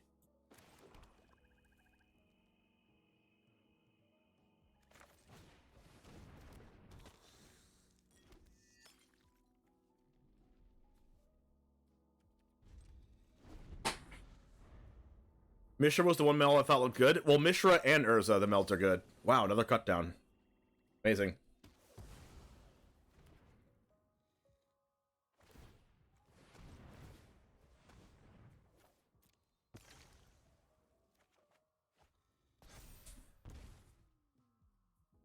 So next time I'm going to go Jadar plus Infernal Grasp and Infernal Grasp the All Sleeper, I guess.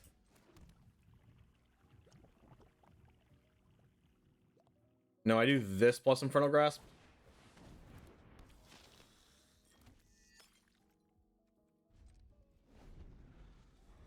Yes, Mono Black is still Mono Black, unfortunately. Can they just stop having cut down? That's their third one.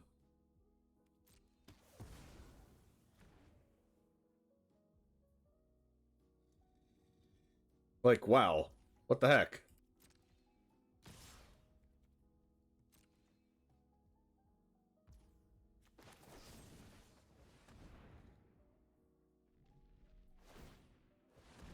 It's almost like they want to draw into Invoke Despair, but they don't have a land. We're like almost dead.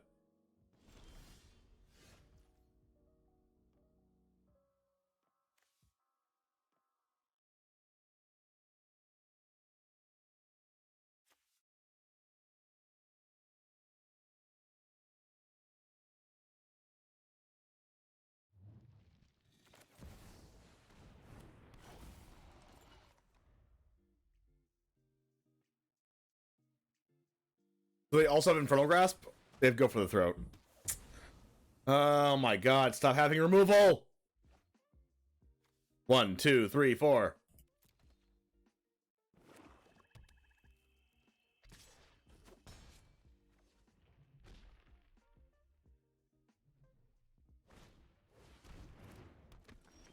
Did Monoblock get anything? They got Go for the Throat.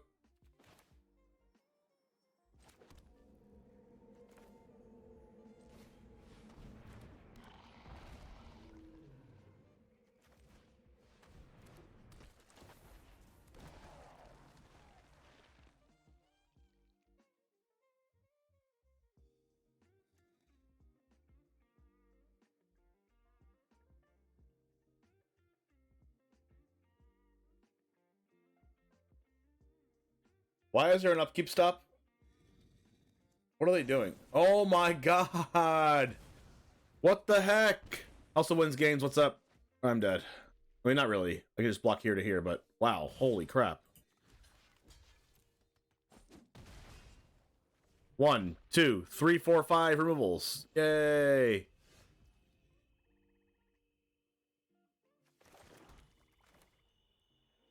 I need to draw a cut down now.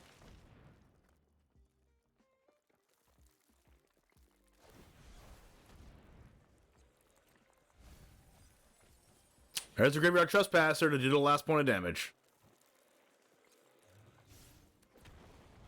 So we are dead. We drew the cut down, but it's not going to matter.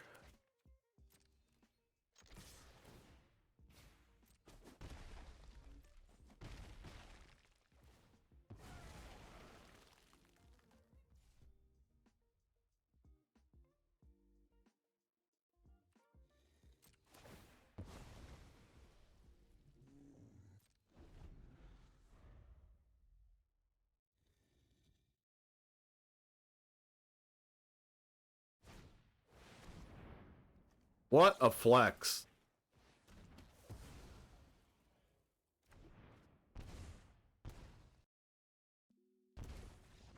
Top deck Invoke Despair. Must be nice.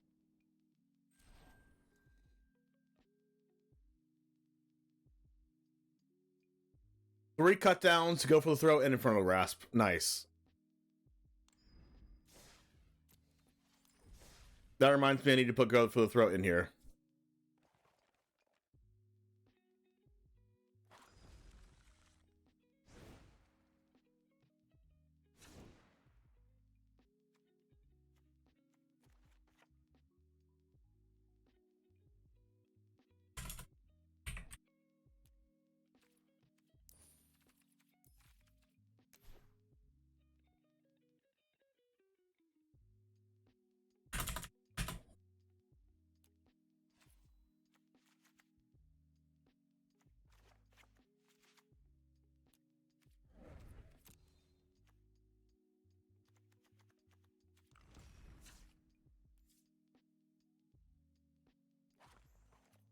Jadar doesn't seem good enough.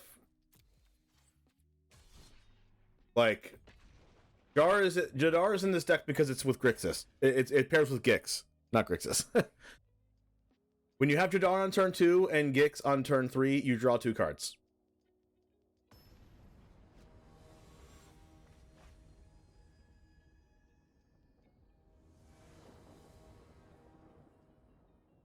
Like, it's just there for a creature to make another creature. Like, I already went into this deck, went into playing this card knowing that it's not going to be good against aggro.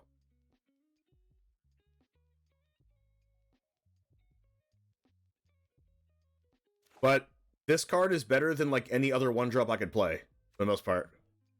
That's not like Phoenix Chick or something.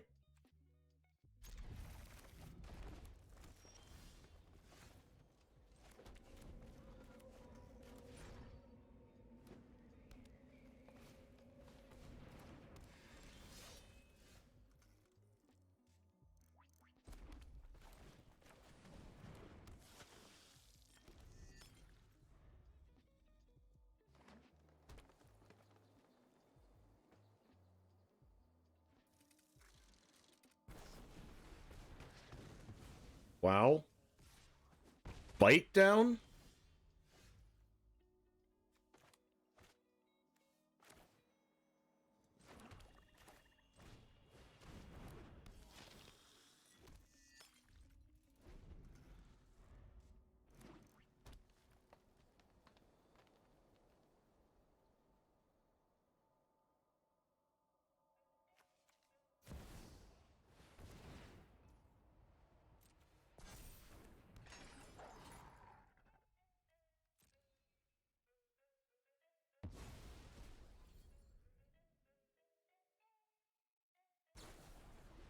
Two mana bite down because they exiled their other bite down.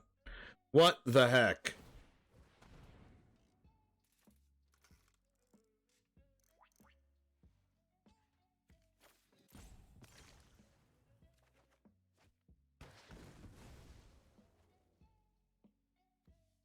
That is so lucky. Alright, there we go.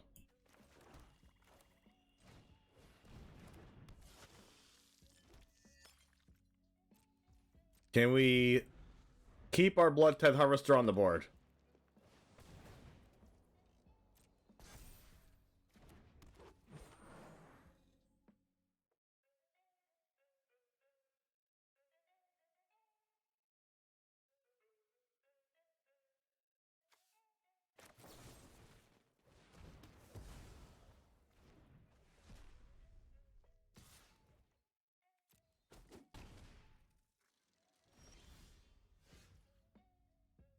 This thing's gonna become a 3/5.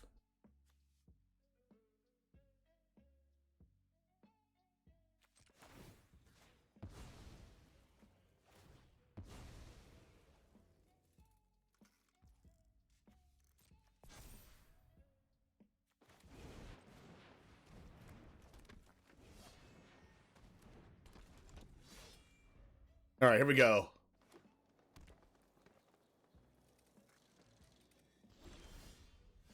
That's a Mishra.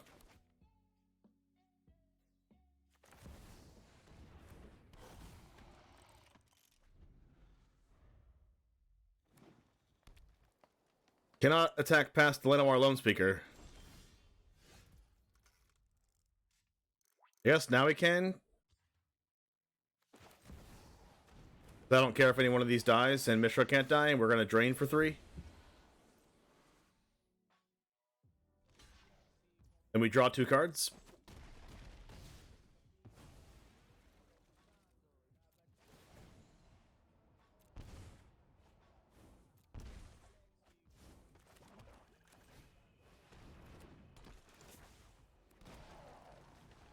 All right. Celestis, what the heck? I think we might win this game.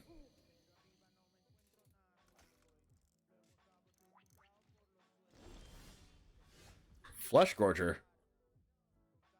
That's gorgeous.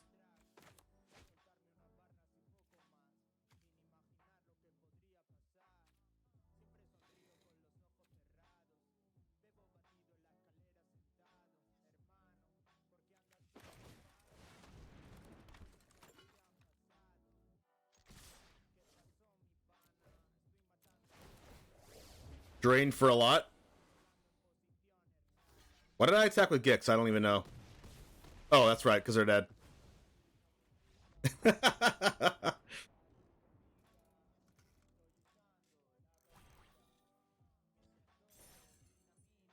Mishra's a good old card. It drains for each creature attacking.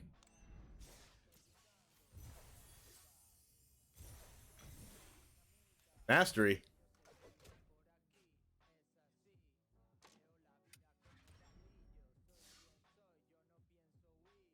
All right, what do we do? What do we do? Mastery first, chat. This one ends in Titania. This one ends in Urza Silex. The blue one ends in one with the multiverse, and has temporal anchor in it. We have the black one that ends in Gix and has Transmigrant's Crown in it. And then we have the red one that ends in Draconic Destiny and has Mechanized Warfare in it. Black always first? Okay. We'll go with black first then, because that was the first one.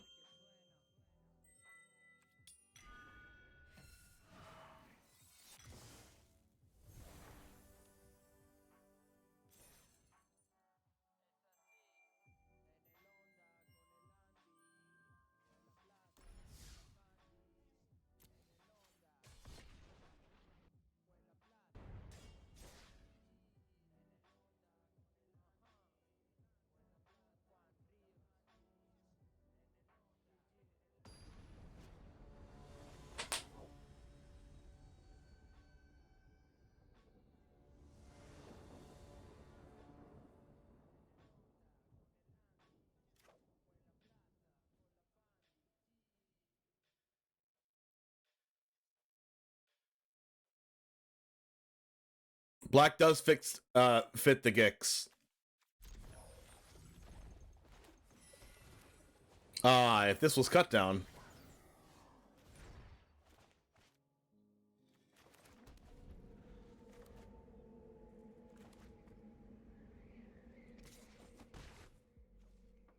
Dahlia? Guardian. The bad part about Guardian here, of them having it on the play, is they get to Brutal Cathar me now, and if I was on the play, they would not cast the Guardian if I had Blood Tithe. Hillbilly, how's it going? So we just need to hope they don't have Brutal Cathar. If they do, I guess we have Go for the Throat, but whatever.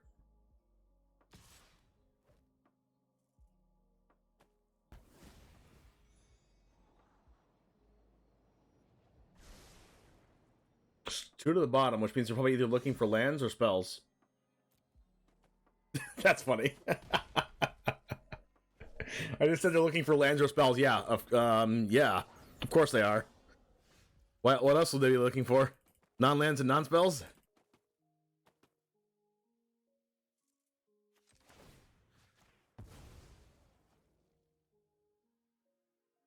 Cheetos? Yeah, exactly.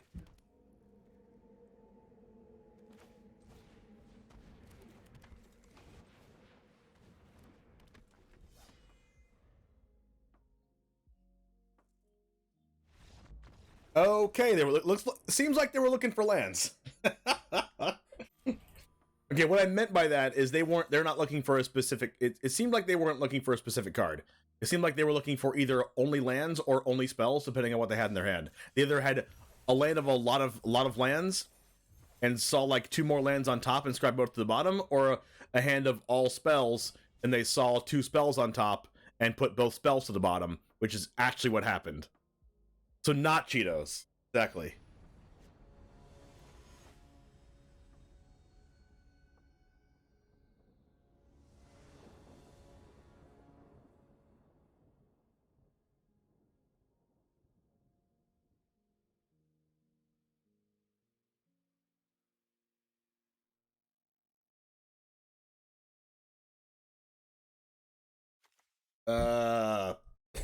We'll draw a red source, right? We'll be fine.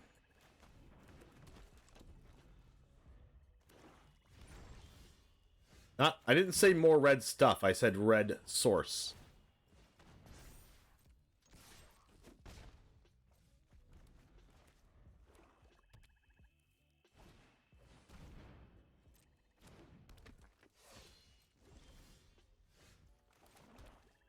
Yikes.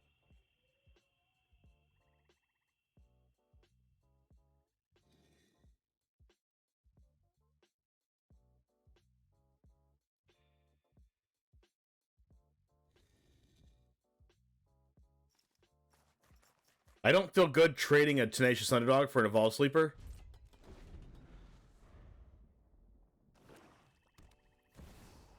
Crap, I knew they had that. No more distractions.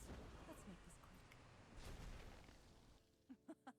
I need to draw an Underdog for turn. Word of personal space. How about more red spells? Like, wow. I've drawn 2 red spells instead of drawing a single red land. Kelly. You won't be outsmarting me. Takedown heavy?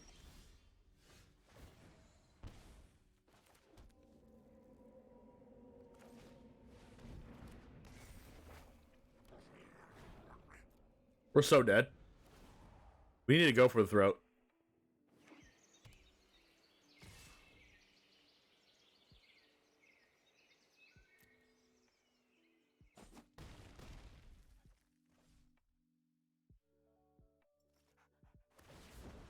I have bigger fine.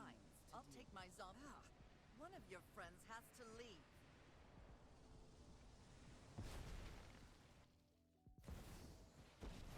Wow. Enough. Okay, mystery. I guess. I've come. I've always Wow, okay, I guess.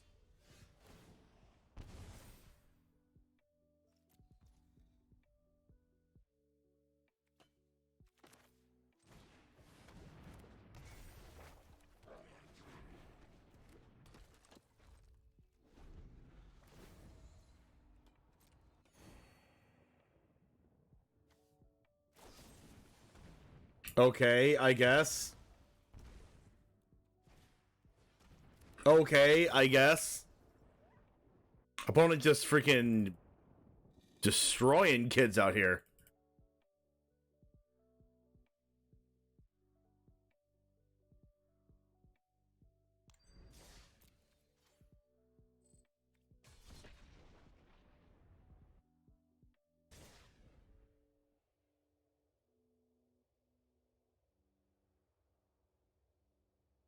New set is slow. I mean, that's a really like a generalized comment to make.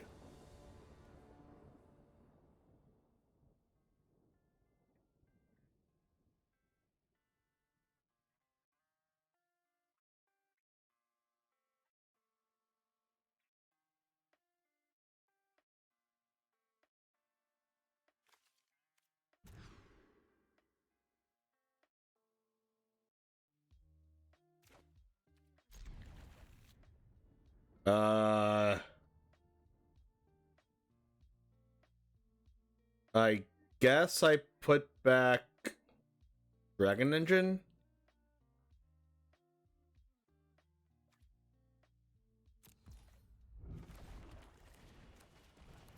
Just like underpowered? I mean, we've literally played 2 different decks.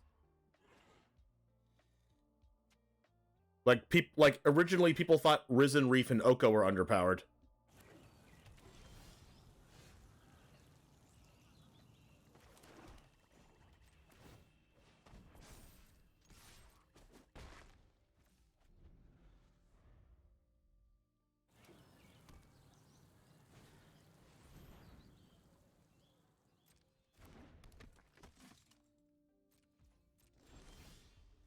That's a Gix.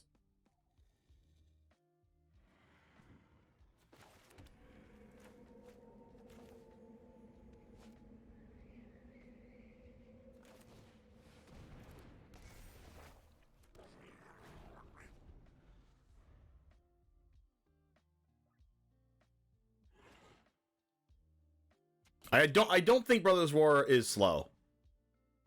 Like, if you just read the cards, like, look at the mono white deck.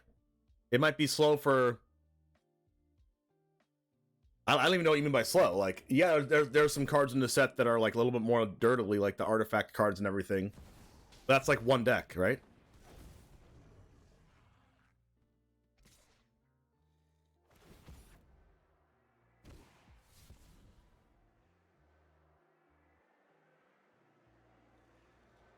Exactly, the unoriginal one gets it.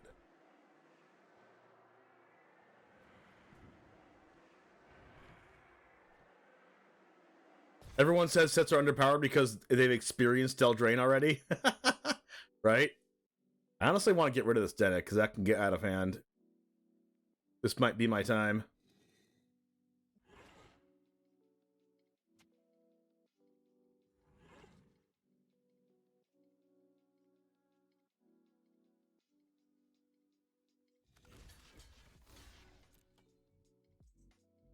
This I don't think this is Joda. I think this is like Esper legendaries because Rafine's not a human. No, I don't think any of them meld to Christmas Land, actually. I think they're happening a lot more than you'd think.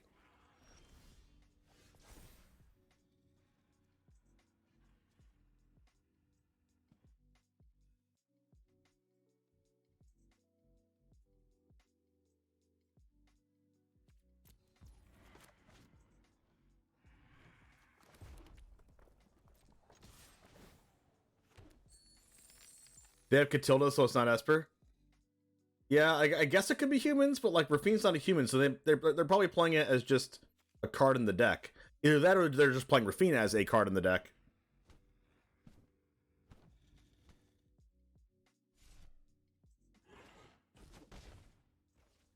They didn't block that.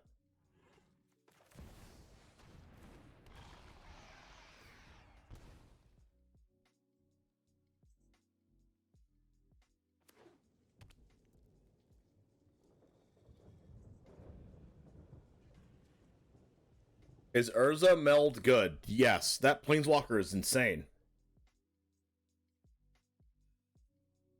You can use the loyalty abilities twice per turn, and it has a -3 that if you minus twice doesn't kill the Urza, and you can exile any non-land permanent on the battlefield. You can also like gain a bunch of life from it. You can draw a bunch of cards from it. Like, it's just like really freaking good.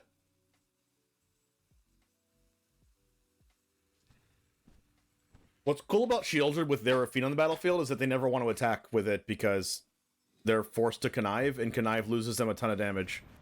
Lagrella does get rid of Shieldred, though, unfortunately. We don't have an answer to that right now. I don't know why it took them that long to figure that out. Maybe they have their own Shieldred or something they want to play, but they decided to play this instead.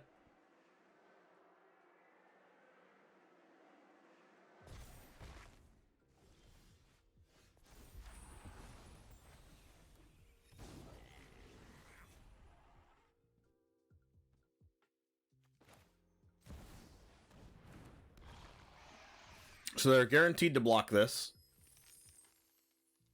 We do get to cast Fable.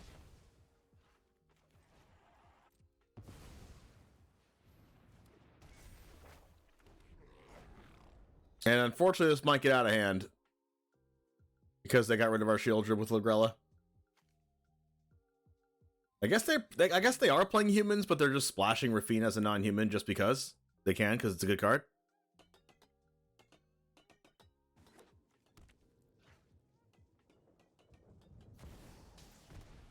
Yeah, they are. Wow. Sure, I guess.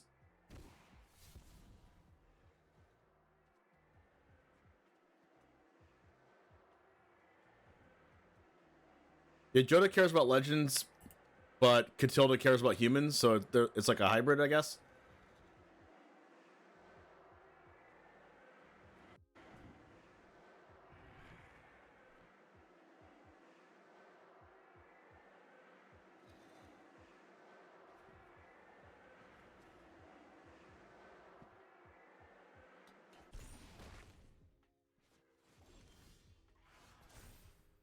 Alright, we don't want either one of these. Let's draw Go for the Throat, shall we?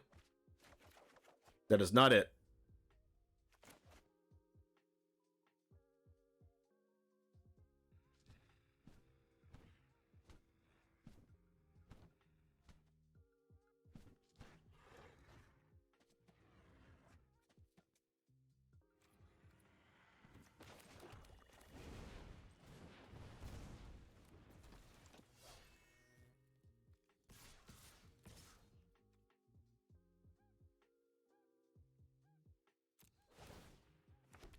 Okay, I have 2 chances to draw. Go for the throat.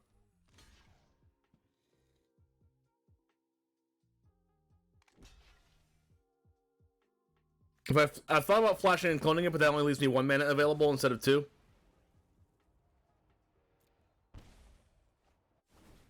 Now I have to draw it. I have 4 in the deck. How about 2 lands? Do we like 2 lands? You just played against a Steel Seraph, pretty good card. Yeah, we were playing with that in our other deck. Lack of deck diversity, getting so bored of playing against mono black. I mean, there should be a lot more deck diversity now. I could have copied the Treasure Maker to save our Kiki. Yeah, you're right, we could have.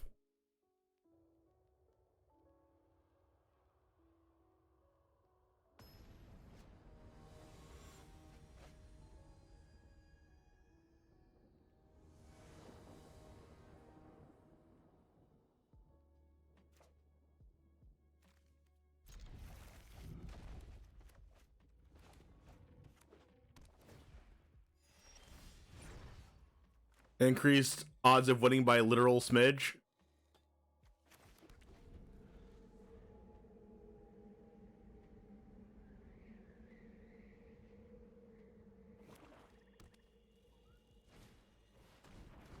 Boldarin Bloodcaster, excuse me? Alright, can I draw a land, please?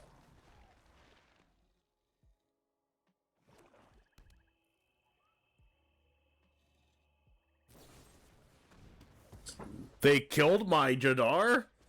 Land, land, land, land.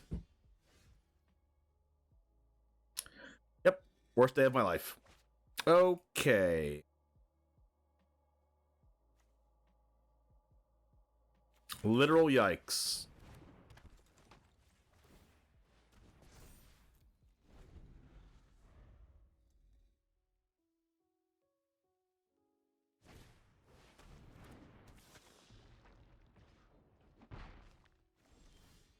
Ah, there we go.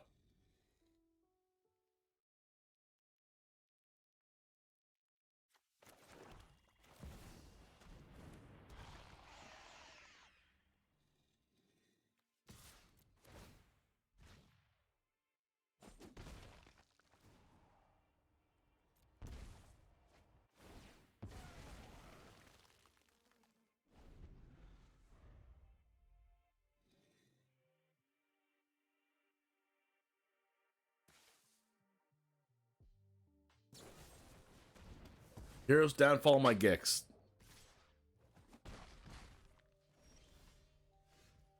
So here we cast Mishra.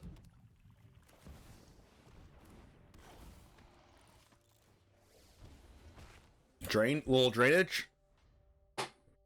Little life gain.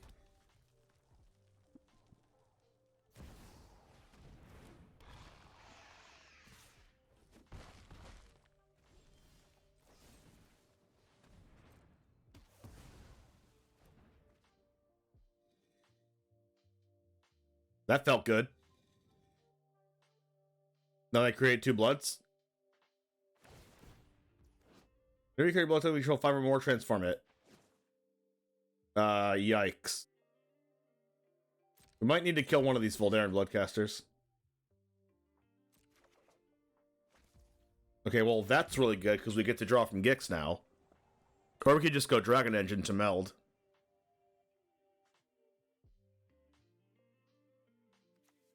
We should just do this. Attack with both, because we can't block anyway. Gain 2 life. Mishra kills pretty quick.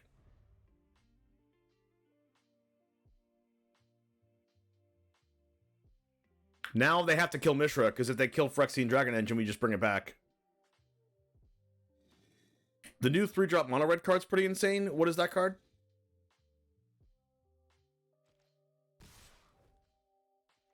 Okay, they might have like... Okay, Blood Tithe, that doesn't really do much. Underdog? Okay, do we just win now?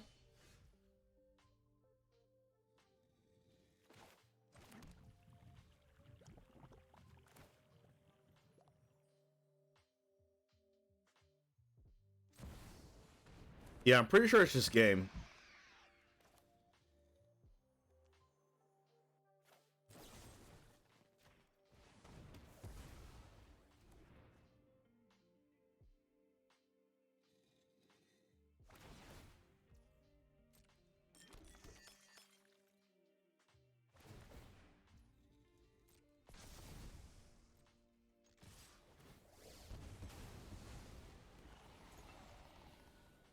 Discard 2 3 damage menace.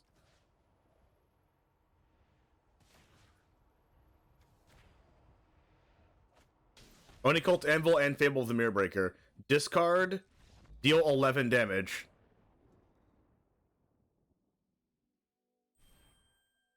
Okay, every time we've melded, we like insta-win no matter what the board state is.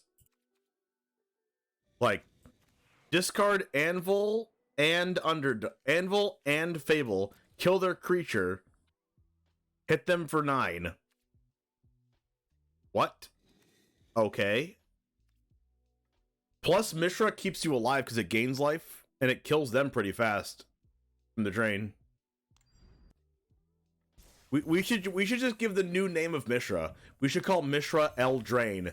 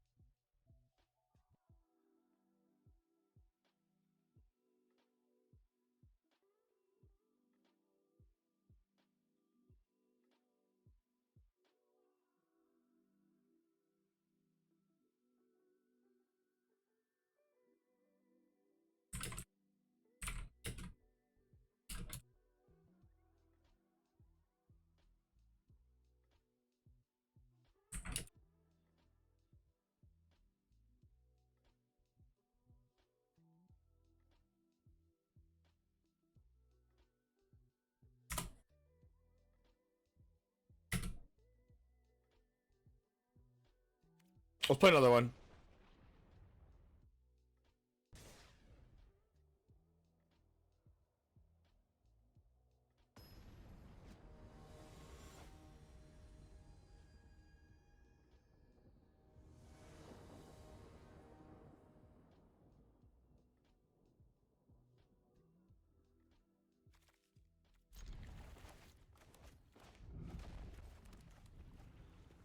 How's the new set? Got any competitive decks for me to steal?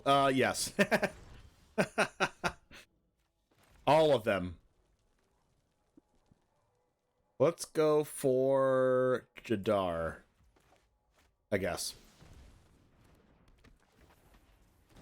Artifacts and Historic got insanely better. And Historic Brawl got better too, if you care about that. Can I get a streamer shout out for Exiled, please? Streamer shout out. Oh, we just got one. Thank you, Nuno. Are we going to go with the engine? I think we're going to go with the engine.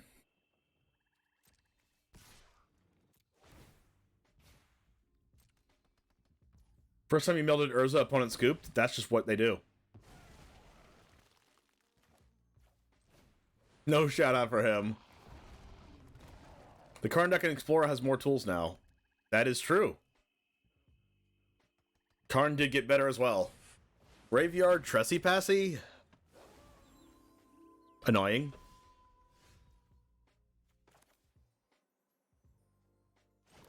We can go Underdog plus Go for the Throat, or we can just cast Shelly.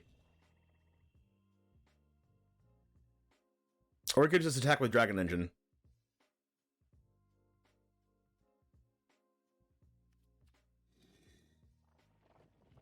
If we attack with Dragon Engine, it will die. No, it won't die, because if they attack with Trespasser, they can't exile out of the graveyard.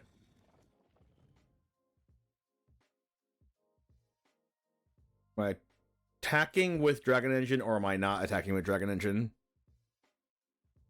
I am probably not attacking with Dragon Engine, because I like the first strike blocker.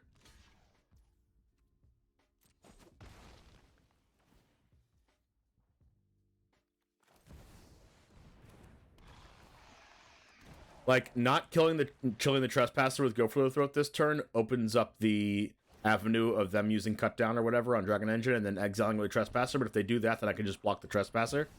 Soren? Okay, that's fine for me.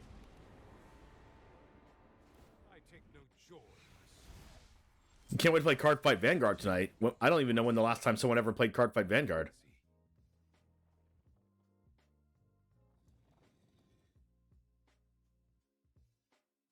All right, what I'm going to do here is we are going to go Mountain.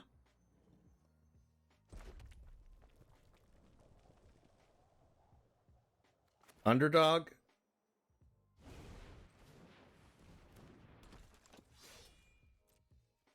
And we're going to go attack on Soren.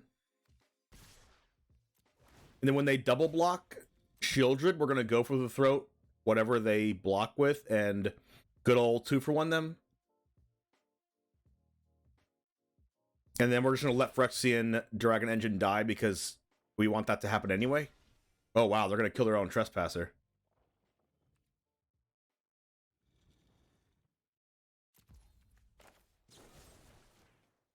Well, this is like... And we get to kill their Soren? Wow, this is like the best thing I've ever seen in my life. I guess unless they have another Graveyard Trespasser. Then it's really bad for us. Wow, that was like insane for us. They did everything we wanted them to do. Confirmed not stream sniping. Okay, we need to hope they don't have another Graveyard Trespasser, and that's it. If they don't, we like win the game. Whoa, they're using their Evolve Sleeper in their upkeep. Or draw step. Soul Transfer Shieldred. Okay, that's fine. That's fine.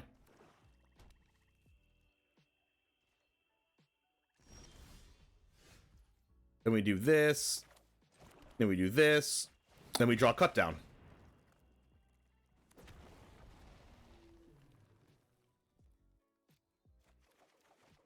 It's not a cut down, but it is really powerful freaking cards.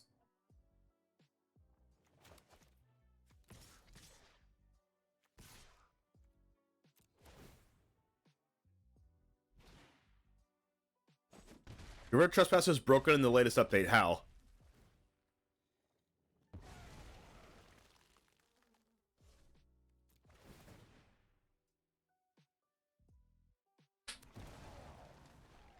No test on it? I'm not sure what you're talking about. No text on it. Oh, was there no text on that Graveyard Trespasser? They're at 4 life.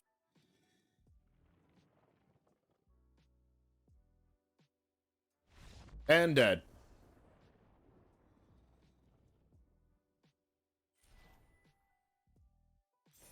We could ride this deck to Mythic, chat.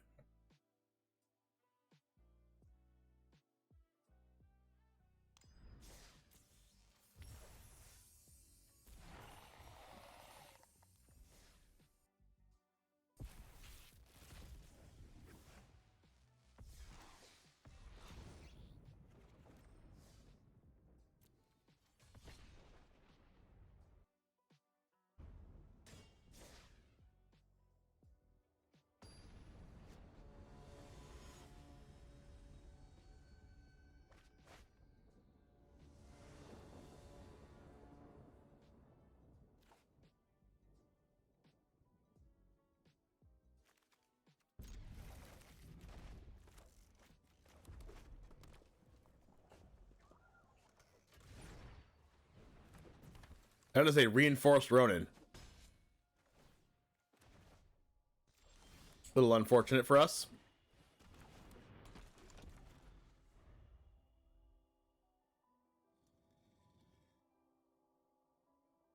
I guess I do want to cast our Lifelinker.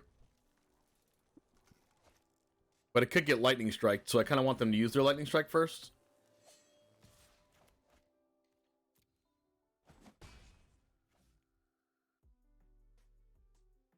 You want to see my best over-the-top deck? Let's see. We're probably going to play an over-the-top deck on Thursday.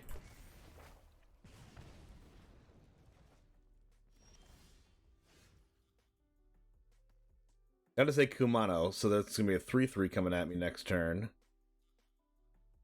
Probably. We should probably... Oh wait, crap. I don't know why I thought this was gonna be our third turn. But it is not. Like, the opponent has cast so many spells already, it's like they already had 3 turns.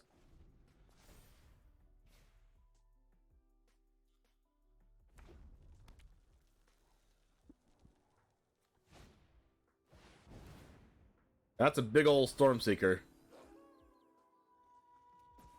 Ow.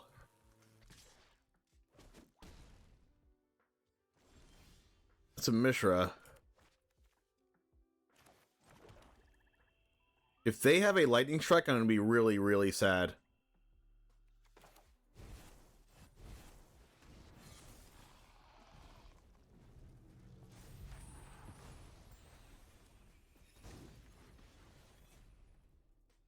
Crap, they have it.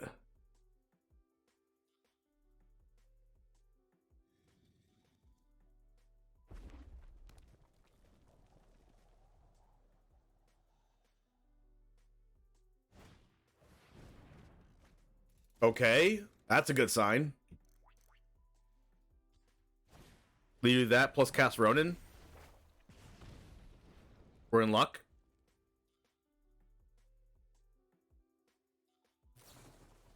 Flame Blast Bolt. Ugh. Yikes. Can we beat this? Do we just hold on to this and like play Mishra attack? I live life on the wild side.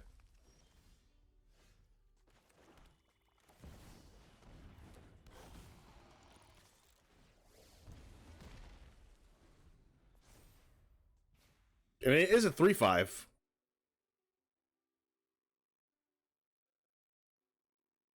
But if they get rid of Mishra, we die.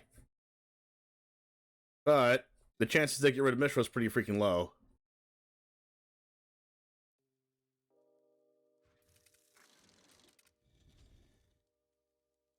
It is a 5 toughness creature. Impulse got the chick and another impulse. The content play, always choose the content play. Oh, you're not wrong. But Phoenix gets to be a 2/2, which is sad for me.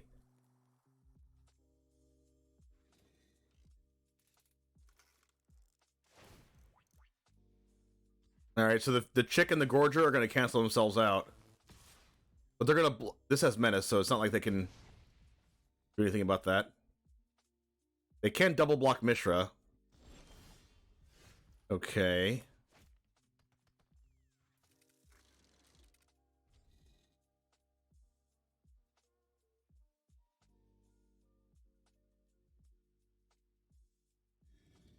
I can double spell this turn.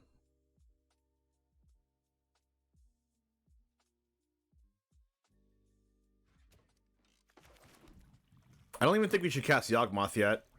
We should just do this and then cast a Vault Sleeper.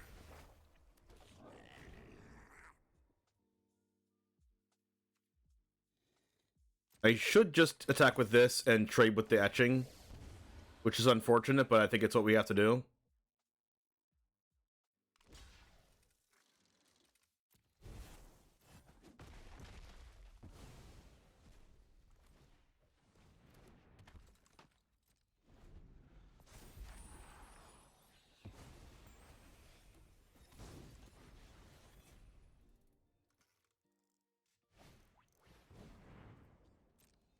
They're drawing, like, way too many cards here.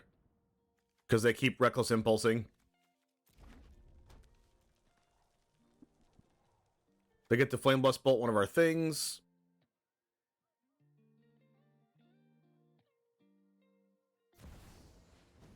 Wow, I'm so surprised they just cast that. It has to be, like, lethal for them to cast that, right? Because, like, why not just, like, I'm so confused.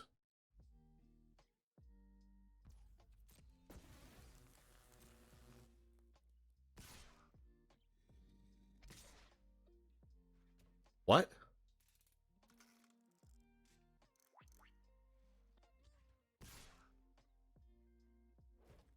Whoa.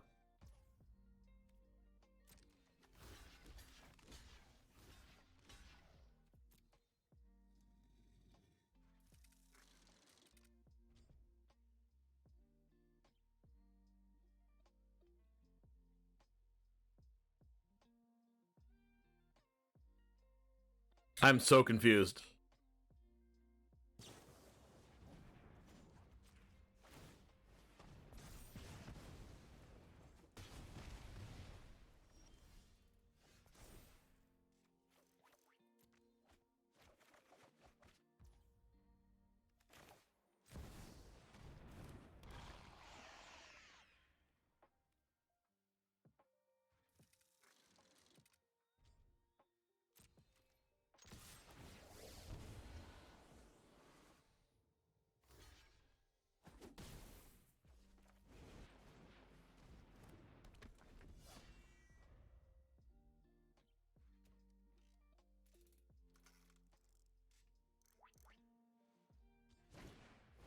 A fourth impulse. Wow. And they do get to cast 3 spells this turn.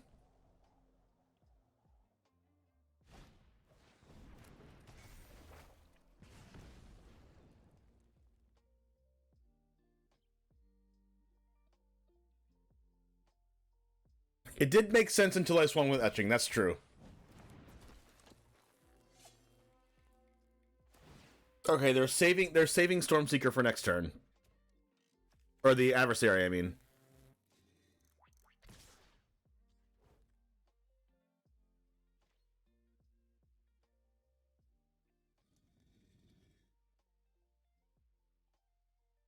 I mean, if they have if that last card in their hand is a burn spell,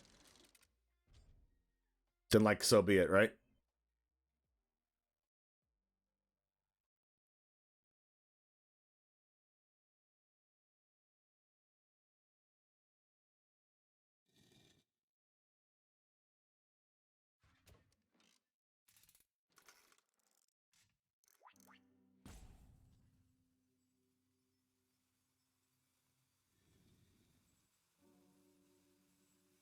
No, I think I should still do this.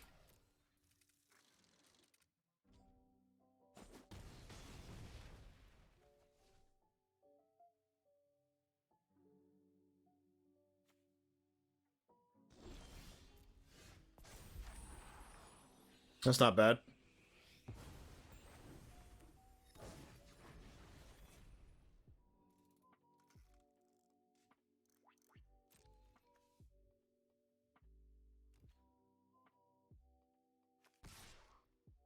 They are going to get to cast Bloodthirsty Adversary and have a haster and 2 damage.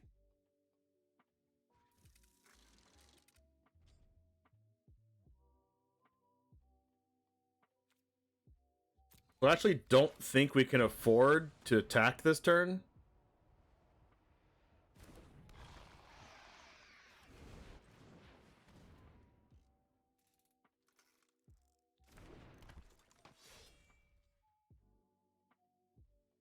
"99% aggro decks in best of 1, you know you not to touch this game mode." I mean, just play decks that beat the aggro decks. If you don't like to play against aggro, then just play something that beats it. Alright, Adversary's gonna come down.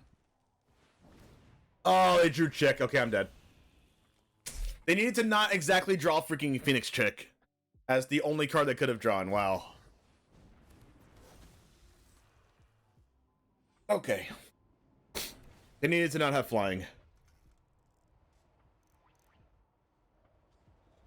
And now, even if we attack with Mishra and went to 6, we still would have died anyway, because they would have hit us 2 to the face and then 4 in that game.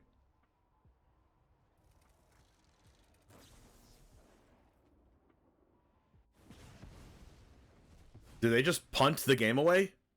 No, they didn't, because they're going to buff a Chick with the Reckless Stormseeker.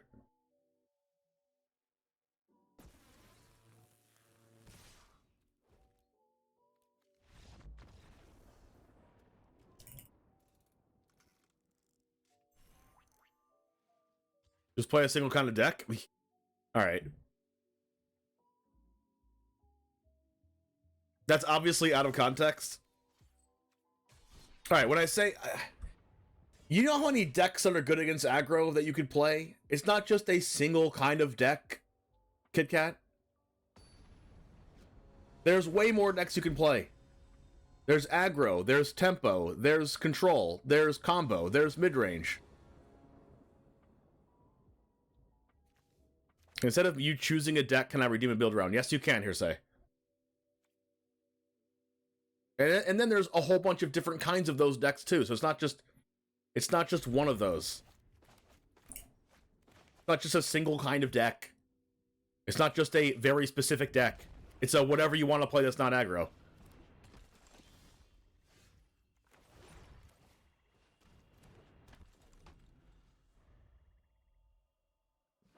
All right, Hearsay, put it in the Google form and I'll do it. In the Google form and I'll play it tomorrow.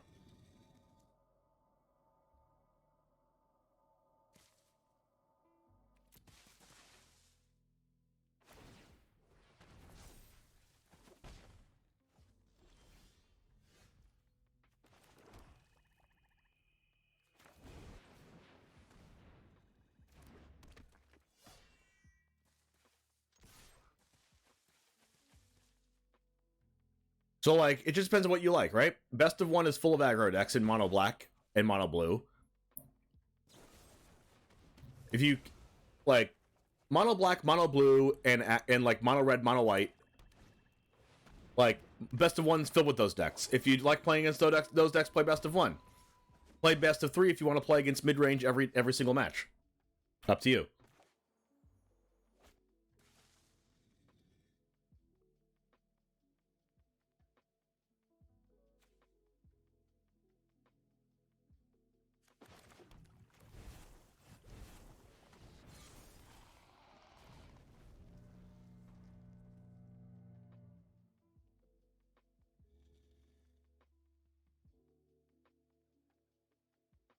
Don't kill my flesh gorger.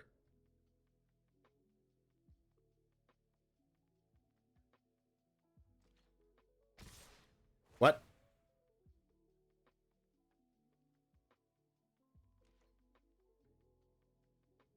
I honestly don't even want to block at all.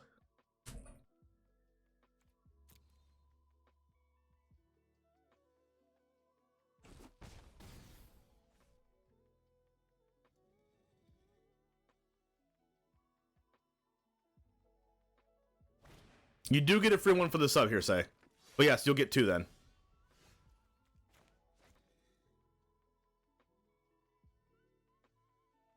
Go for the throat, discard Fable.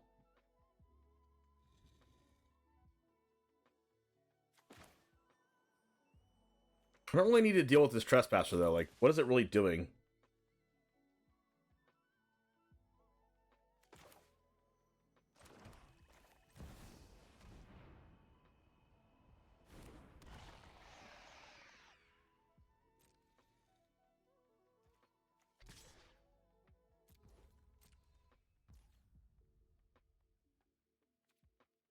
Gorger? Why? Hardly even... Oh, God. Oh, God, you're gonna say no, or aren't you?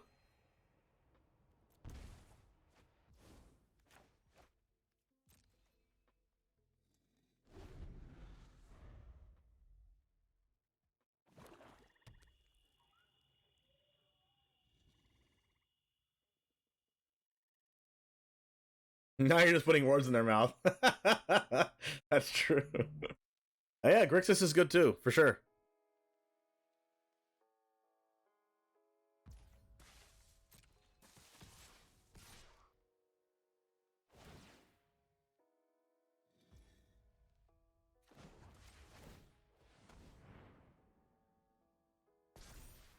Mishra might be cool for Mardu? Oh, for sure. Am I blocking? I feel like I should block Sleeper to Underdog just to try to not die.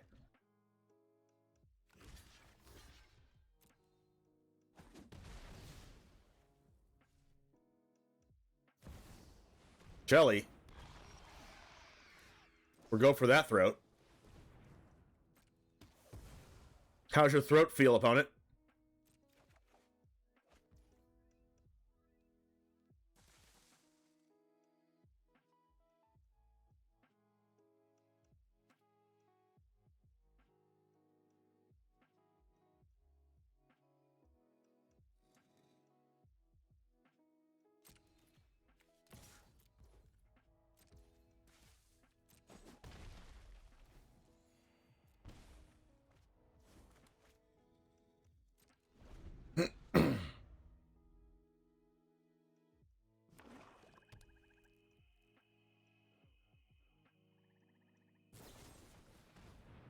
Crap. My throat hurts.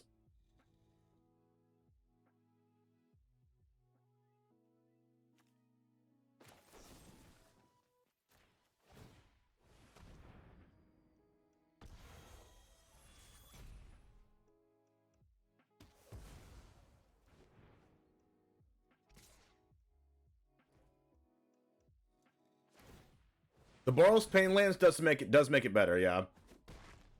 We could go Fable Sleeper or go Shieldred. Actually, you know what? I just go Shieldred Sleeper now.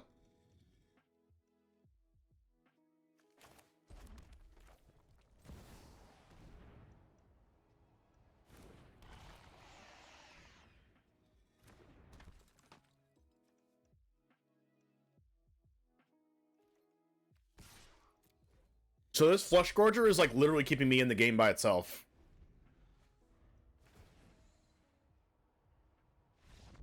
Let's go!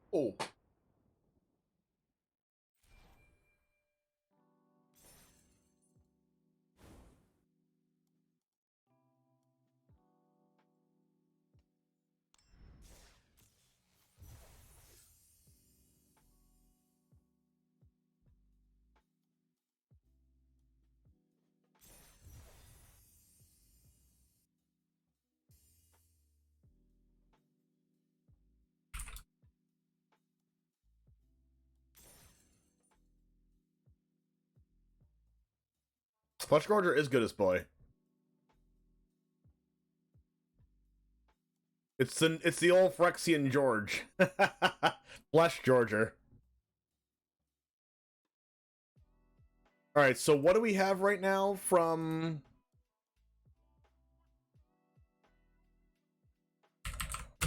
our newest deck submission? Was Hearsay, did you just submit the deck that was Grixis, or is it Iconoclast?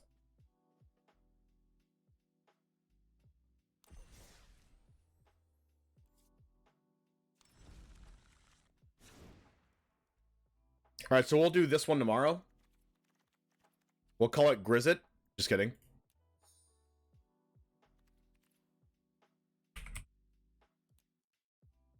Not that Iconoclast. This Iconoclast. Iconoclast of the Third Path. Whenever you cast a non-creature spell, make a 1/1. So this is like a young Pyromancer. So let's go with Consider. Play with Fire, I guess.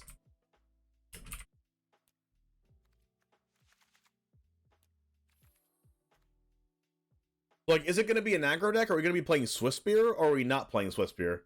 Mech Warfare, what's that?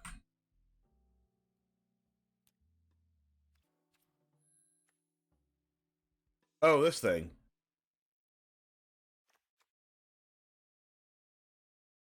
You could do that.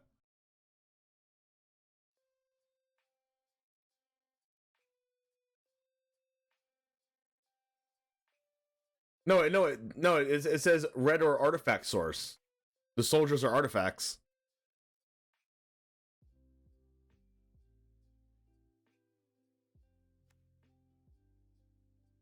So all the 1/1s hit for 2.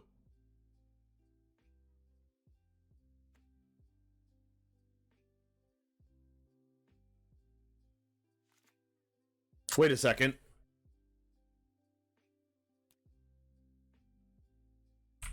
Is this still damage? Oni Cult Anvil does 2 damage. That might be insane. And these are artifacts, so Anvil can sack them? That. With Mechanized Warfare, Anvil does 2.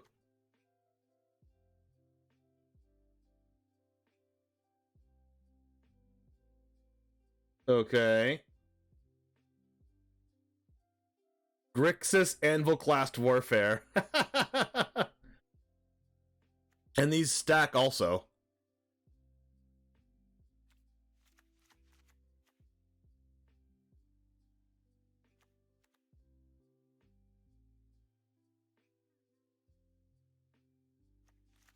Okay.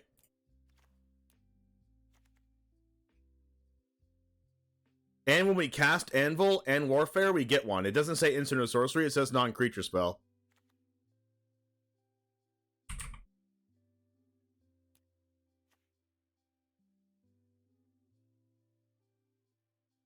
Mistress Factorland's also an artifact, but it makes it really hard to cast these two cards. Add Mishra in the engine.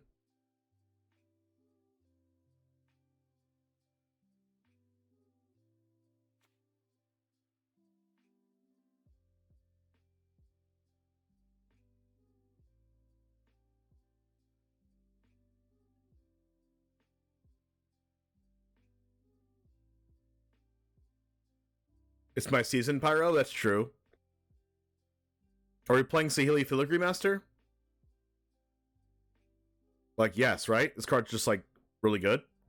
Artifact creatures you control get +1/+1, and artifact spells you cast cost 1 less. So we could actually make our third path Iconoclast tokens, like, perpetually 2/2s that deal 2 more damage.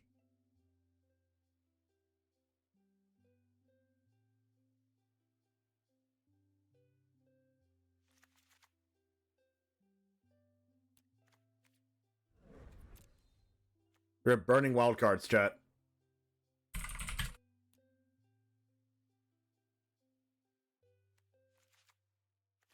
Mishra and Fable.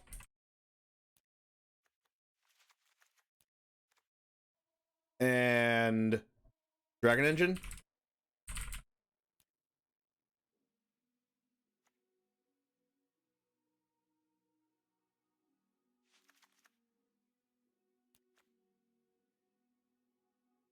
Altar.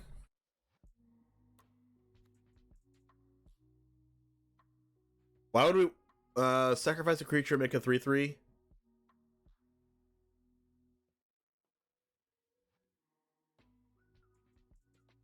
Is there a Deadly Dispute? Yes, there is.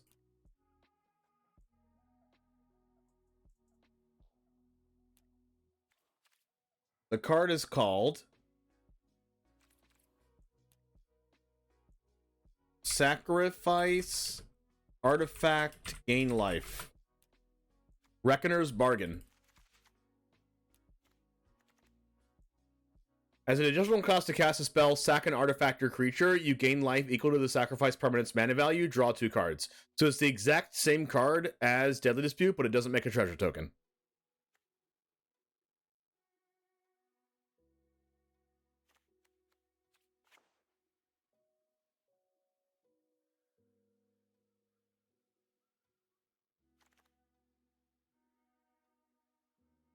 Oh yeah, Voltage Surge becomes broken, right?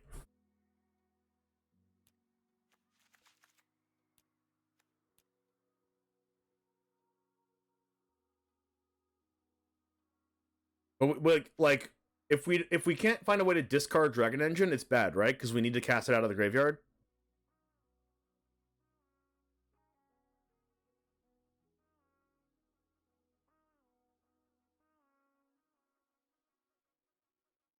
Mishra's so good with third path Iconoclast. Holy crap. You just burn them for infinite.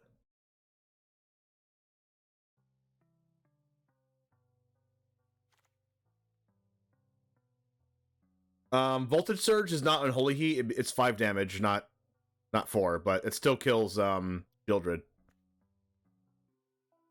It's weird to have a blue deck with Onicult Anvil in it because you can't really play basic islands. So it's weird to play Consider also. This says non-creature spells, so you might want to just like not play Consider and just play a bunch of non-creature spells.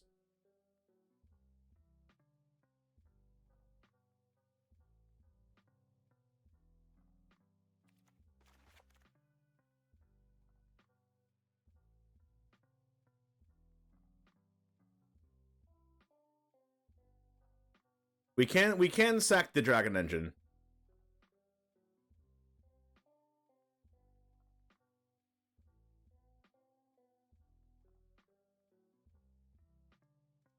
Synthesizer.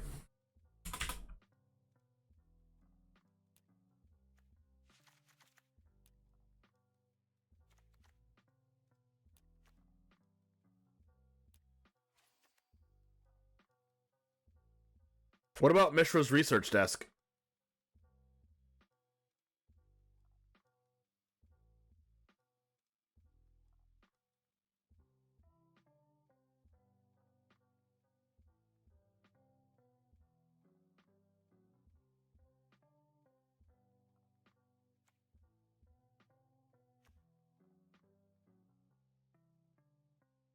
We could play one Mishra's Onslaught to buff the team to attack them for game, but that's probably not going to work out.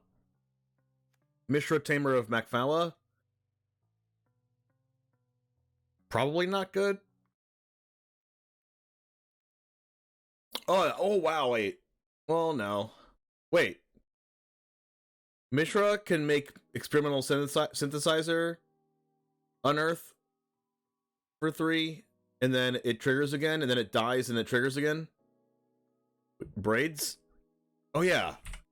That's probably the card we play next is Braids. Wait, no, it's double black. That's gonna be impossible to cast, chat. We need to cast Mechanized Warfare, so our deck has to be mainly red. I think we just go for the throat. We go for the throat.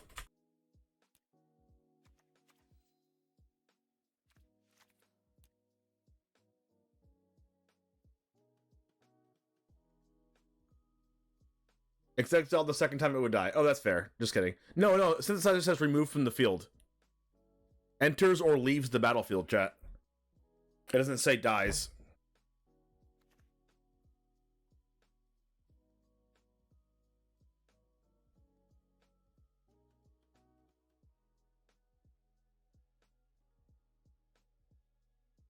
Your brain asks if Iconoclast and Sahealia are worth a third color. Well, Iconoclast is the reason to play the deck.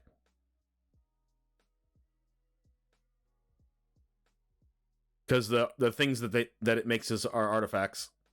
How heavy is the non-artifact restriction been for Throat? Oh, it's been exactly Infernal Grasp. It's been Infernal Grasp, but pay 0 life.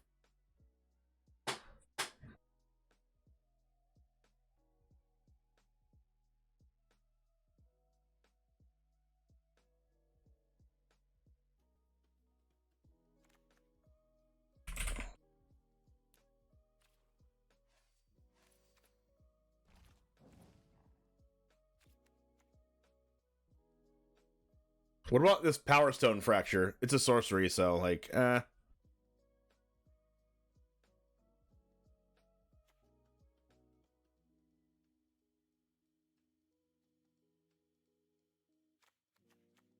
Karn Living Legacy.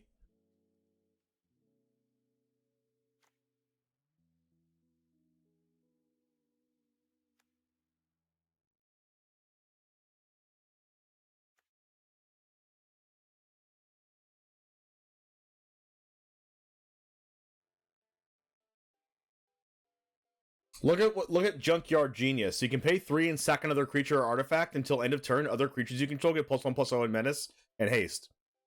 So when you have a whole bunch of third path Iconoclast tokens, you can just give them +1/+0 in Menace.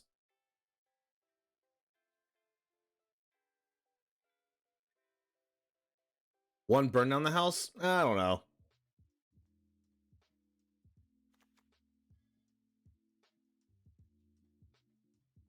How do I feel about Thermo Alchemist? Is that in standard right now?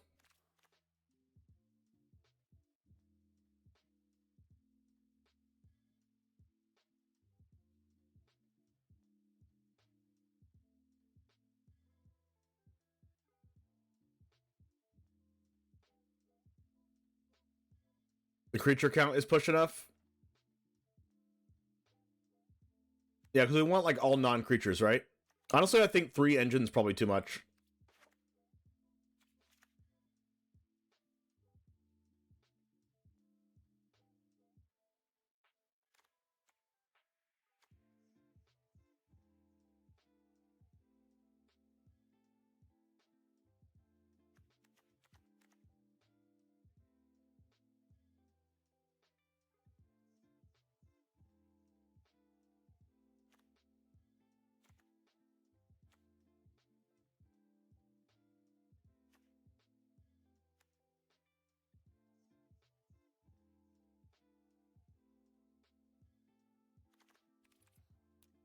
I was trying to think if there was any cards that like incidentally made a Power Stone token that you can use to sacrifice for Voltage Surge or whatever.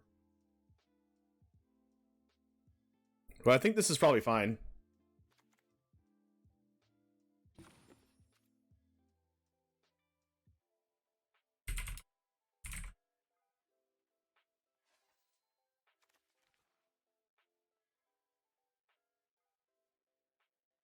What's a Karn boat?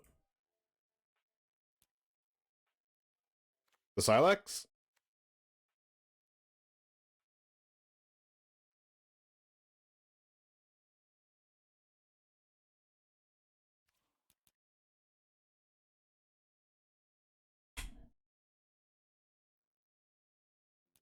So, Weatherlight completed?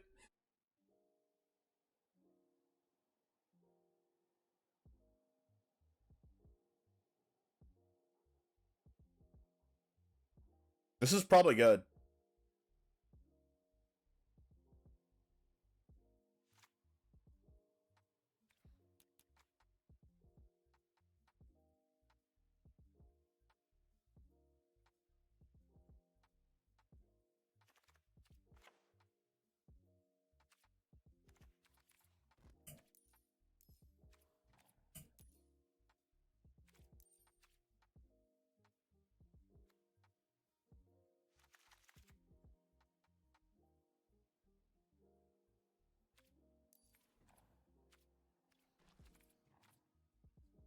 We need our deck to mostly be red mana, right?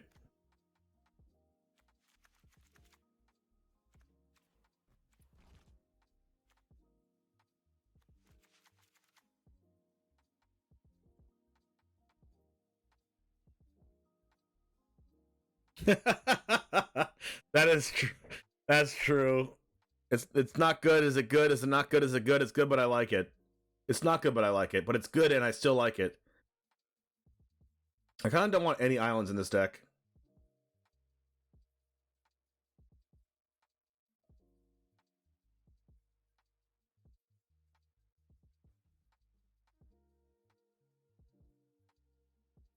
Because we gotta cast the Anvil.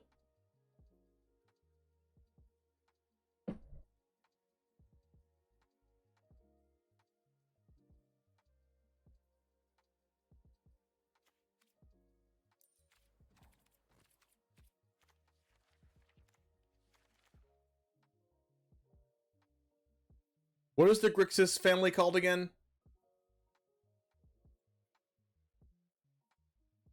What's the Grixis family called again, chat?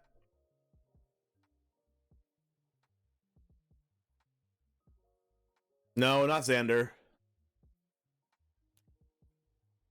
It's called something. No, no, Riveteer is Jund.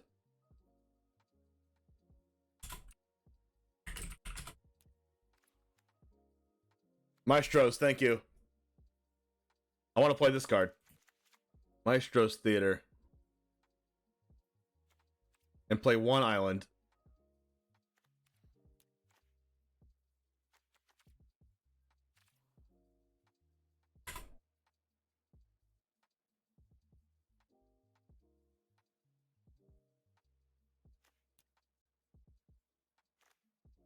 And then we will play...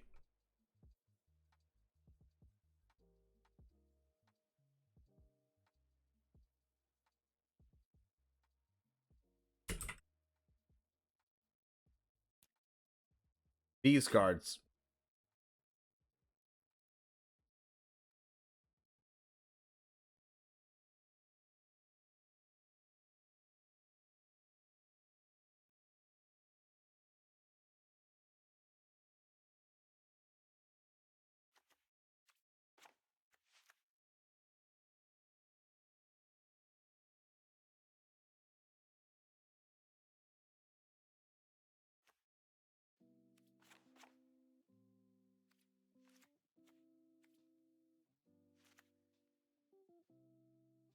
Like this, I guess?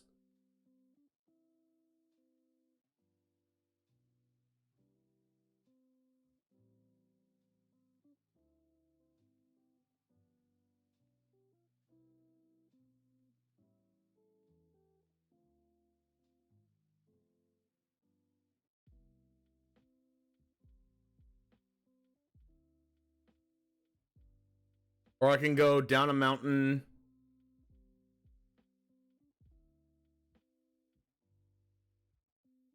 I think it should be fine. 1 island, 3 swamp, 3 mountain.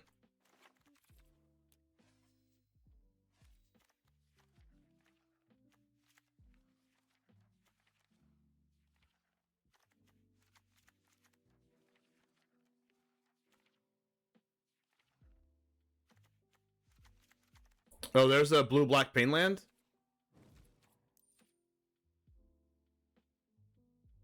Oh, there is. That's better than Shipwreck Marsh.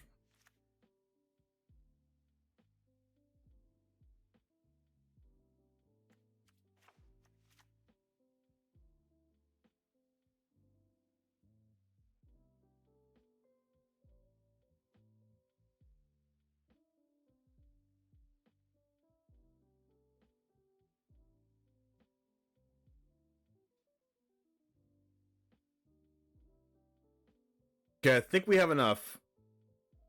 Why the Grixis fetch? Because the Grixis fetch casts Iconoclast on turn 2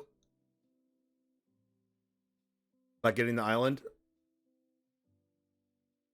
And I need this land to not be a basic island. Because if it was a basic island, I can't cast Oni Cult Anvil on turn 2. Because we like the mana in standard isn't good enough to like consistently cast Iconoclast as a blue-red and then cast Oni Cult Anvil as a black-red on the same turn 2 with having both cards in hand.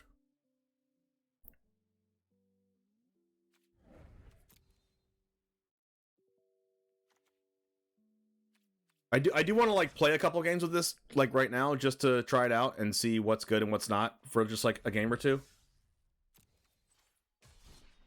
We're going a little bit longer today, but that's fine.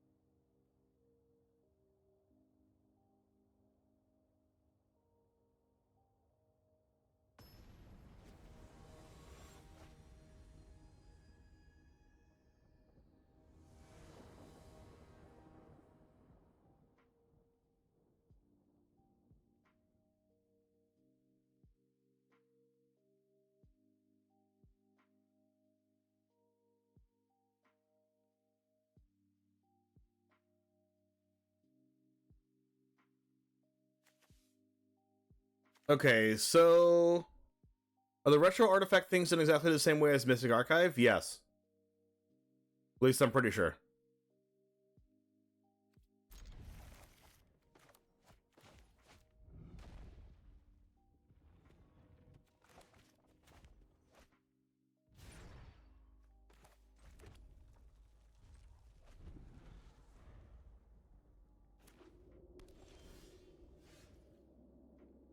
Alright, that's actually kind of what we needed. So let's just do this for a black source.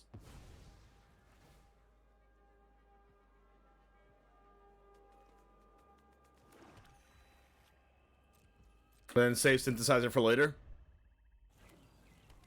Okay, we're playing as legendaries. Denick.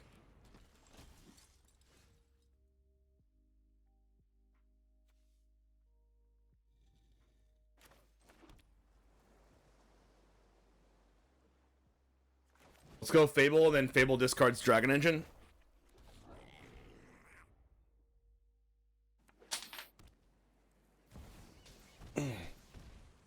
Rafine. Okay, curving Denick into Rafine's pretty freaking good. And discarding Underdog.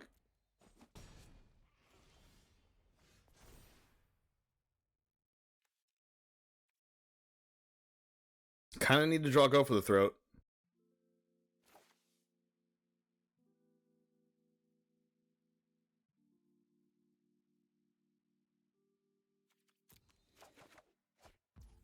That's a bargain. I kind of just want to go Mishra right now and then just go Dragon Engine. And then hope they don't have a removal spell, because that's probably going to be the way that we win the game.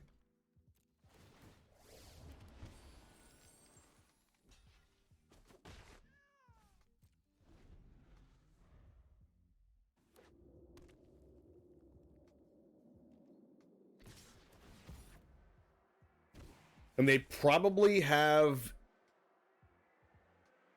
a Ganjo, so I'm not going to block with Mishra.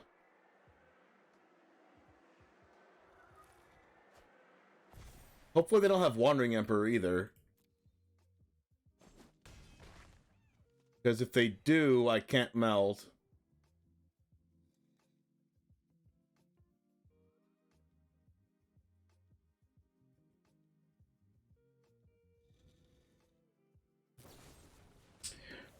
Okay, that was unfortunate.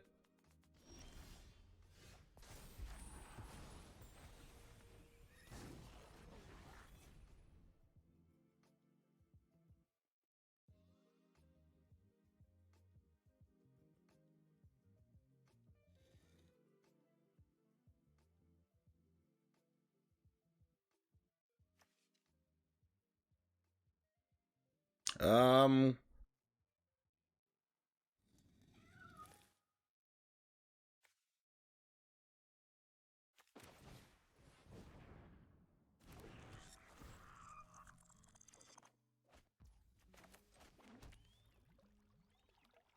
okay.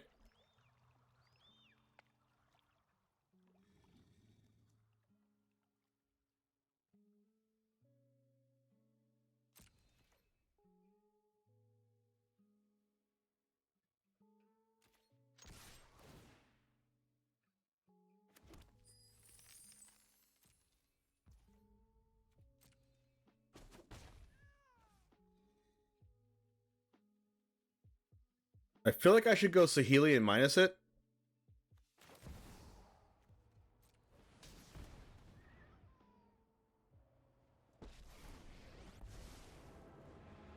The multiverse is a paradise of inspiration. I will not let it fall. Just to make Aerial blockers? simply elegant.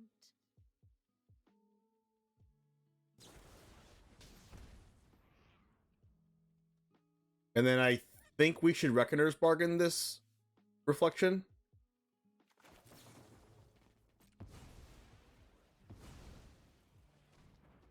This gains 3 life as well.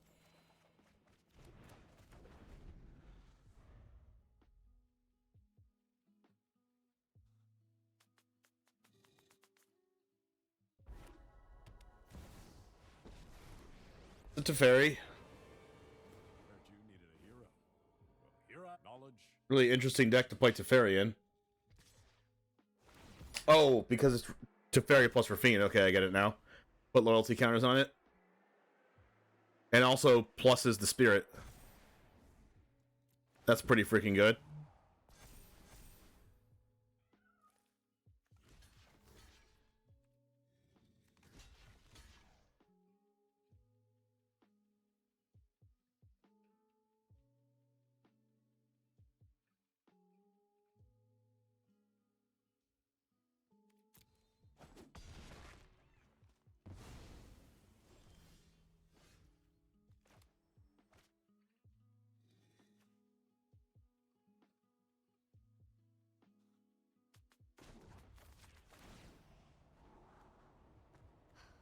This plane's beauty is inspiring.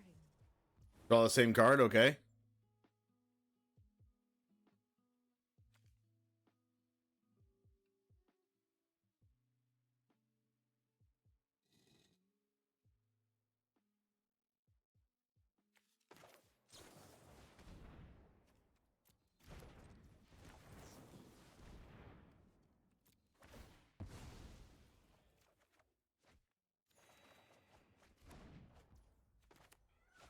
I mean, the card advantage of this deck is doing its thing.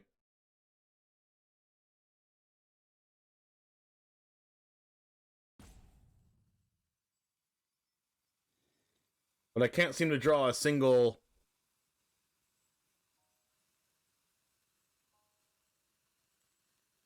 removal spell.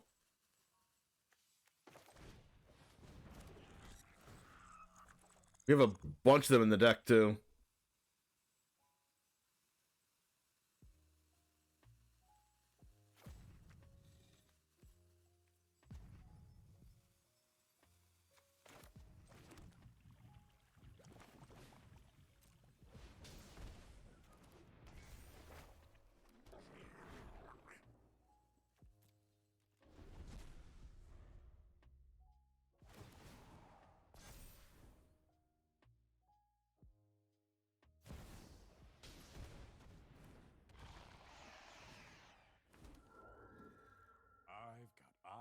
everywhere. We have one Go for the Throat and 4 Voltage Surge in our deck and have not seen a single one. We also haven't seen Mechanized Warfare.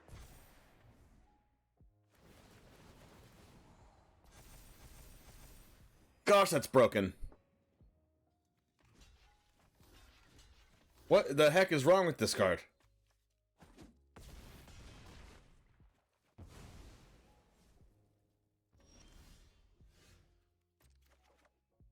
Wow, we finally drew one when it doesn't matter. Don't you love it?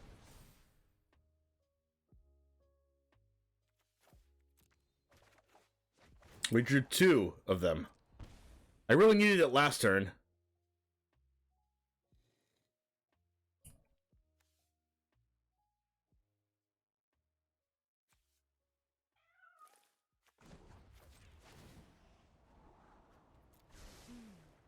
I know exactly. We don't even have Iconoclast yet.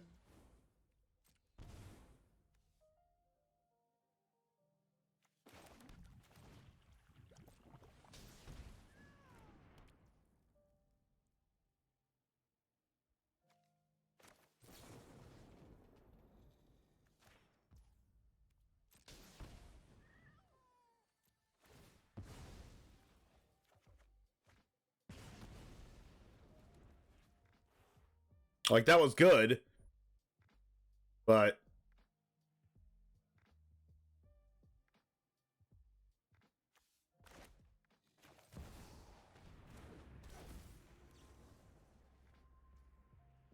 it was just a little bit too much for us to handle here.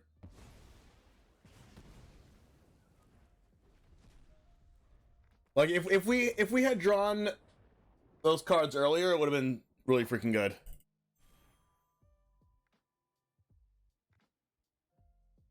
But we didn't, so it wasn't good. Was not good. I mean, we didn't even draw Iconoclast, so we drew, like, the wrong part of our deck.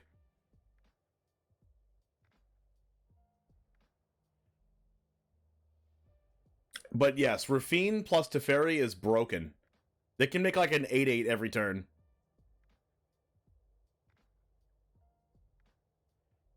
Yeah, new Teferi looks super freaking gas, Jar Jar.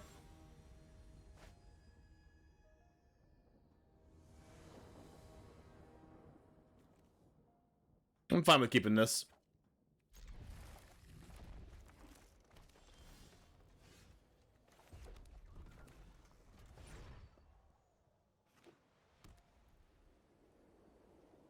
See if they cast a 2/2 here.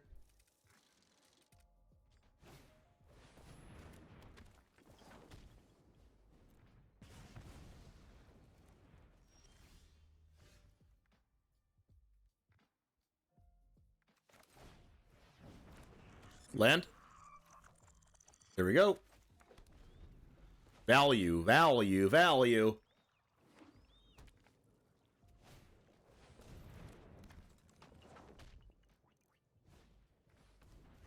Alright, please don't play a land. Please don't play a land. Crap.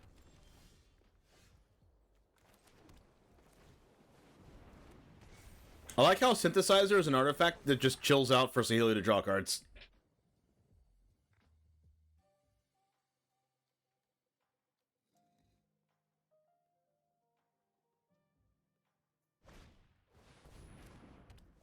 Dang it, I wanted to discard my lands.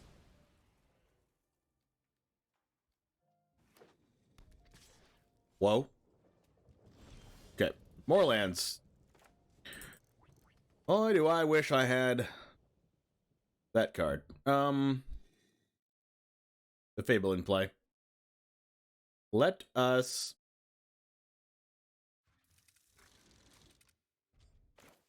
do this. If I can build it, I can beat you with it. I'll take a Warfare. This plane's beauty is inspiring.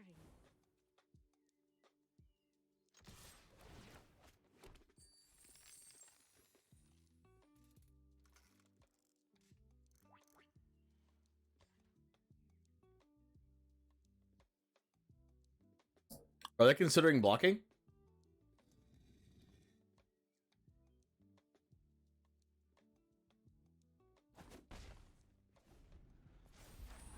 Any mass removal or anti-enchantment? What, for us? I don't think so. If you're not impressed, just say so. More naturalist.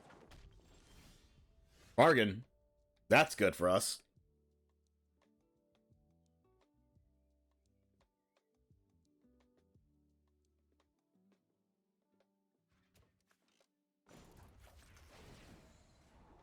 I would like that.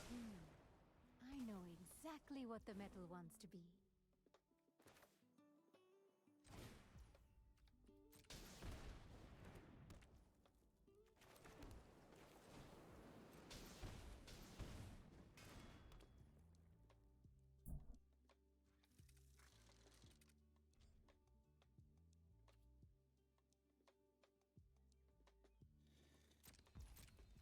And this does three. This Goblin Shaman does 3 damage.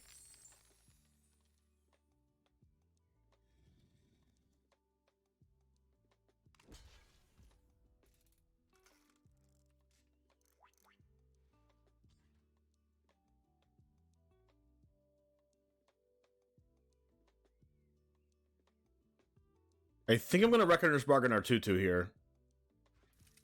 No, I don't think I want to do that.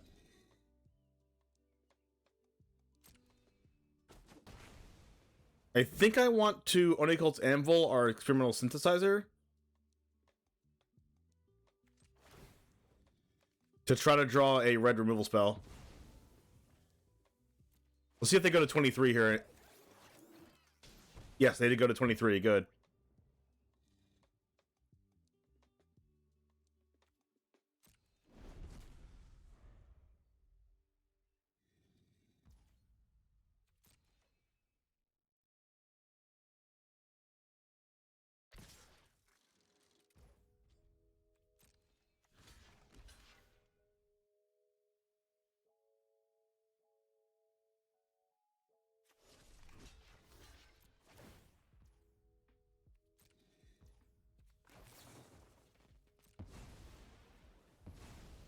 Actually, it would have killed the Naturalist, right? Because that's an artifact? Oh well.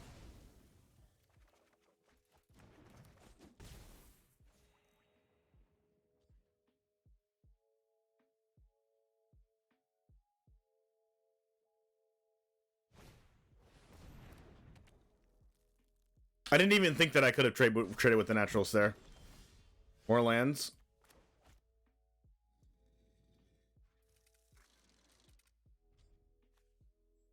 Where's our token maker?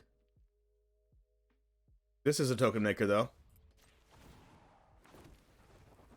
What? Like making masterpieces is hard?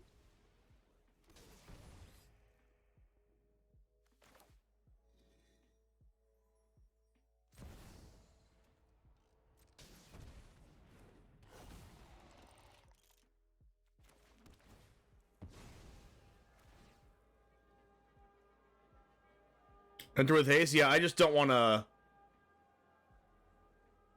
I just don't want to attack with it.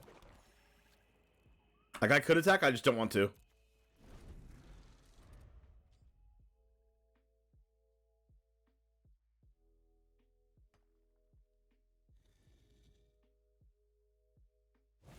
Oh, the one I sacked. Yeah, that's true. Weaver of Harmony, that card's really scary. I'd like to have not all lands in my hand.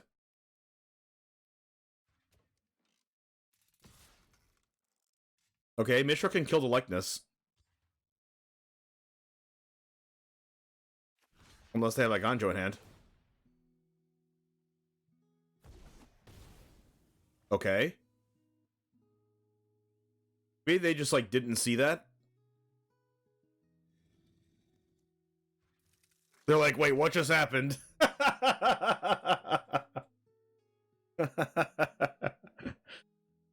Mechanized warfare, hello.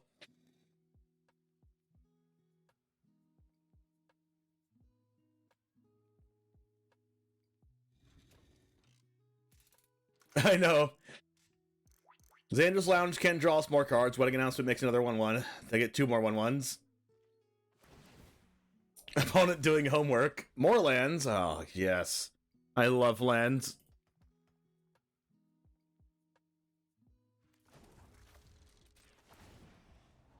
Oh yes, more lands. Let's see where this trade. Oh yes, more lands. Yes, I love them.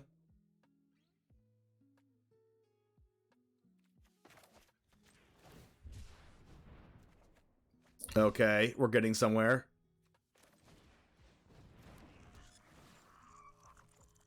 Okay, we're getting somewhere.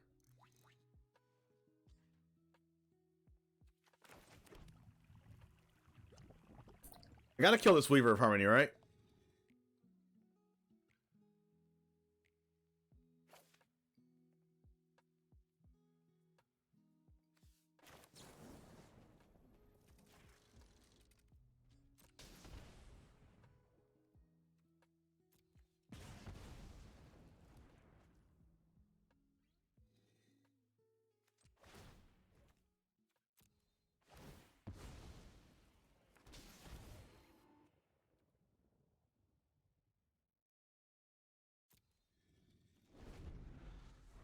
You hate Weaver? I don't like it either, because they're probably... It's like, every time they have Weaver, they have like a borrow time in hand and get rid of 2 things with the borrow time.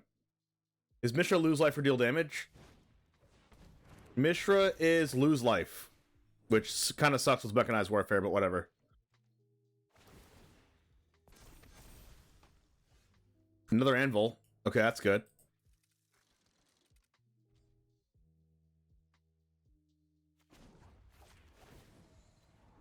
How about no more lands, please? This plane's beauty is inspiring. Oh, another one? Okay.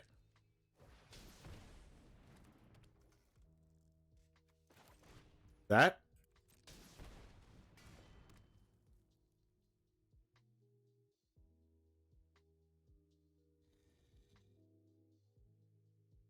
We want this. We want that. Make 2 things and it deals, what, 4 damage? No, it dealt 3 damage. Swing with the 1/1 flyer? I just don't want my Saheeli to die.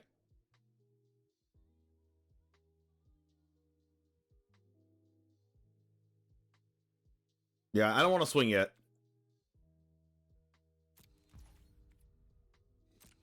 We'll save swinging for another day. Double Anvil, double Warfare.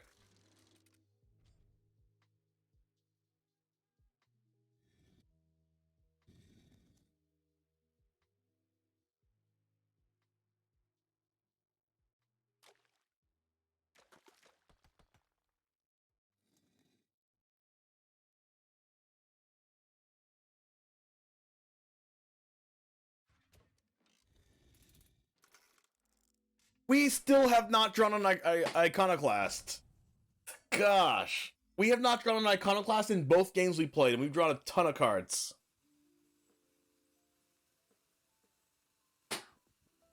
But this Saheeli has been putting in some work. Scry 1 draw a card every turn's pretty good, also making artifacts pretty good.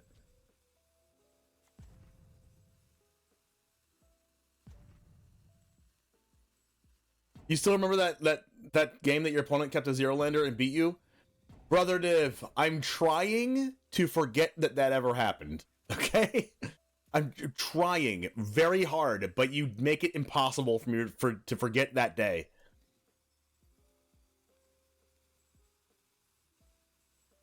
Is it actually in there, Rachel? It says it's in there, but whether it's actually in there or not is a different story. Oh my gosh, opponent, can you... I just want to draw Iconoclast. I just want to draw it. No, don't go away. Don't go away, opponent. I want to play the deck. I want to play the deck. Opponent.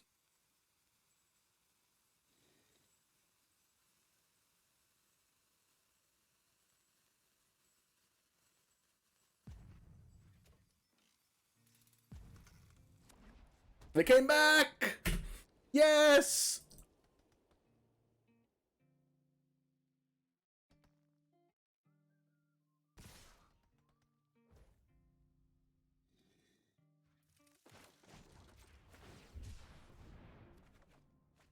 We have Iconoclast with no more spells! All right, so this kills this. We're just like gonna kill their board.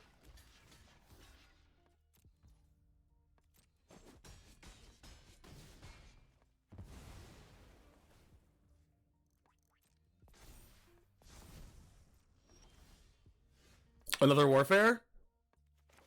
Oh yes. Oh yes. Finally. PogChamp!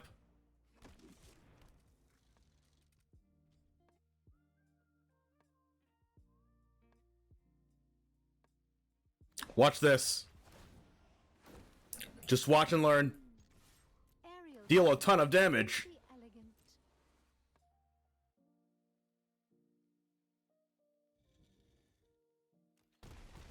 That did way too much.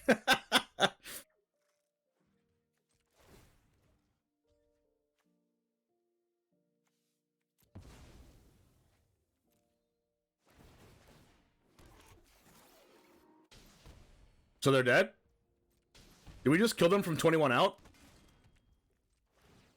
I think we just killed them from 21 out.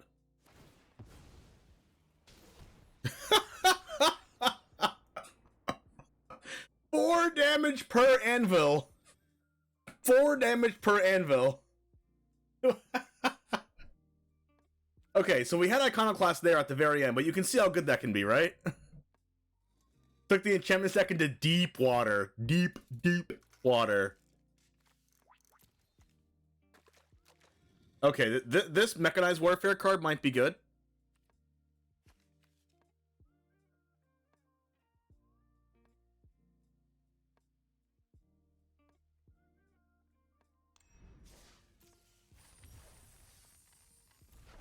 That makes me want to play, like, another one.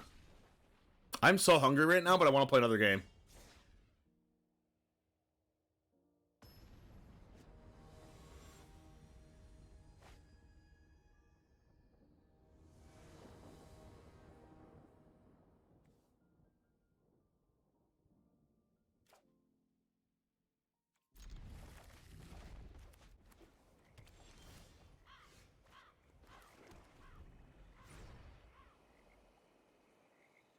You'd like to see a super low to the ground version? This is low to the ground, but we just have not drawn.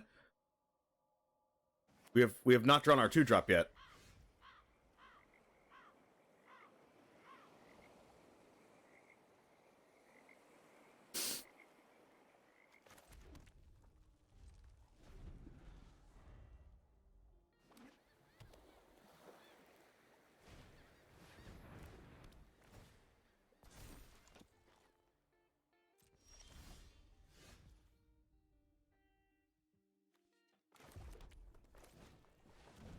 How much do you want to bet that this Mechanized Warfare instantly gets removed?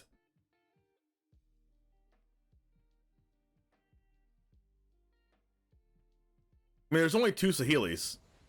That's a Rafine. We're going to go for the throat next turn.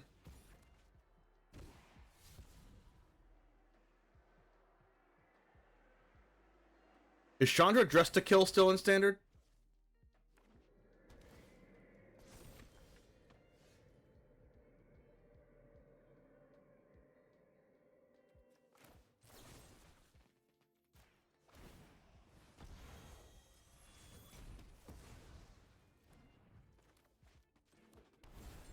Because that'll be pretty sweet. Dealing like multiple damage with Chandra. Ooh, they're playing Surge Engine. Oh my. They're gonna be a 5/4 unblockable next turn.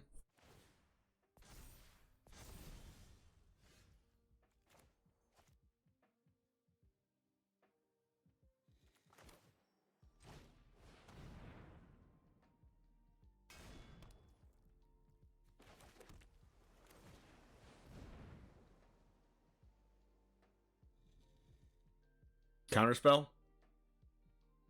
Nope.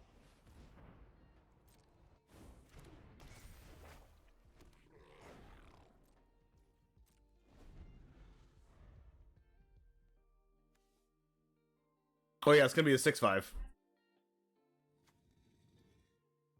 That is a yikes.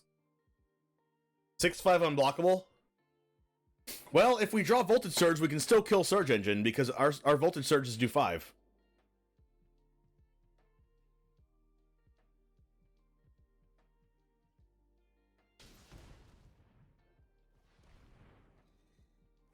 Or are they specifically painting themselves with this mana base right now?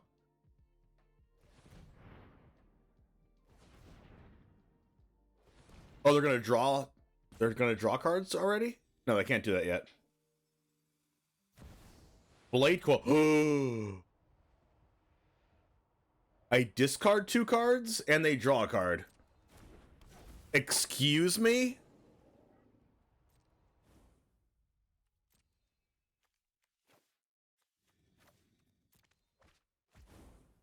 That was uncalled for, opponent.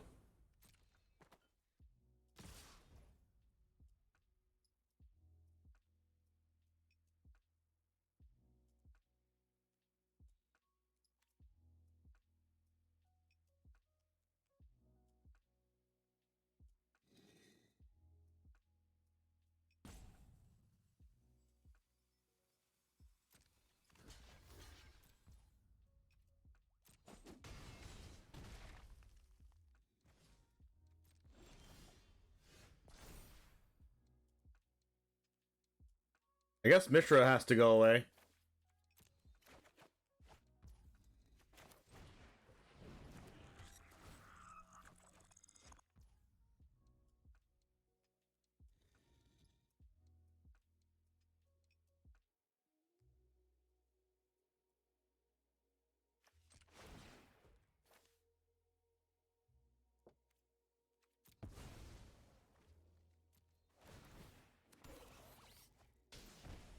Even more lands.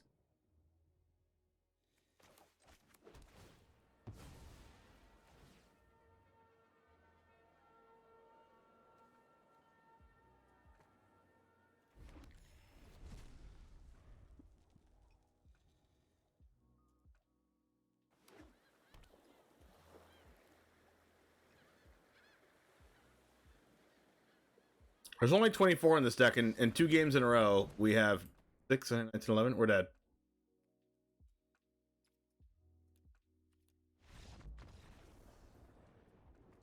Okay, so that Blade Coil Serpent was like super good because we were going to discard the cards from Fable and draw more cards, but we couldn't because, you know, the Blade Coil Serpent made us discard 2 cards.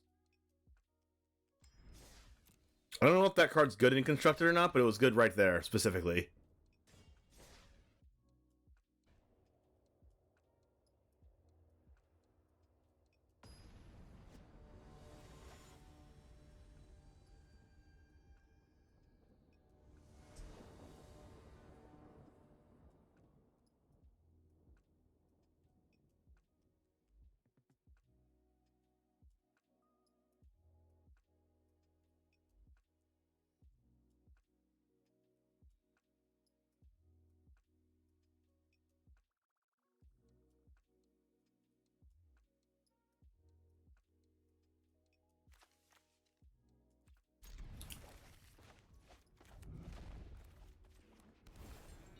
Alright, finally have our 3rd Path Iconoclast.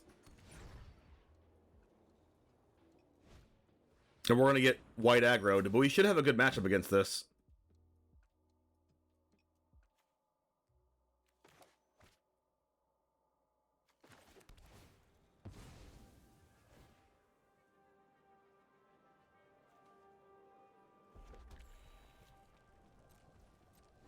Hoping to draw a untapped land, I guess. Please no Thalia. Please no Thalia. Okay, I'll take it.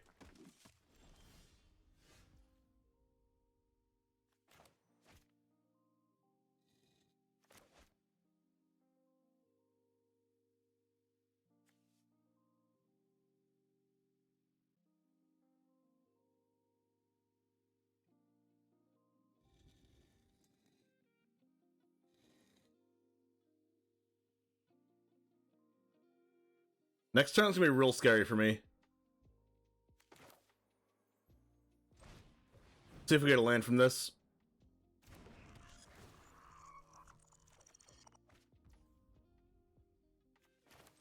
Land, please.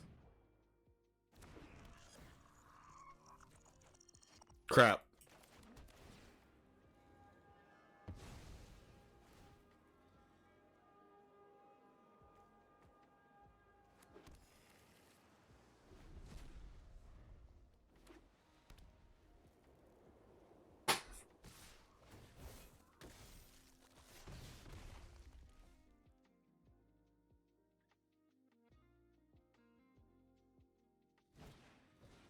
Oh yeah, Teferi's super good.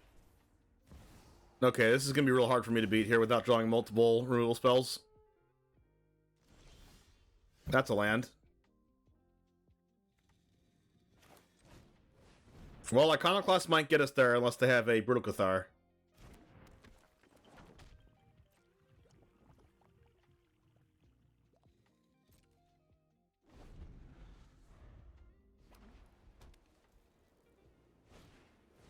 Of course they do.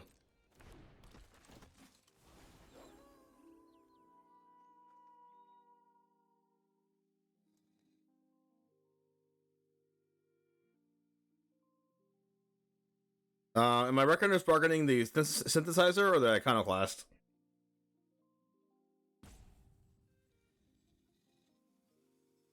Hey, what's up, Johnny Mac? Thanks again for the last weekend at the summit. Glad you made it back safe. Hey, I'm happy that you're here on Twitch, Mr. Johnny. Did make it back safe. It took forever to get back, like 10 hours. No, 11 hours. What are we reckoners bargaining? Probably synthesizer? And just hoping to draw an out to Brutal Cathar next turn. So we can get our Iconoclast back.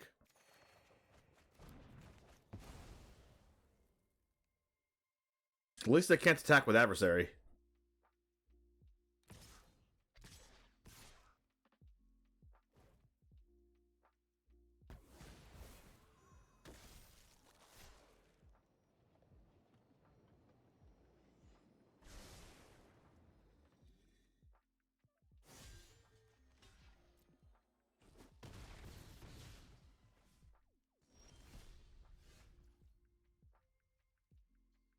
This is not good for us.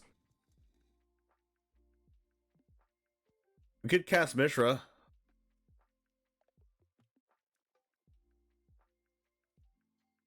Could Reckoner's Bargain, sack the Synthesizer.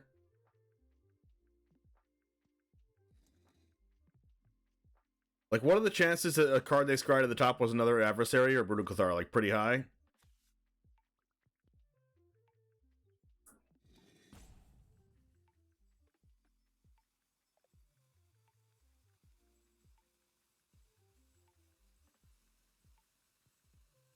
What can we even draw? I think I just have to go with this.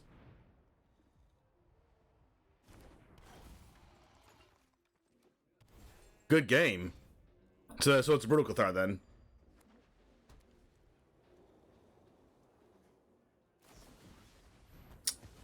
Destroy evil. It's not lethal. I'm at 1.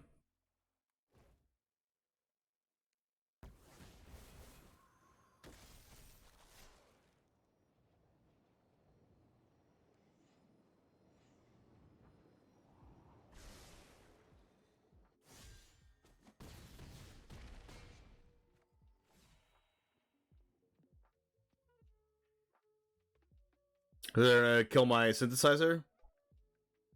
That's unfortunate.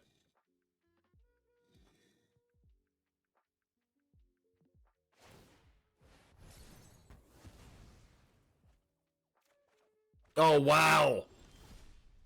Wow! They just hit it off the top. Of course they did. Why wouldn't they?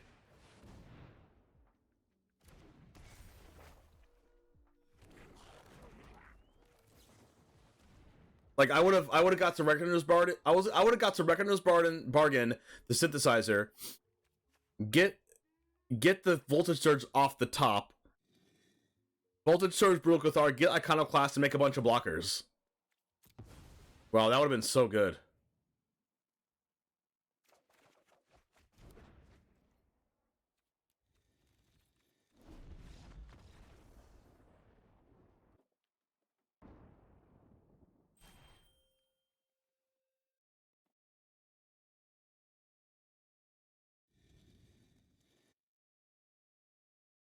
Okay, I think we need to add more removal spells.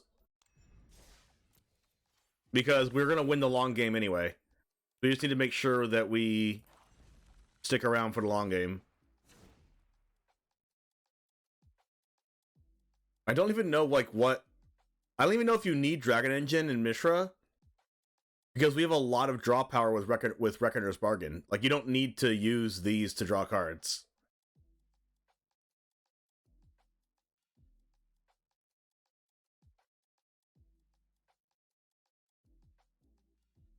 Like,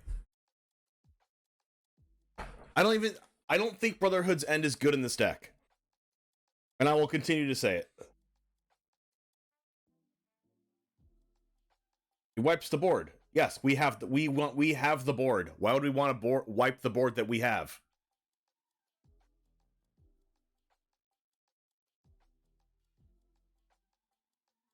I don't think that makes sense.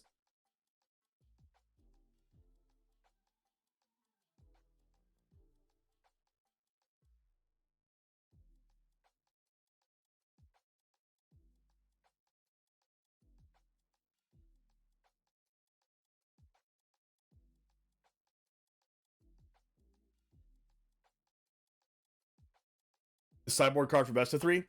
Like, yeah. I agree that it could be a sideboard card for best of 3. But, like, is there a sweeper that is not that card? Losing tokens doesn't matter if we're behind because you can make so many more. That's my thought process. I know, but if you have third path Iconoclast, you'd never have to worry about your opponent, like, building a board, because you can always build a board faster than them.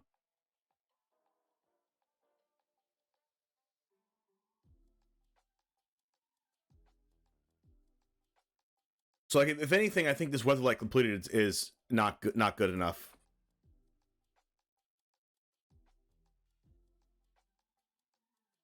Elder Dragon War? Like, that kills our Iconoclast plus all our soldiers also. Like, that's not as good. That's not good either. I think we don't need a sweeper. We need spot removal. We need more go for the throat cards.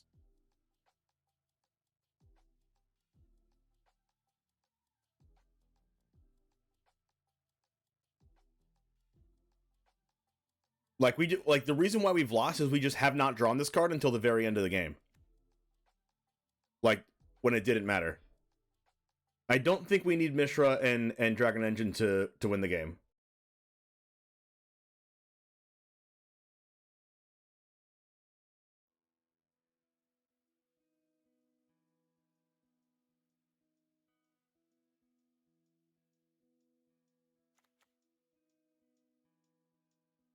Like, whenever we attack, drain 1 for each attacking creature is good, but it's also losing life and not damage.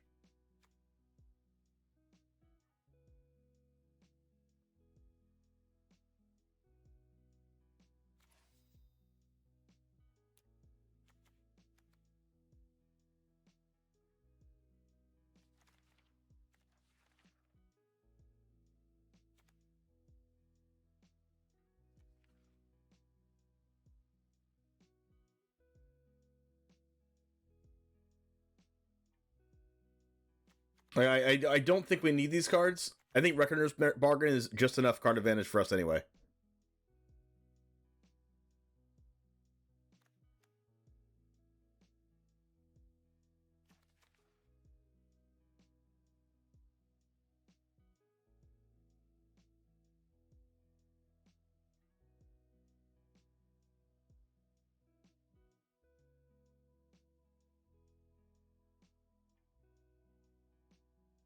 I mean, and we could still play Teferi. We could play Lightning Strike also.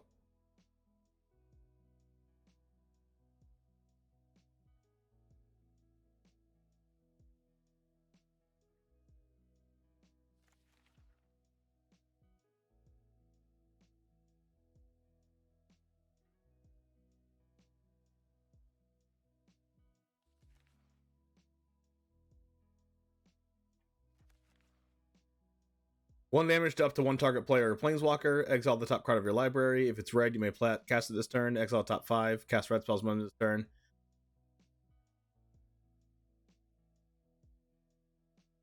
Like, we can play Chandra just to kill. The problem that we've been having is that when we don't draw third path iconoclast, it's like a little bit hard to have a board state.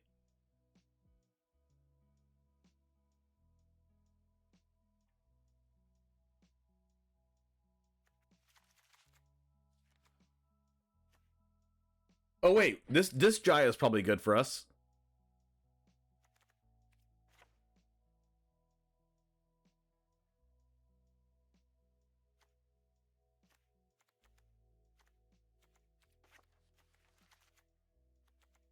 Right? Exile top 2 cards of our library. Choose one of them. You can play it this turn. Choose a creature an opponent controls. Whenever you attack this turn, it deals damage equal to that number of attacking creatures to the creature. You can make 1/1 prowess tokens, which we have a lot of. The only problem with it is it's not an artifact, but that's fine. What if we did it like this?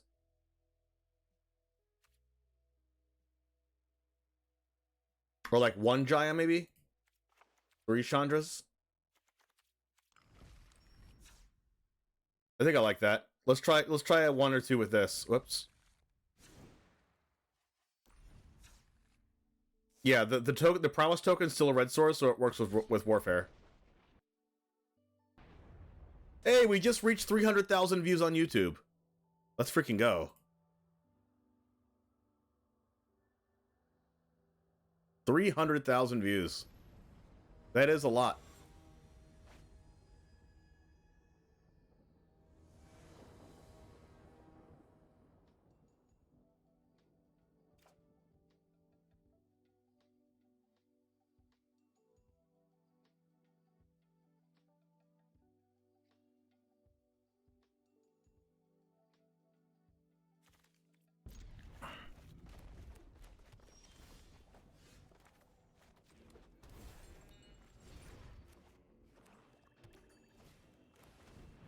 Alright, Bloodhound Harvester, that gets Voltage Surged.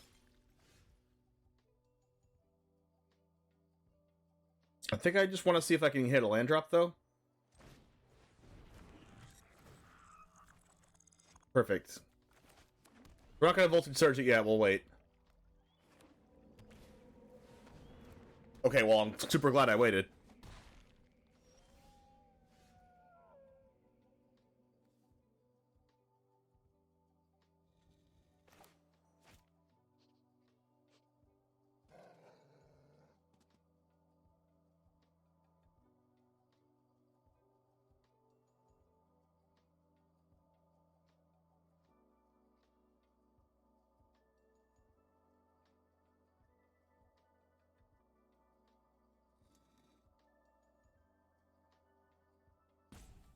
I want to go like Iconoclast plus Voltage Surge, but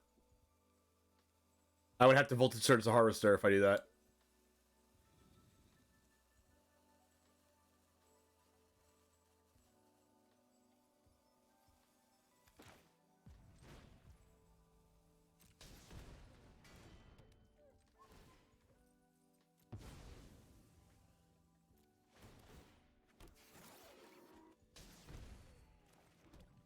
Well, there goes Jaya.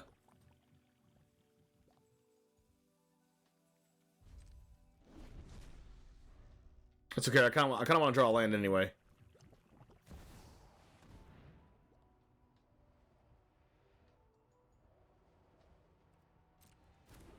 Okay.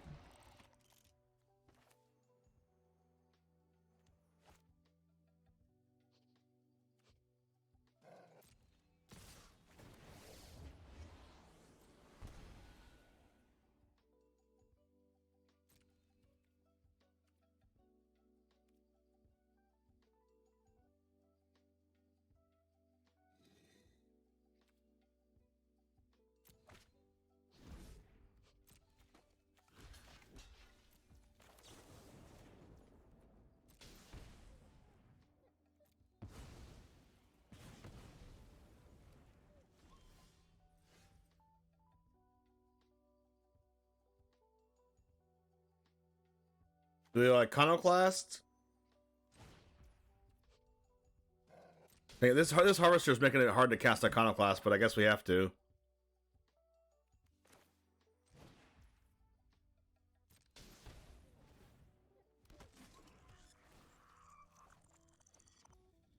Crap.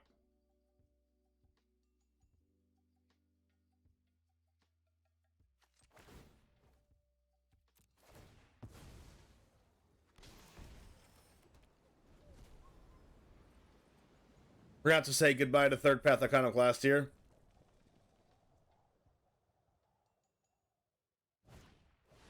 Reckless Stormseeker. What?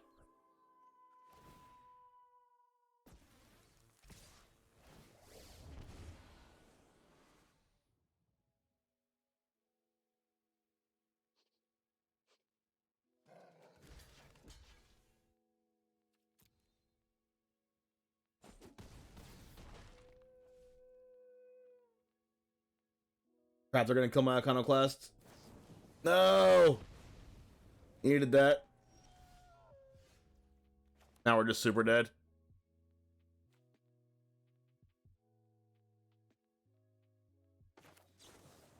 Oh, it's to give the meld haste. Okay. Fair.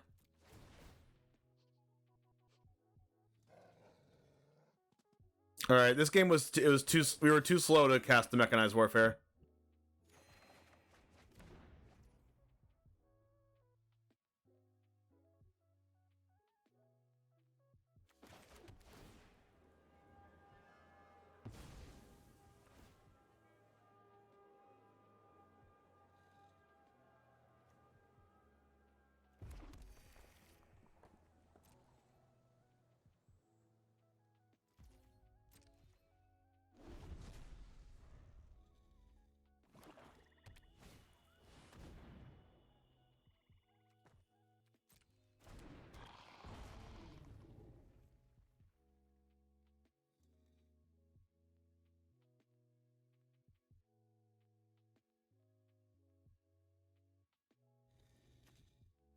All right, so go for the throat on the Mishra.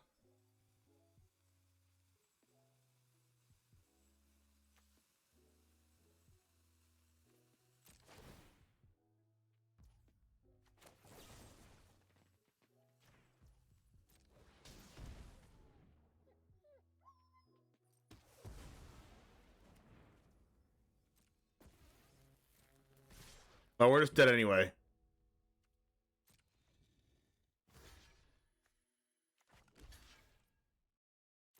Are we dead? Oh, we needed to block the Dragon Engine. God. Why didn't I block the Dragon Engine? We would have stayed alive, but it's not like we would have died anyway.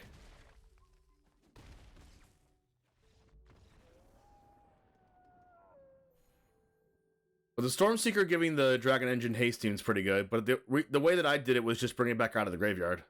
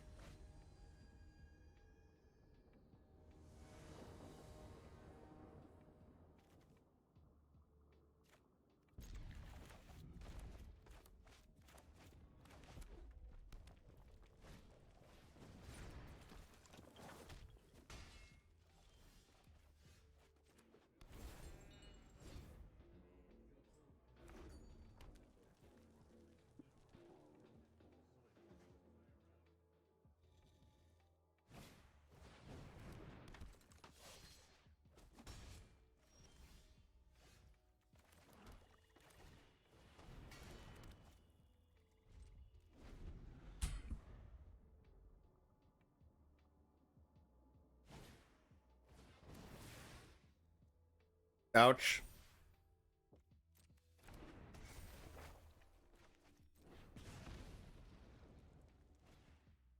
Oh, God.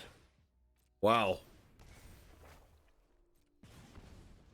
What a insane start.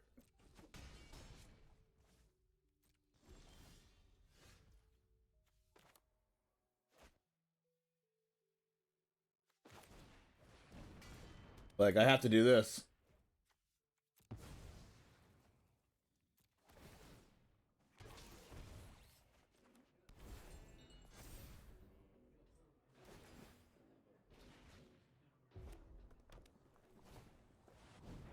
This might be the best standard start I've ever seen.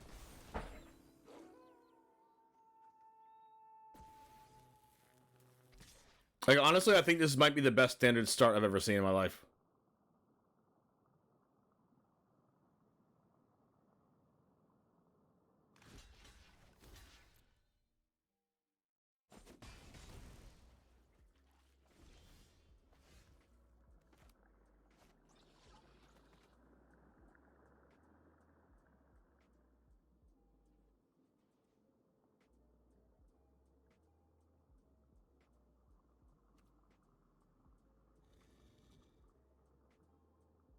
We're so dead.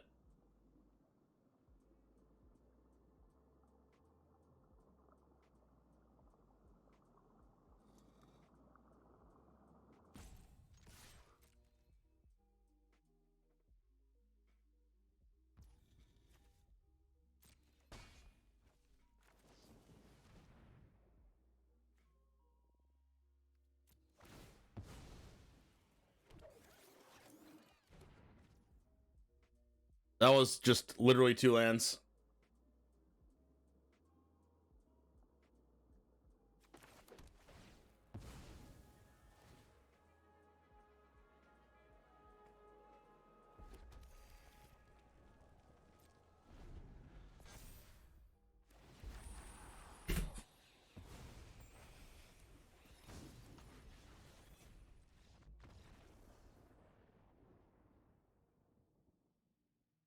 We're dead because the 1/1 can't block because Firebrand says that.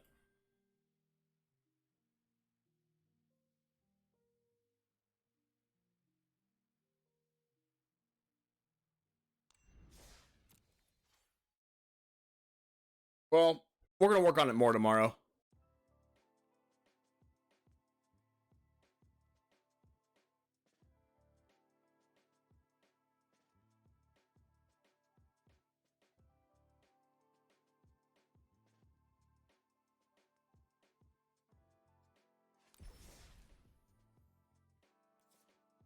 Like, I put more removal spells in it. I took the creatures out that wasn't helping the game plan.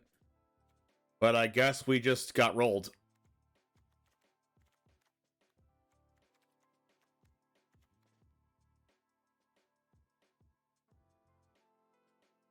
Maybe we should take out one of the mechanized warfares and just do this for next time. We'll see.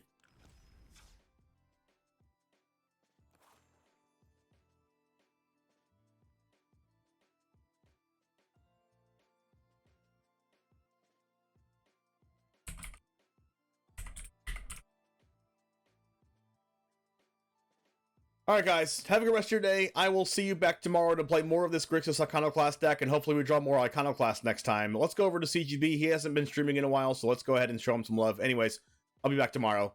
And, as always, Goose Gang, out. Let's go!